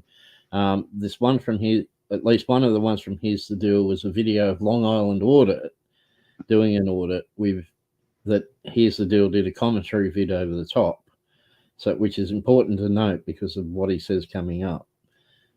So just to give background what while you're hearing the other voice. A man. What about America, that cop on American soil who's exercising his rights that killed that woman? He didn't even enough. turn on his body camera when he walked in that lady's house, people. The one that pulled the trigger, as soon as he got at that scene, he should have turned on his body camera, right? He didn't even turn on his body camera till after he blowed the woman's head off. I tell you, I wonder what Midwest would have thought if that would have been his grandmother laying on the floor. If he would have got the call saying, you know what I'm saying? I got to wonder if Havoc and Midwest would feel the same way if they got the phone call that was their grandmother laying on the floor and the cops had blown their grandparent away. You just got to wonder if their same mentality would be there. Well, I'm going to interject, okay? Hold on. It makes me angry. Let me pause it. Okay, go ahead. Oh, John. All right. I'm sorry, guys. I had to leave you for a few minutes. No, you're good, buddy. Good timing. Huh? So let's be clear, okay? Generally, I don't get involved in shit like this because I don't like the fucking drama and bullshit, and I try to let things go and I try to let things fall off the backside. But I'm going to tell you guys right now, okay? What you're dealing with the rant that you're hearing is somebody that has some issues, right? I know this for a fact because this has happened to me. This has happened to somebody else very close to me that I've done work with. It's also happened to another person in the community, okay, who I have had a private conversation with because they did the same thing. The same thing was done to them. Right. And I had to reach out to them and I tried to explain this shit away. I tried to cover for what was said and what was done. And in my opinion, right, what you're seeing here is you just kind of catching the backside of somebody that's having some issues. Now, that's not to excuse what he's doing, because, again, when we looked at this and when anybody looked at it, I think the bigger question was, the second officer who was going to get help, right? And I think what came into question was whether or not he felt a certain type of way when he saw Sonya shot on that floor, and whether Gump likes it, whether anybody in this area likes it, that guy had to feel some sort of way, and you could tell he felt some sort of way at that scene. Now, we're not here to judge what he does. We're not defending what he did because he's an accessory after the fact. The fact that he wanted to go off on this rant and he wanted to pick and choose targets and he wanted to go after certain people here, that's on him. At the end of the day, this is where I have to say enough's enough, because I know, because I've been part of the attack that you guys are seeing right now that Midwest has been on the receiving end of. So again, I don't get into drama. I don't like the drama part of this thing. I hate it. Same here. I'm going to call it out, and I'm going to call out what it is. And this is somebody that's having some issues. And John, just so as you know, because you must have missed it, it was not long before he came in, he actually himself said that, of course, the guy was mentally, like, emotionally destroyed. He just witnessed the, seeing this happen. He even said himself, of course you'd be distraught. So he completely contradicted what he was saying. But again, this is what I'm saying. This is what you're dealing with. You have to know the nature of the beast. And again, I just think that what you're dealing with is exactly what I've dealt with in the past, and it happened probably maybe, I'm going to say, about 8 months ago. Well, there seems to be more of an agenda, as you'll find out coming up. He's got an agenda here. It's not just the rambles of someone who's got issues. He's using this as a springboard. Yep. You'll see. Also earlier we said, not sure if you were here when it was said, but this is the conversation. It's addressing it, and then from that point on, we'll block them, ignore them, whatever. Yeah, and you know me, John.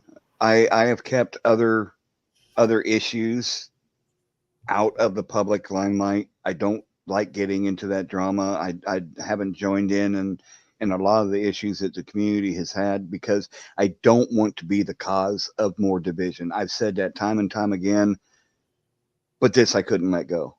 This is a direct attack on me. It was an attack on my chat, which I fucking care about my chat, because without them, I don't have my platform. So of course I'm gonna fucking defend everybody. It's not even so much about me. It's about Havoc. It's about everybody else that he's called out and whatnot, and the grift that's behind it. And the other thing too is that, as Midwest and I both saw yesterday, he had a few 1A people in his chat that Midwest has a great deal of respect for.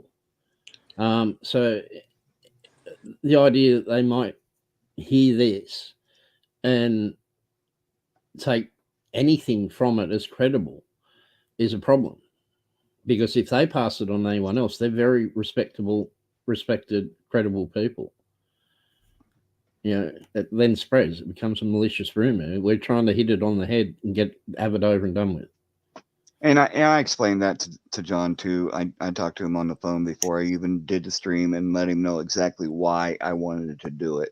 Not that I wanted to have a bunch of drama, but I wanted to cut off the drama before it got started, show my stream without any, editing or anything done like that, to show exactly what was said in the stream by me and by you, and then show what was said by him after the stream, when all he did was saw 15 minutes of it.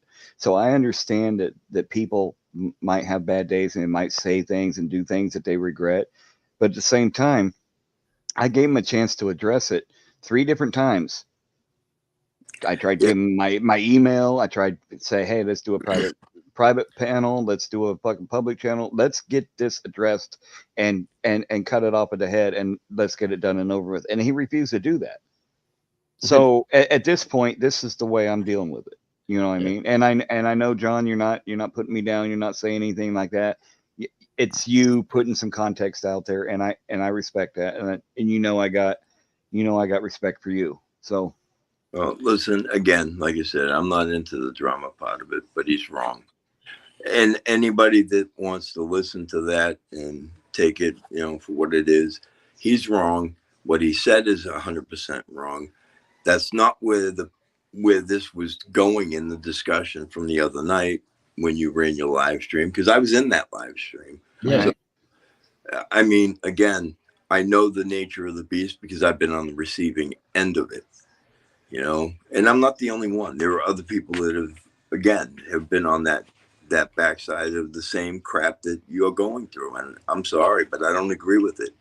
And you're right. He should have, if he wanted to just have the discussion and say, you know what, you're right. I came in late to the stream. I took something out of context and I ran with it.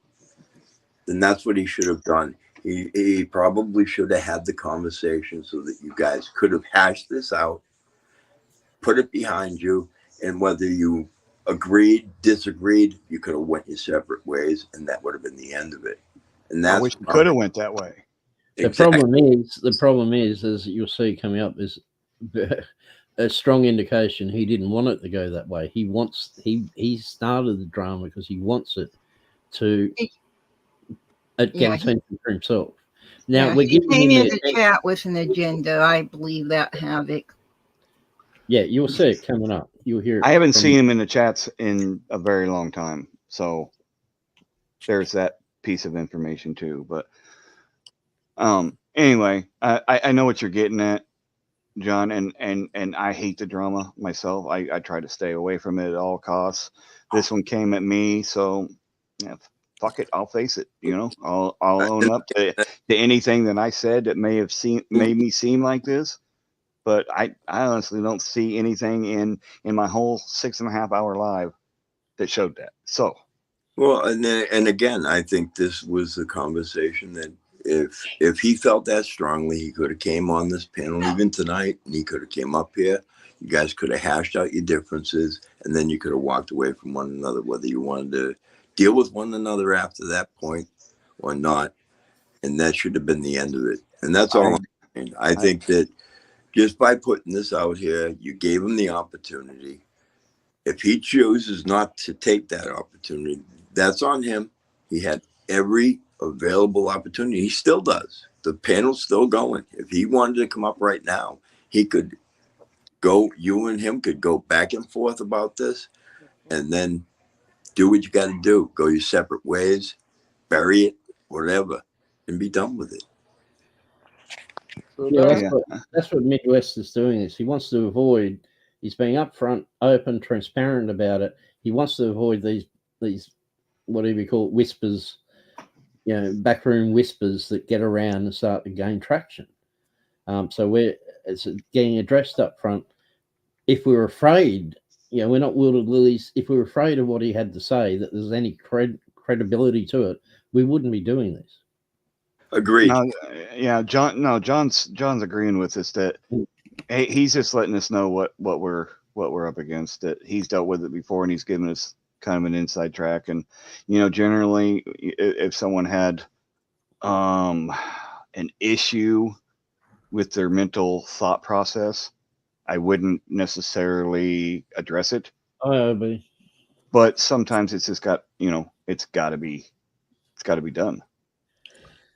And I agree with that. And like I said, he still has every opportunity right now to come up. It's still going. We got, let's see, what do we got? We got 13 minutes. 13 minutes left of this video. He's got 13 minutes, and I'm gonna end it because I got to finish getting the truck around and head out tomorrow or later today. So he's got 13 minutes. With Callahan, people, can someone drop the link? Let me go ahead and start this back up. I'm gonna use the restroom while y'all watching. I'll be right back. Angry. And it should make anybody angry that a woman was shot inside of her home when she called the cops for help. God almighty, man. I scream at people, man, don't call the cops for help. Man, I've had personal experiences with cops where I have no respect for a cop. Zero. I don't give a damn if I watch a video and he's climbed into a sinking car and there was a dog in it and he saved that dog's life. Well, oh my God, he did his job. Whoopee! I think about the other thousands of people that he pulled over and victimized. Does that one little fucking thing that he did heroic make him the best cop in the world? Hell no. Hell no. You got to do a lot more than that, bruh.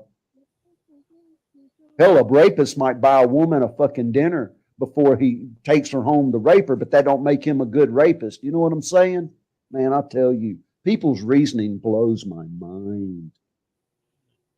Especially these cop trolls that sit in people's chats wanting to simp for cops. Oh my God, man, please. I block them right off the bat because I don't want to hear that shit. I don't want to hear it. I don't want to hear it. You're going to simp for a cop, you won't be where I can see you. You can believe that. You will not be, unless you got a wrench. And then, let's put it this way. If people I have disagreements with have a wrench in a chat, I won't go to that chat no more. Because I know what they're going to do. They're going to use that wrench against me because they're too pussy to just speak out against it, right? They're going to use that secret little wrench and block me. So I don't go. Soon as I have a disagreement with somebody and that person has a wrench in someone else's chat, I don't go. No, I do not never go to that chat again.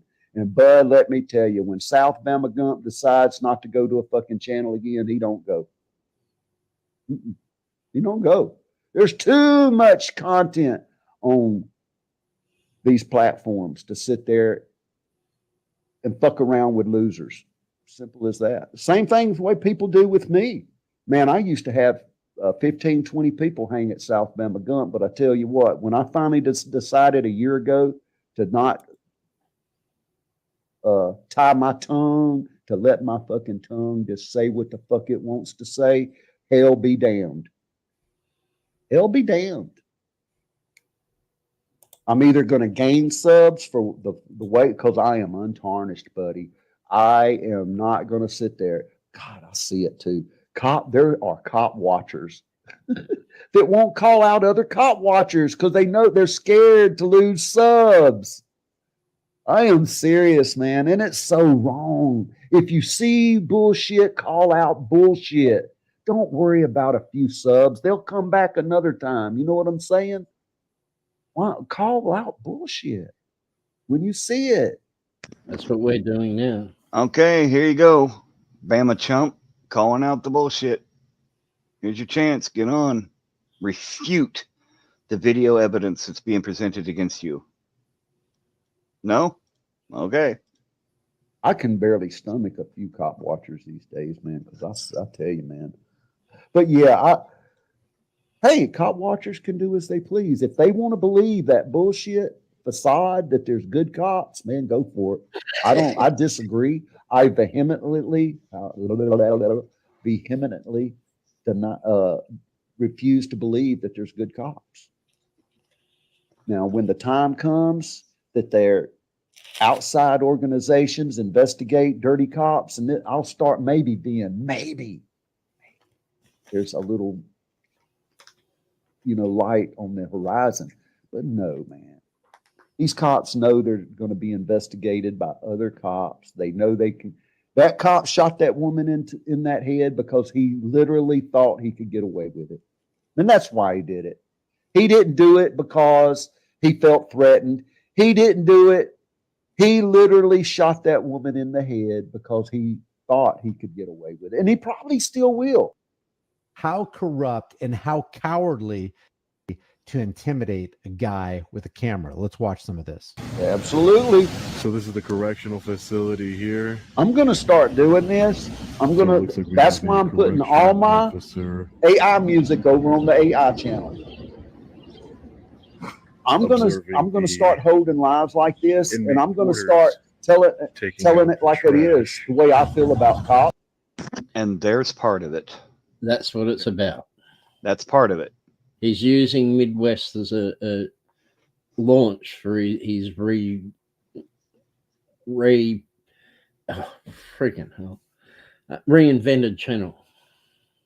Yeah, he's taking his AI music. He created another channel for his AI music, and now he's going to use this channel, which has more subs, to do reviews of auditors and cop watchers. He probably expected the AI music channels were going to go off, and they haven't. They've been withering on the vine. On his Kick one, he's got, last I saw, was 25 followers. You know, he's averaging 1 or 2 people watching. He's got hardly no views on any of the content he's been putting out of significance. He wants to reboot. This original 1A channel had over 1.1 thousand subs. The others are just, he's got a couple. I think he says it here. Yeah, so I think he's realised that he's not getting what he wanted on the others, so he's coming back to 1A and he wants to relaunch. And he's using you to do it. Yeah. Let's finish this up. The way I feel about the government, the way I feel about all these lying motherfuckers. And I'm going to call out people that I think need to be called out when they want to simp for cops. My name is Sean. I don't need any help, Sergeant Daniel. Thank you, though. I appreciate it. And if I lose a sub, I don't give a fuck. And if I gain a sub, awesome. Why is that? And I want to do this again. I really appreciate that There's not even sub. a policy. There's no law. Aaron Samus, man. Thanks for the sub. I appreciate that, man. Facility, but he's actually arbitrarily making a command. No. You got to do this. Hey, I'll tell you, if you got something to say really bad, you want on the camera right now, bow down to use TTS and say it. Officer. I mean, if for $5, you can say 30 seconds of what you want to say on this screen right here. So go for it. There's the other part of it right there. Yeah, because his channel's not monetized, but he wants to make money that way. So there you have it, guys. He took something out completely out of context, ran with it. Now he's trying to reinvent himself and using it as a grifting platform. TTS. Do that, and they're like, "Oh, okay." TTS. Sorry, I didn't know. People got to stop laying down. Used to you pushing People back. have They're got not to used stop. you And I'm talking about cop watchers and auditors, man. If you see another cop watcher auditor fucking up or whatever, speak out on it. Don't worry about what other people are going to think. I know I don't. I stopped giving a fuck a long time ago. Oh, just wait. It can't be. I'm just with myself. I'm not with anybody. I'm hearing 2 audios. Yeah. I'm not the biggest. He's watching Here's the deal reviewing one of LIA's videos. Yeah, and listen real close to what he's about to say here. All right. Fan of Long Island audits, but I believe he's a cop in this country. So wait, he doesn't like LIA and believes he's a cop, but he's going to sit there and watch him. Go, let it play for a sec. And let me back it up just a minute here. Just a second. Oh, he's not going to win anything if he's going to use their basis for standpoint. Yeah, this is where he makes a complete hypocrite of himself. Or if he has any scenes from any of our channels, any of your channels. Hey, I don't care if people want to subscribe to this guy or not. If you do, you do. That's on you. But this is the kind of person that y'all are dealing with. Someone that doesn't think things through. He makes snap decisions, snap judgments, and goes off the rails about it. So if that's what you want in your life, feel free. Listen, and I don't believe that I'll have to deal with him if he ever comes on a channel I'd have. Well, here's something that He could be on the channel, but be there. Something that I want to put out there, because I do a lot of mods and a lot of modding and a lot of different channels, and I want to make this clear. If he comes into a panel, my goal is not to dump on him. I'm not going to bounce him from the channel. I'm not going to turn around and X him from the channel. Because if that's what you're looking to get, and that's what he was saying, is, I'm going to go in these channels and they're going to bounce me. Or I'm going to tell everybody right now, that is not my goal. If he comes into a channel and I'm modding that channel, I'm not bouncing him. If somebody else does it, that's on them. And that's an issue that he's going to have to deal with on his own. But I'm telling you guys right now, I will not bounce him from a channel unless he has homophobic slurs, he's making threats, those things that would get you bounced from a channel, then I would bounce him. Or the channel owner tells you to bounce him. Exactly. Right. You mod based off of the channel's fucking principles, not off of your you- fucking personal Exactly. feelings. And I want it clear because I don't think that anybody else, and this is just my opinion, but if you feed into this and you bounce him from a channel because of what you're hearing here in this rant, you're no better than him. So we have to be above what's going on in this. Absolutely. And I don't want that to be the case. We didn't make this rant. He made this rant. We're watching his video. We ain't watching a Midwest video. I agree with that. I agree. So if Midwest says, if this man's seen in my channel and he asked us as mods to block his ass, we're going to do it, right? That would be Midwest's call. No. Well, that's what I'm saying. Yeah, no. He's saying the same thing. Okay. Yeah. All right. Sorry, I might have misunderstood that, but yeah, no. This guy set himself up. He had every chance the other night to come on panel. It was posted. He wanted to run his mouth. We're exposing him running his mouth, as we should. And then after this thing is over, we all shut up about it and let him just disappear into the dust. That was said earlier by Edwina and myself and others. So you come into it a little late on some of the things that were said, I think. So no, we're 100% expose him. If he comes around, yeah, it's personal choice. If people want to keep him. John But agreed with that. I do think that we should expose him for what he's done, because this is pure slander. He doesn't know what's in our minds. And then he's contradicted himself all the way through it. John is completely in agreement with pretty much 99% of the shit that we're saying, Dreamy. So he's just giving us some background on some other stuff with correct. Similar stuff. Yep. I just want to say I've had someone Midwest knows I've had someone come at me hard in a chat that I was modding in, and my response was, "Hi, good to see you." In Midwest trucking chat, trucking with Callahan, where I'm a mod, someone came at me in there, and I ignored him. Midwest was about to block them, and I asked him, please don't. It's fine. Let him go. I want to see if he can come out with anything funny or anything original. So, right. I get that.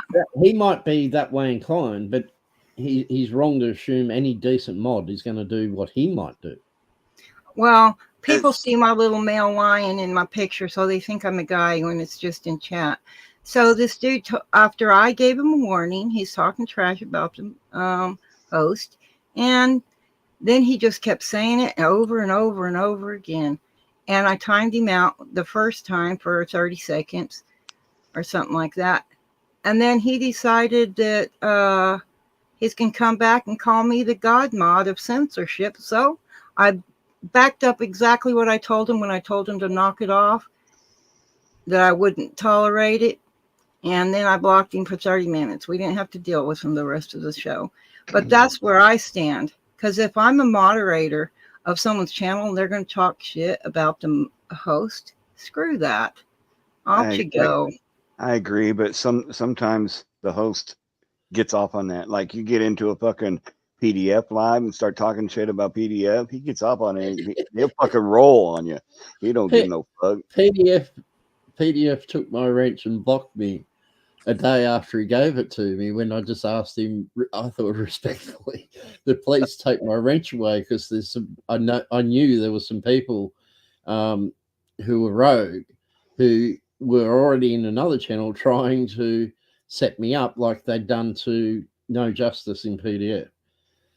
Without going into that, they'd set him up to take the fall for something they did, and I knew that they had at least one friend who was a mod in PDF, so I didn't want them to change their name to my name like I knew they did for No Justice, and then go rogue and then blame No Justice for it. Right. Right. So, Yeah, you and have I to was be just, smart. People on the internet play all kinds of stupid games. I do get that. But like this dude right here, he's contradicted himself. Any sane-minded person is going to listen to his bullshit and say, wait a minute, I thought you cared about this person, and then you talk about her in the most disrespectful manner you can while you're attacking somebody else. Nah. Now this is the last you're going to hear of it. Once this stream is over, unless by some miracle in the last 10 minutes here or so he comes on panel, this is the last of it. It's done. can I just tell you something funny? Okay, that's that. I got blocked off Last Days of Freedom's channel. I went in there and I saw someone on panel who I was trying to say hi to. And as I went in, he was getting trolled vicious, like, someone was there telling him what they're going to do to his 5-year-old child. It was beyond the pale, but he was in the middle of something. He was telling his mods not to block the guy, and they were wanting to block him. So he had this brilliant idea of and I was into the guy as well. I was ripping it to him. How dare you say stuff like that? And so Last Days of Freedom had this genius idea to make the guy a mod so that he couldn't get blocked by the other mods. And of course, what happened? He immediately started blocking anyone else in the chat without a wrench. I was there for 15 minutes before I realized no one could hear me. Sorry, no one could read anything I said. Oh, God. God. You know, it's funny you say that, X Havoc, because I was a mod in a major channel. Same thing happened where as a mod, I was actually blocked out of the channel. And then it kind of went from the main channel that they had to their second channel. And then it went to another channel that they had. So I understand exactly where you're coming from.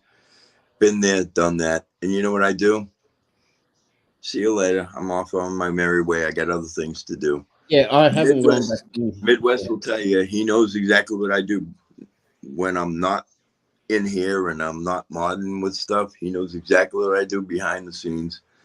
And he'll tell you, I'm probably one of the hardest workers out here when it comes to helping people out. And and I just think that if you feed into his bullshit, because to me, what it sounds like, in my opinion, is that's what he wants you people to do. He wants the mods to go in there and block him from the channels because it would give credence to what he's saying. And that's why I said, just let him be him. Let him sit there, let him talk his smack. And as long as he's not threatening anybody and he's not making homophobic remarks, let him do his thing. Because if you feed into it, then you're buying into what he's trying to get done. He's trying to accomplish. That's all I'm saying. Yeah. I just want to say too, whilst I got the opportunity, John, thank you.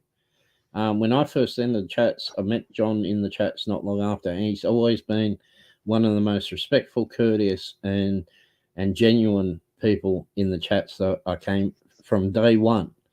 And I always try and make a point. He's always very quick to say hi when he sees me, and I always usually I just say hi, good to see you to most people.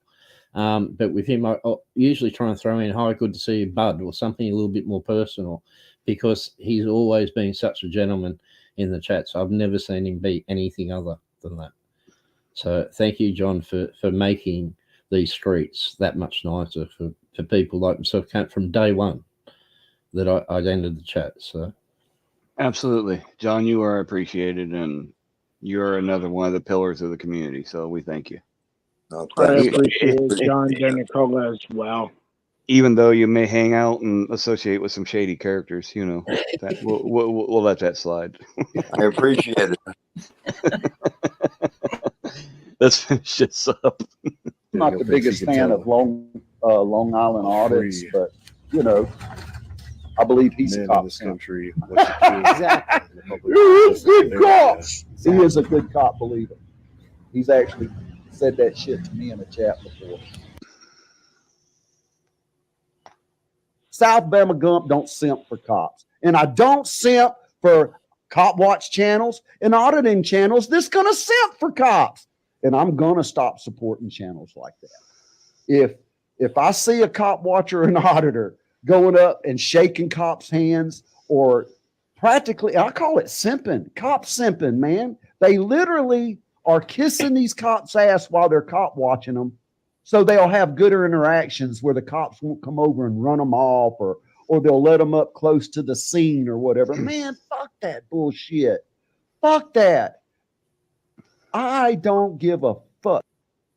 Oh, yeah, you treated me so good while I had my camera in my hand. You got to be a good cop. Thank you so much, sir. Thank you so much. Man, please give me a fucking break. Give me a fucking break, man.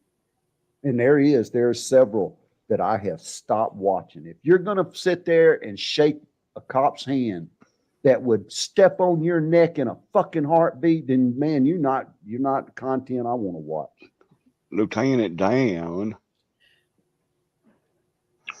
I think I would rather call him Dale Rebel de la Torgump. Just pause it there, midway. Hold on. Right. I actually missed the point until after it was rendered, and I realised he's saying he won't watch and won't support and won't, support cop simps. He's just played a video from LIA and then called LIA a cop simp.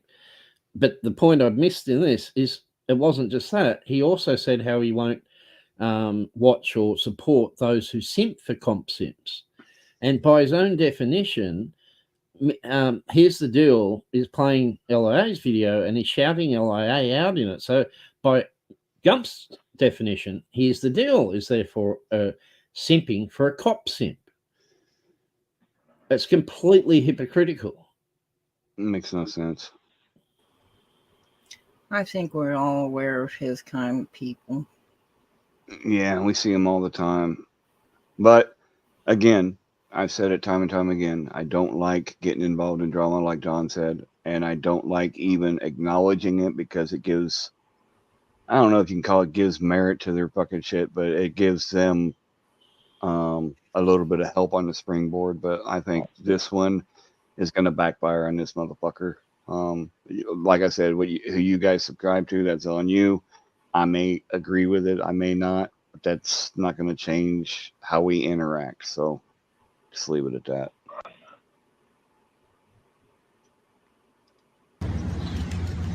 And if he wants to believe that, hey, go for it. I don't believe because it. I'm recording his workers. I refuse. You mean your slaves? Y'all Not your wouldn't workers. workers. They're slaves. My joy. That's what you get for having cat. What they did South Alabama. There's reasons. Thanks for the sub. Slave labor, and that slave is called the prison population. So when we have the prison industrial complex, they are highly incentivized. That's what I was going to say. It was very important. Yeah, so important you forgot about it, huh? It was so important. Damn. What was I going to say? I hope everybody's enjoyed this little rant. Doing work, not getting paid for. I support cop watching and Captive auditors. slave labor isn't If you're a not good way. subbed This to my isn't a ex, good look. you need to This isn't sub a good way to go. South And you've got Bama cowards and control freaks on X running the prison system. You can only expect that things will go wrong. Sean, good job. Long Island Audit. Up to Again, 170 visit his channel. I will followers leave the on link X. to this Yeah, video so you baby. can watch it in its entirety. Cop simps not allowed. Yes, I do make music. I hope everybody stays up to my AI. But I'll tell you, this is my roots. My roots is I talk about bad cops. I out bad cops. So that is the roots of South Alabama. South Alabama Cop Watch. Yes, that's the root of this channel right there. So I call out bullshit when I see bullshit. You won't never see South Bama Gump simping for no cop. Nope. Every now and the blue moon, I might say he did a good job, but no, I'm not going to say, oh, you did your job, so you're a good cop. No, you did something right for a change. Good for you. He is by far the simplest person I. He said that every now and then, you know, I'll tell a cop he did a good job. By his own definition, that makes him a cop. Absolutely. If I call an electrical contractor to put in a new panel in my house, and he puts the panel in the right way, I don't go in there and fucking stroke his ego. You know what I'm saying? I pay him for a job well done. You know why? That was the fucking job I paid him to do. Same thing with a cop. I'll be damned if a cop does what he's supposed to do. He's a fucking hero. Fuck that. Fuck that. Fuck that. Fuck that. Do your job. Do your job. Do your job we pay you to do. Stop violating people's rights. Stop shooting people in the face in their own home. Yeah, baby. And I tell you, we need more people out here. And then I understand on YouTube you can't speak the truth, especially for the channels that's monetized. They worry about that. I'm not monetized. At the most, they might put me 2 weeks on timeout. But you know what? I got several official channels. You know what I'm not sock channels. I got real channels. I got South Bama Gump Live. I got South Bama Gump's Lounge. I got South Bama Gump's AI music. I got South Bama Gump lyric videos. Hold up for a second, Midwest. Got South Bama Gump G. I just want to make the point he said about, you know, the monetized channels that people won't tell the truth. I just want to make a point here. This live is not monetized. The one on Sonya Massey before was not monetized either, was it? No. Because we wanted, it's about the truth. And we wanted to show as much as we could. With a lot of that visuals, he couldn't monetize it. And we knew that.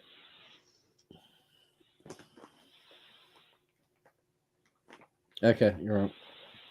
All right, let's finish this up, and then I gotta get some GTA 5 channel. My gosh, man, bring it, YouTube, bring it. Oh shit, I love it. All right, don't be an idiot next time. That I was have stupid. no respect for these pricks. That was man. stupid. Yeah. Yeah. And I have Yeah, no it was respect stupid. for cop simps.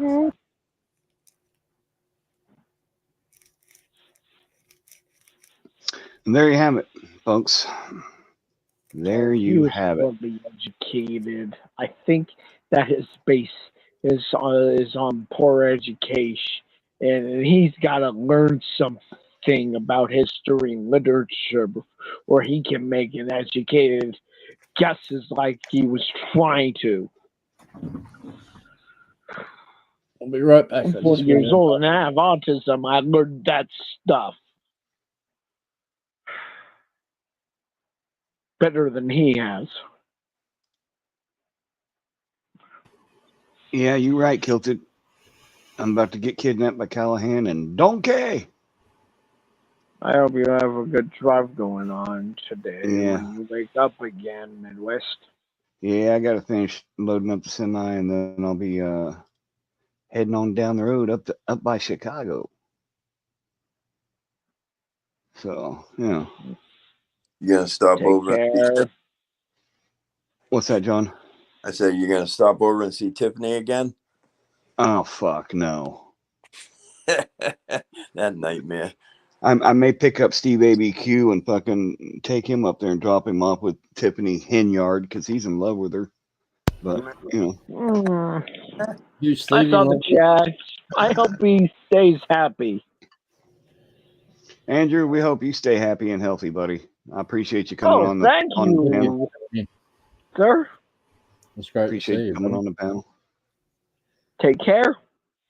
Stay free. Keep traveling, and I will catch y'all again on the flip side. Take Later, care. buddy. Good night. Bye, I Andrew. just want to say one thing real quick to Yeah, go ahead. I'm not Bummer getting into Bummer this. Chump. Fuck you. Go get nodded, mate. You're a clown. Yeah, you had your chance to redeem yourself, and man up and show some humility, and you didn't do that. You can't stand on what you say. You can't stand on what you say. You have no gumption. Yeah, like my dad always taught me, give a man enough rope, he'll hang himself, and he did a great job at that. He showed his true colors towards the end of that rant. Yeah. And he showed his true colors at the end of our live here, because here we are 5 hours in and he couldn't show up again. Right. Like I said, he's got no business calling himself the fucking harbinger of fucking truth when he can't back up and stand on what he says.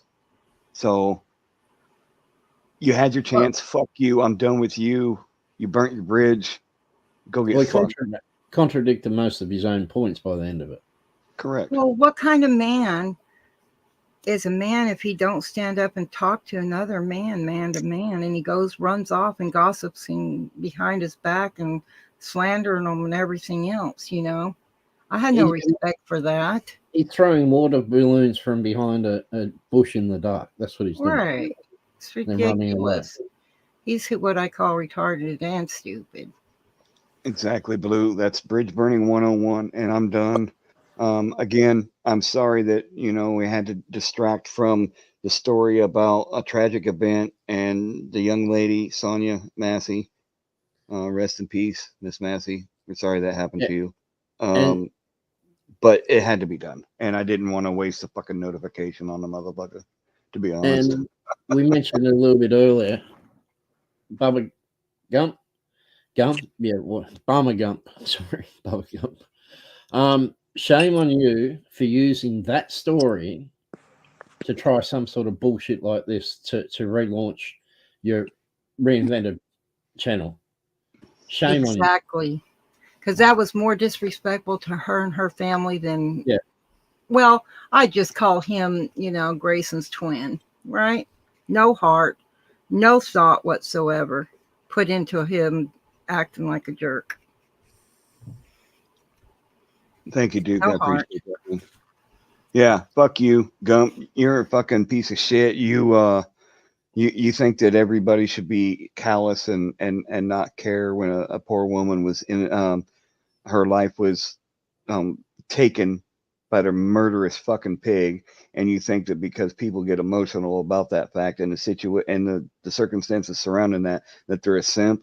Well, you're a simp for fucking simps, dude. Your little homie's little homie. You're insignificant. So something. I'm gonna clue people in on something. One of my favorite videos that I've seen throughout this community was a video that was taken at a police station where the chief of police and his undersheriff literally took the two gentlemen through the entire station, lock up everywhere. Hope for Life and fucking Great Lakes audits. Absolutely. Yes, sir. That was awesome to see. Favorite videos. And you can't tell me that chief of police, that undersheriff, and all the people that worked under him, right? You can't tell me that they weren't doing right by the people that they were sworn to protect. Now, if people could see that good in that chief and that undersheriff and those underlings, why can't he? It's not us against them consistently. There are people that are out there that are doing this for the right reason. There are cops that are out there doing this for the right reason. And at the end of the day, those are the people that should be recognized and aren't.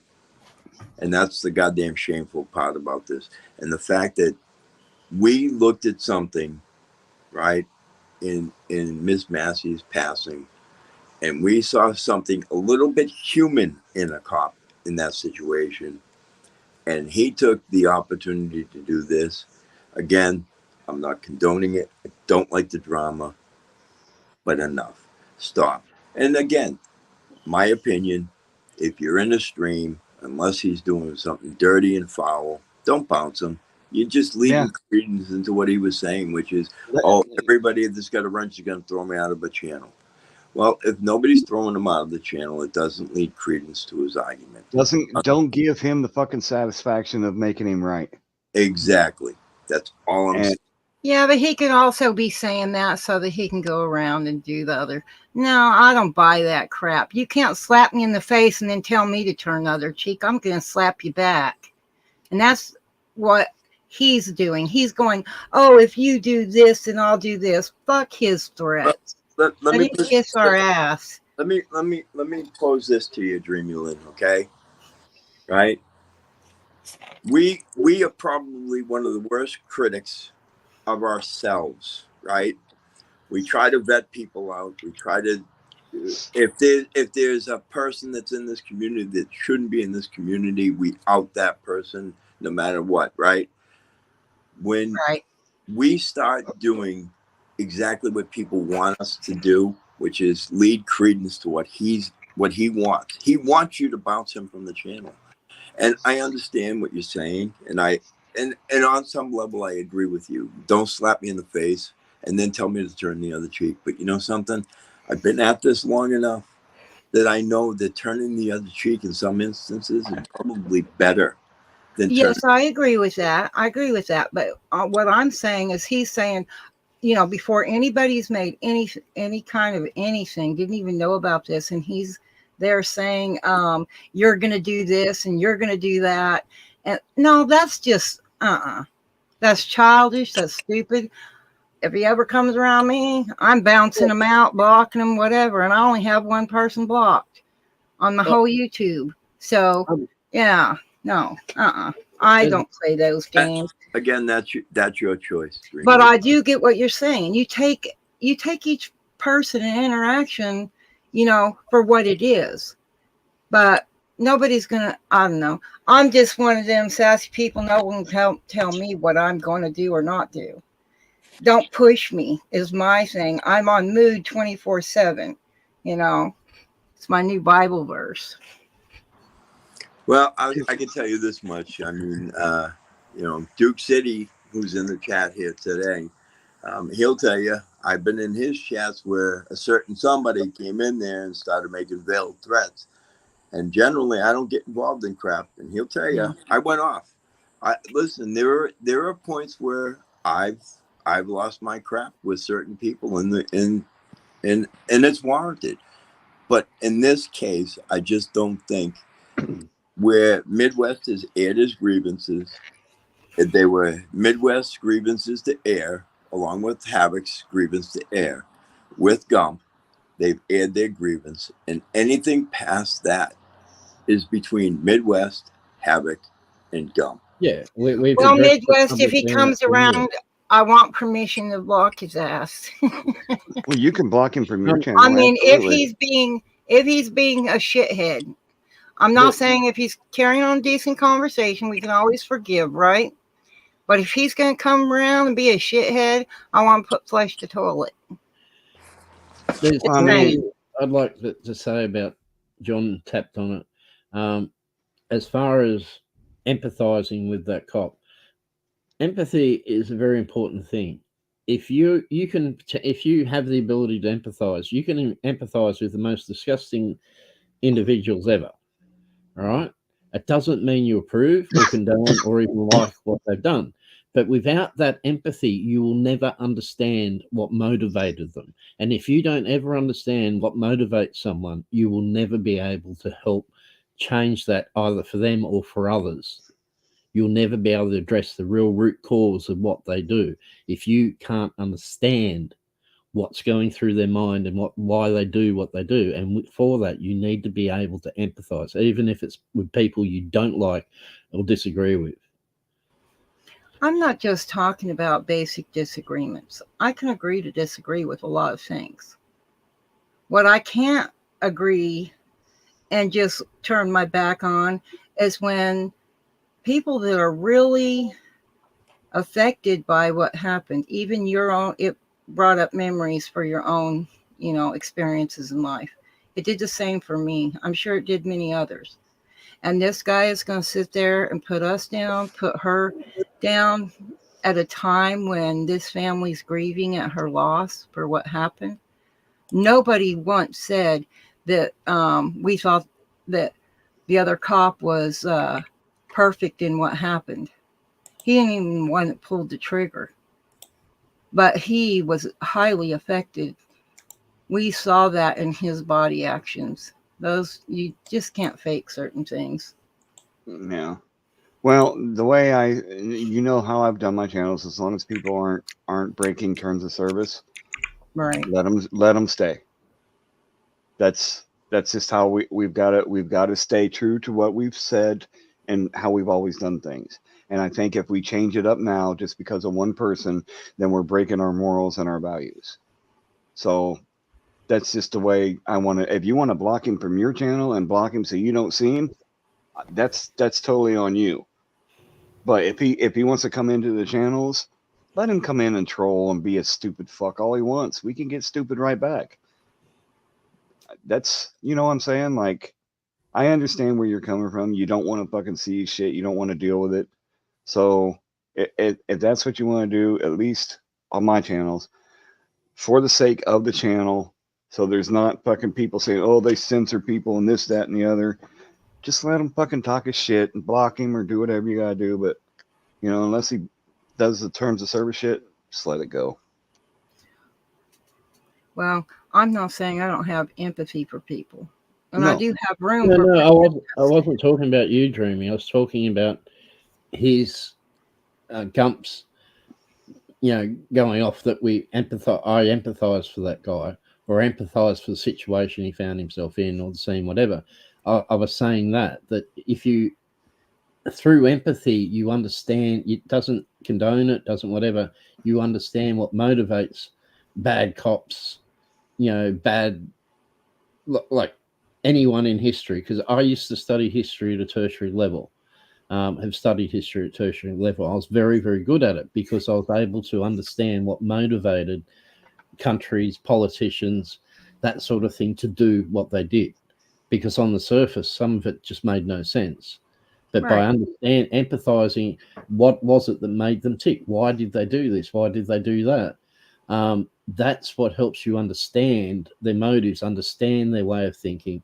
And through that, you can forearm yourself against that, and you can help, hopefully, you know, part of the education process, at least for those that you come in contact, you can explain that, and that helps them understand. Through understanding, you can have a greater potential to change what's wrong. That's what I was talking about. I wasn't about, you know, well, I was talking about Gump. That's what I was talking about. I get, you know, with the cops and stuff like that, you know, I get that part. But I'm talking about you know, that's like you know, punching you in the face. All right. Although he was a coward about it and hid behind the, you know, the computer screen, he didn't come in. He could have came in and talked. He'd still been just as safe, but he didn't. We know his character. We know what he's doing. So no, it's just like somebody punching in the face. You can just say, "Oh, here, hit me on the other side. You didn't break my jaw right." Right. No, I get it, but at the same I'm time, not going to block anybody if they come in. There's people that have a change of heart, change of mind. They can be forgiven, right? Mm-hmm. So we can have that door open. But no, he's like a narcissist. You shut the door and you lock it, and you don't talk to him or talk about him anymore. Don't give him any food. Don't feed him. I can kind of agree with that, but like I said, I want to stick to how I've always done things, unless they're you know super vile about it or breaking terms of service. We're not gonna go that route just yet. We'll let this one slide for a little bit. And if he wants to come in to Callahan or Midwest whilst he's live and troll, go for it, because there's plenty of us in there who give a lot better than what's given. Yeah, absolutely. We troll Midwest. I personally, I know Chopper does and a few others. We troll Midwest that hard, especially on Trucking with Callahan, that there's really no original material anyone else could come in with. We do it in fun, and Pink Taco in right. We do. I troll myself, motherfucker. Yeah, he does too. And so it gives anyone who's trying to troll for a nasty reason nowhere to go. Right.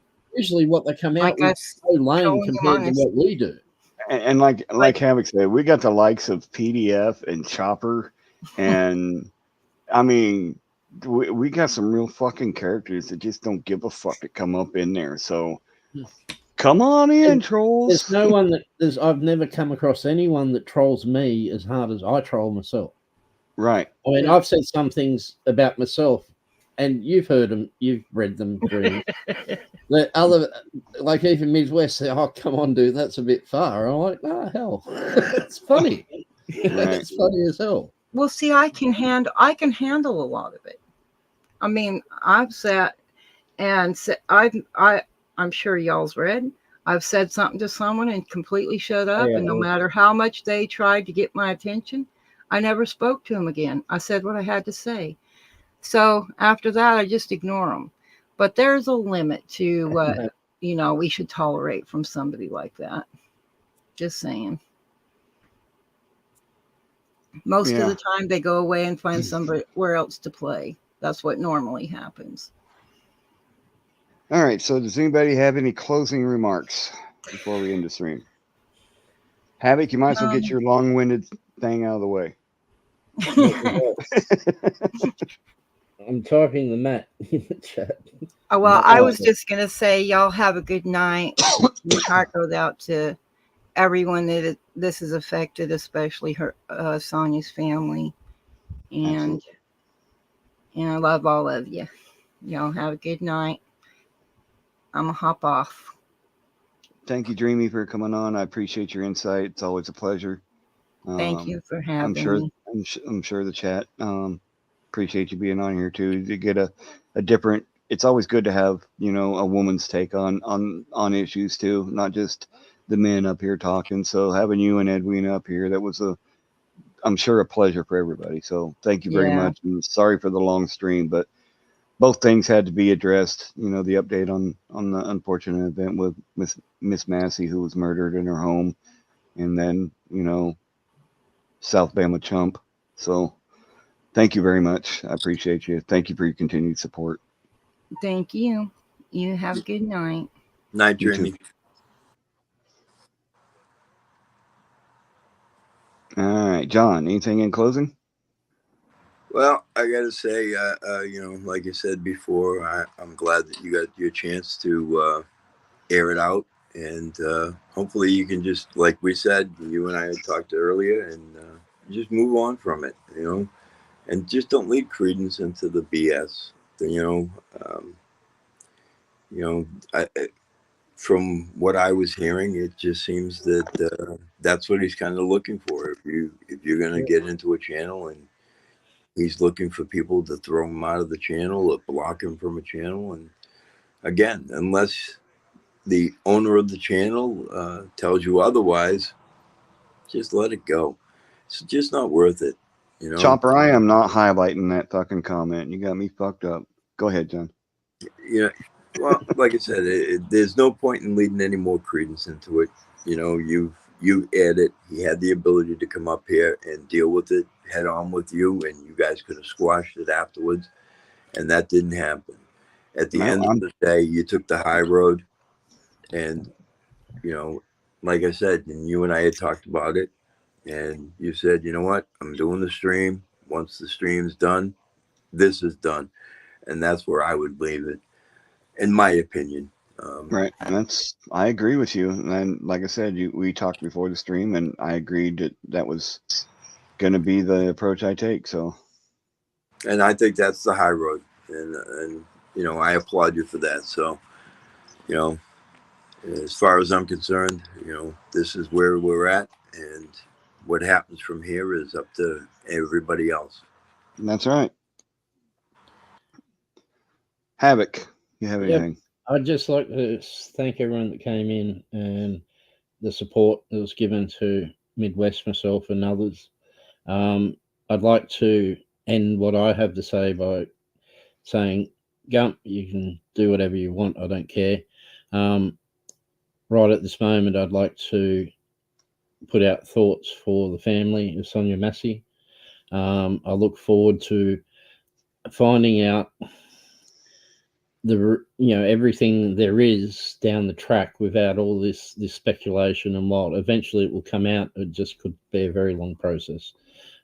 So to Grace and Rotten Hell, Sonya Massey, I'm so sorry this happened to you. I hope that something good comes from it. I'm skeptical, but hopefully it might help push accountability, and to make those that put the guns and badges in arseholes like Grayson's hand accountable personally. Now, I'm not talking about financially. I'm talking about, at the very minimum, out of a job, and if possible, charges. They're the ones that gave this guy the opportunity to do what he did. He could never have done what he did if they hadn't have put the gun and a badge in his hands, and when they knew he should never have had them. That's it. Thank you. Thanks, everyone. Well, thank you, everybody, for coming in. I second what you just said. To police departments around the nation, please start doing the right thing before it's too late for you guys. We, the people, are getting sick of having our family and friends murdered, incarcerated, beaten, treated like shit by you guys, because you guys don't know what the fuck you're doing. Get your shit together. Do the right thing. We don't need any more Sonya Masseys. We don't need any more of this shit going on.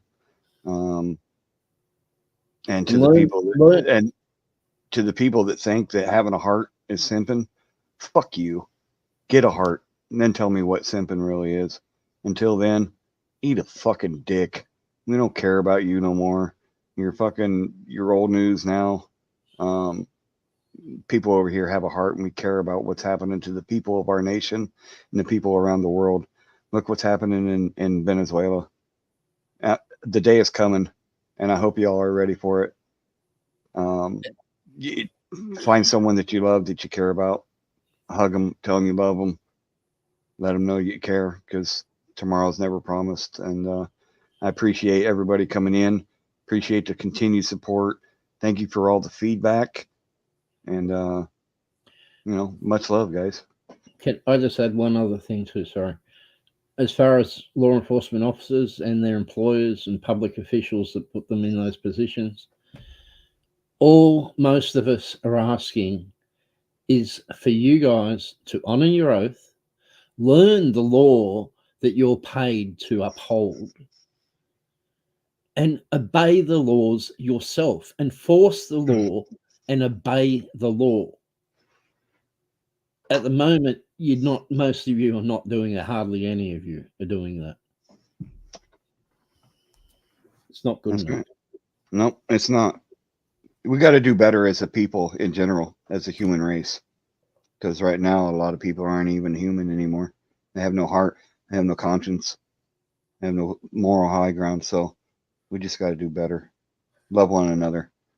Until next time, guys. We'll see you on the next one. See ya.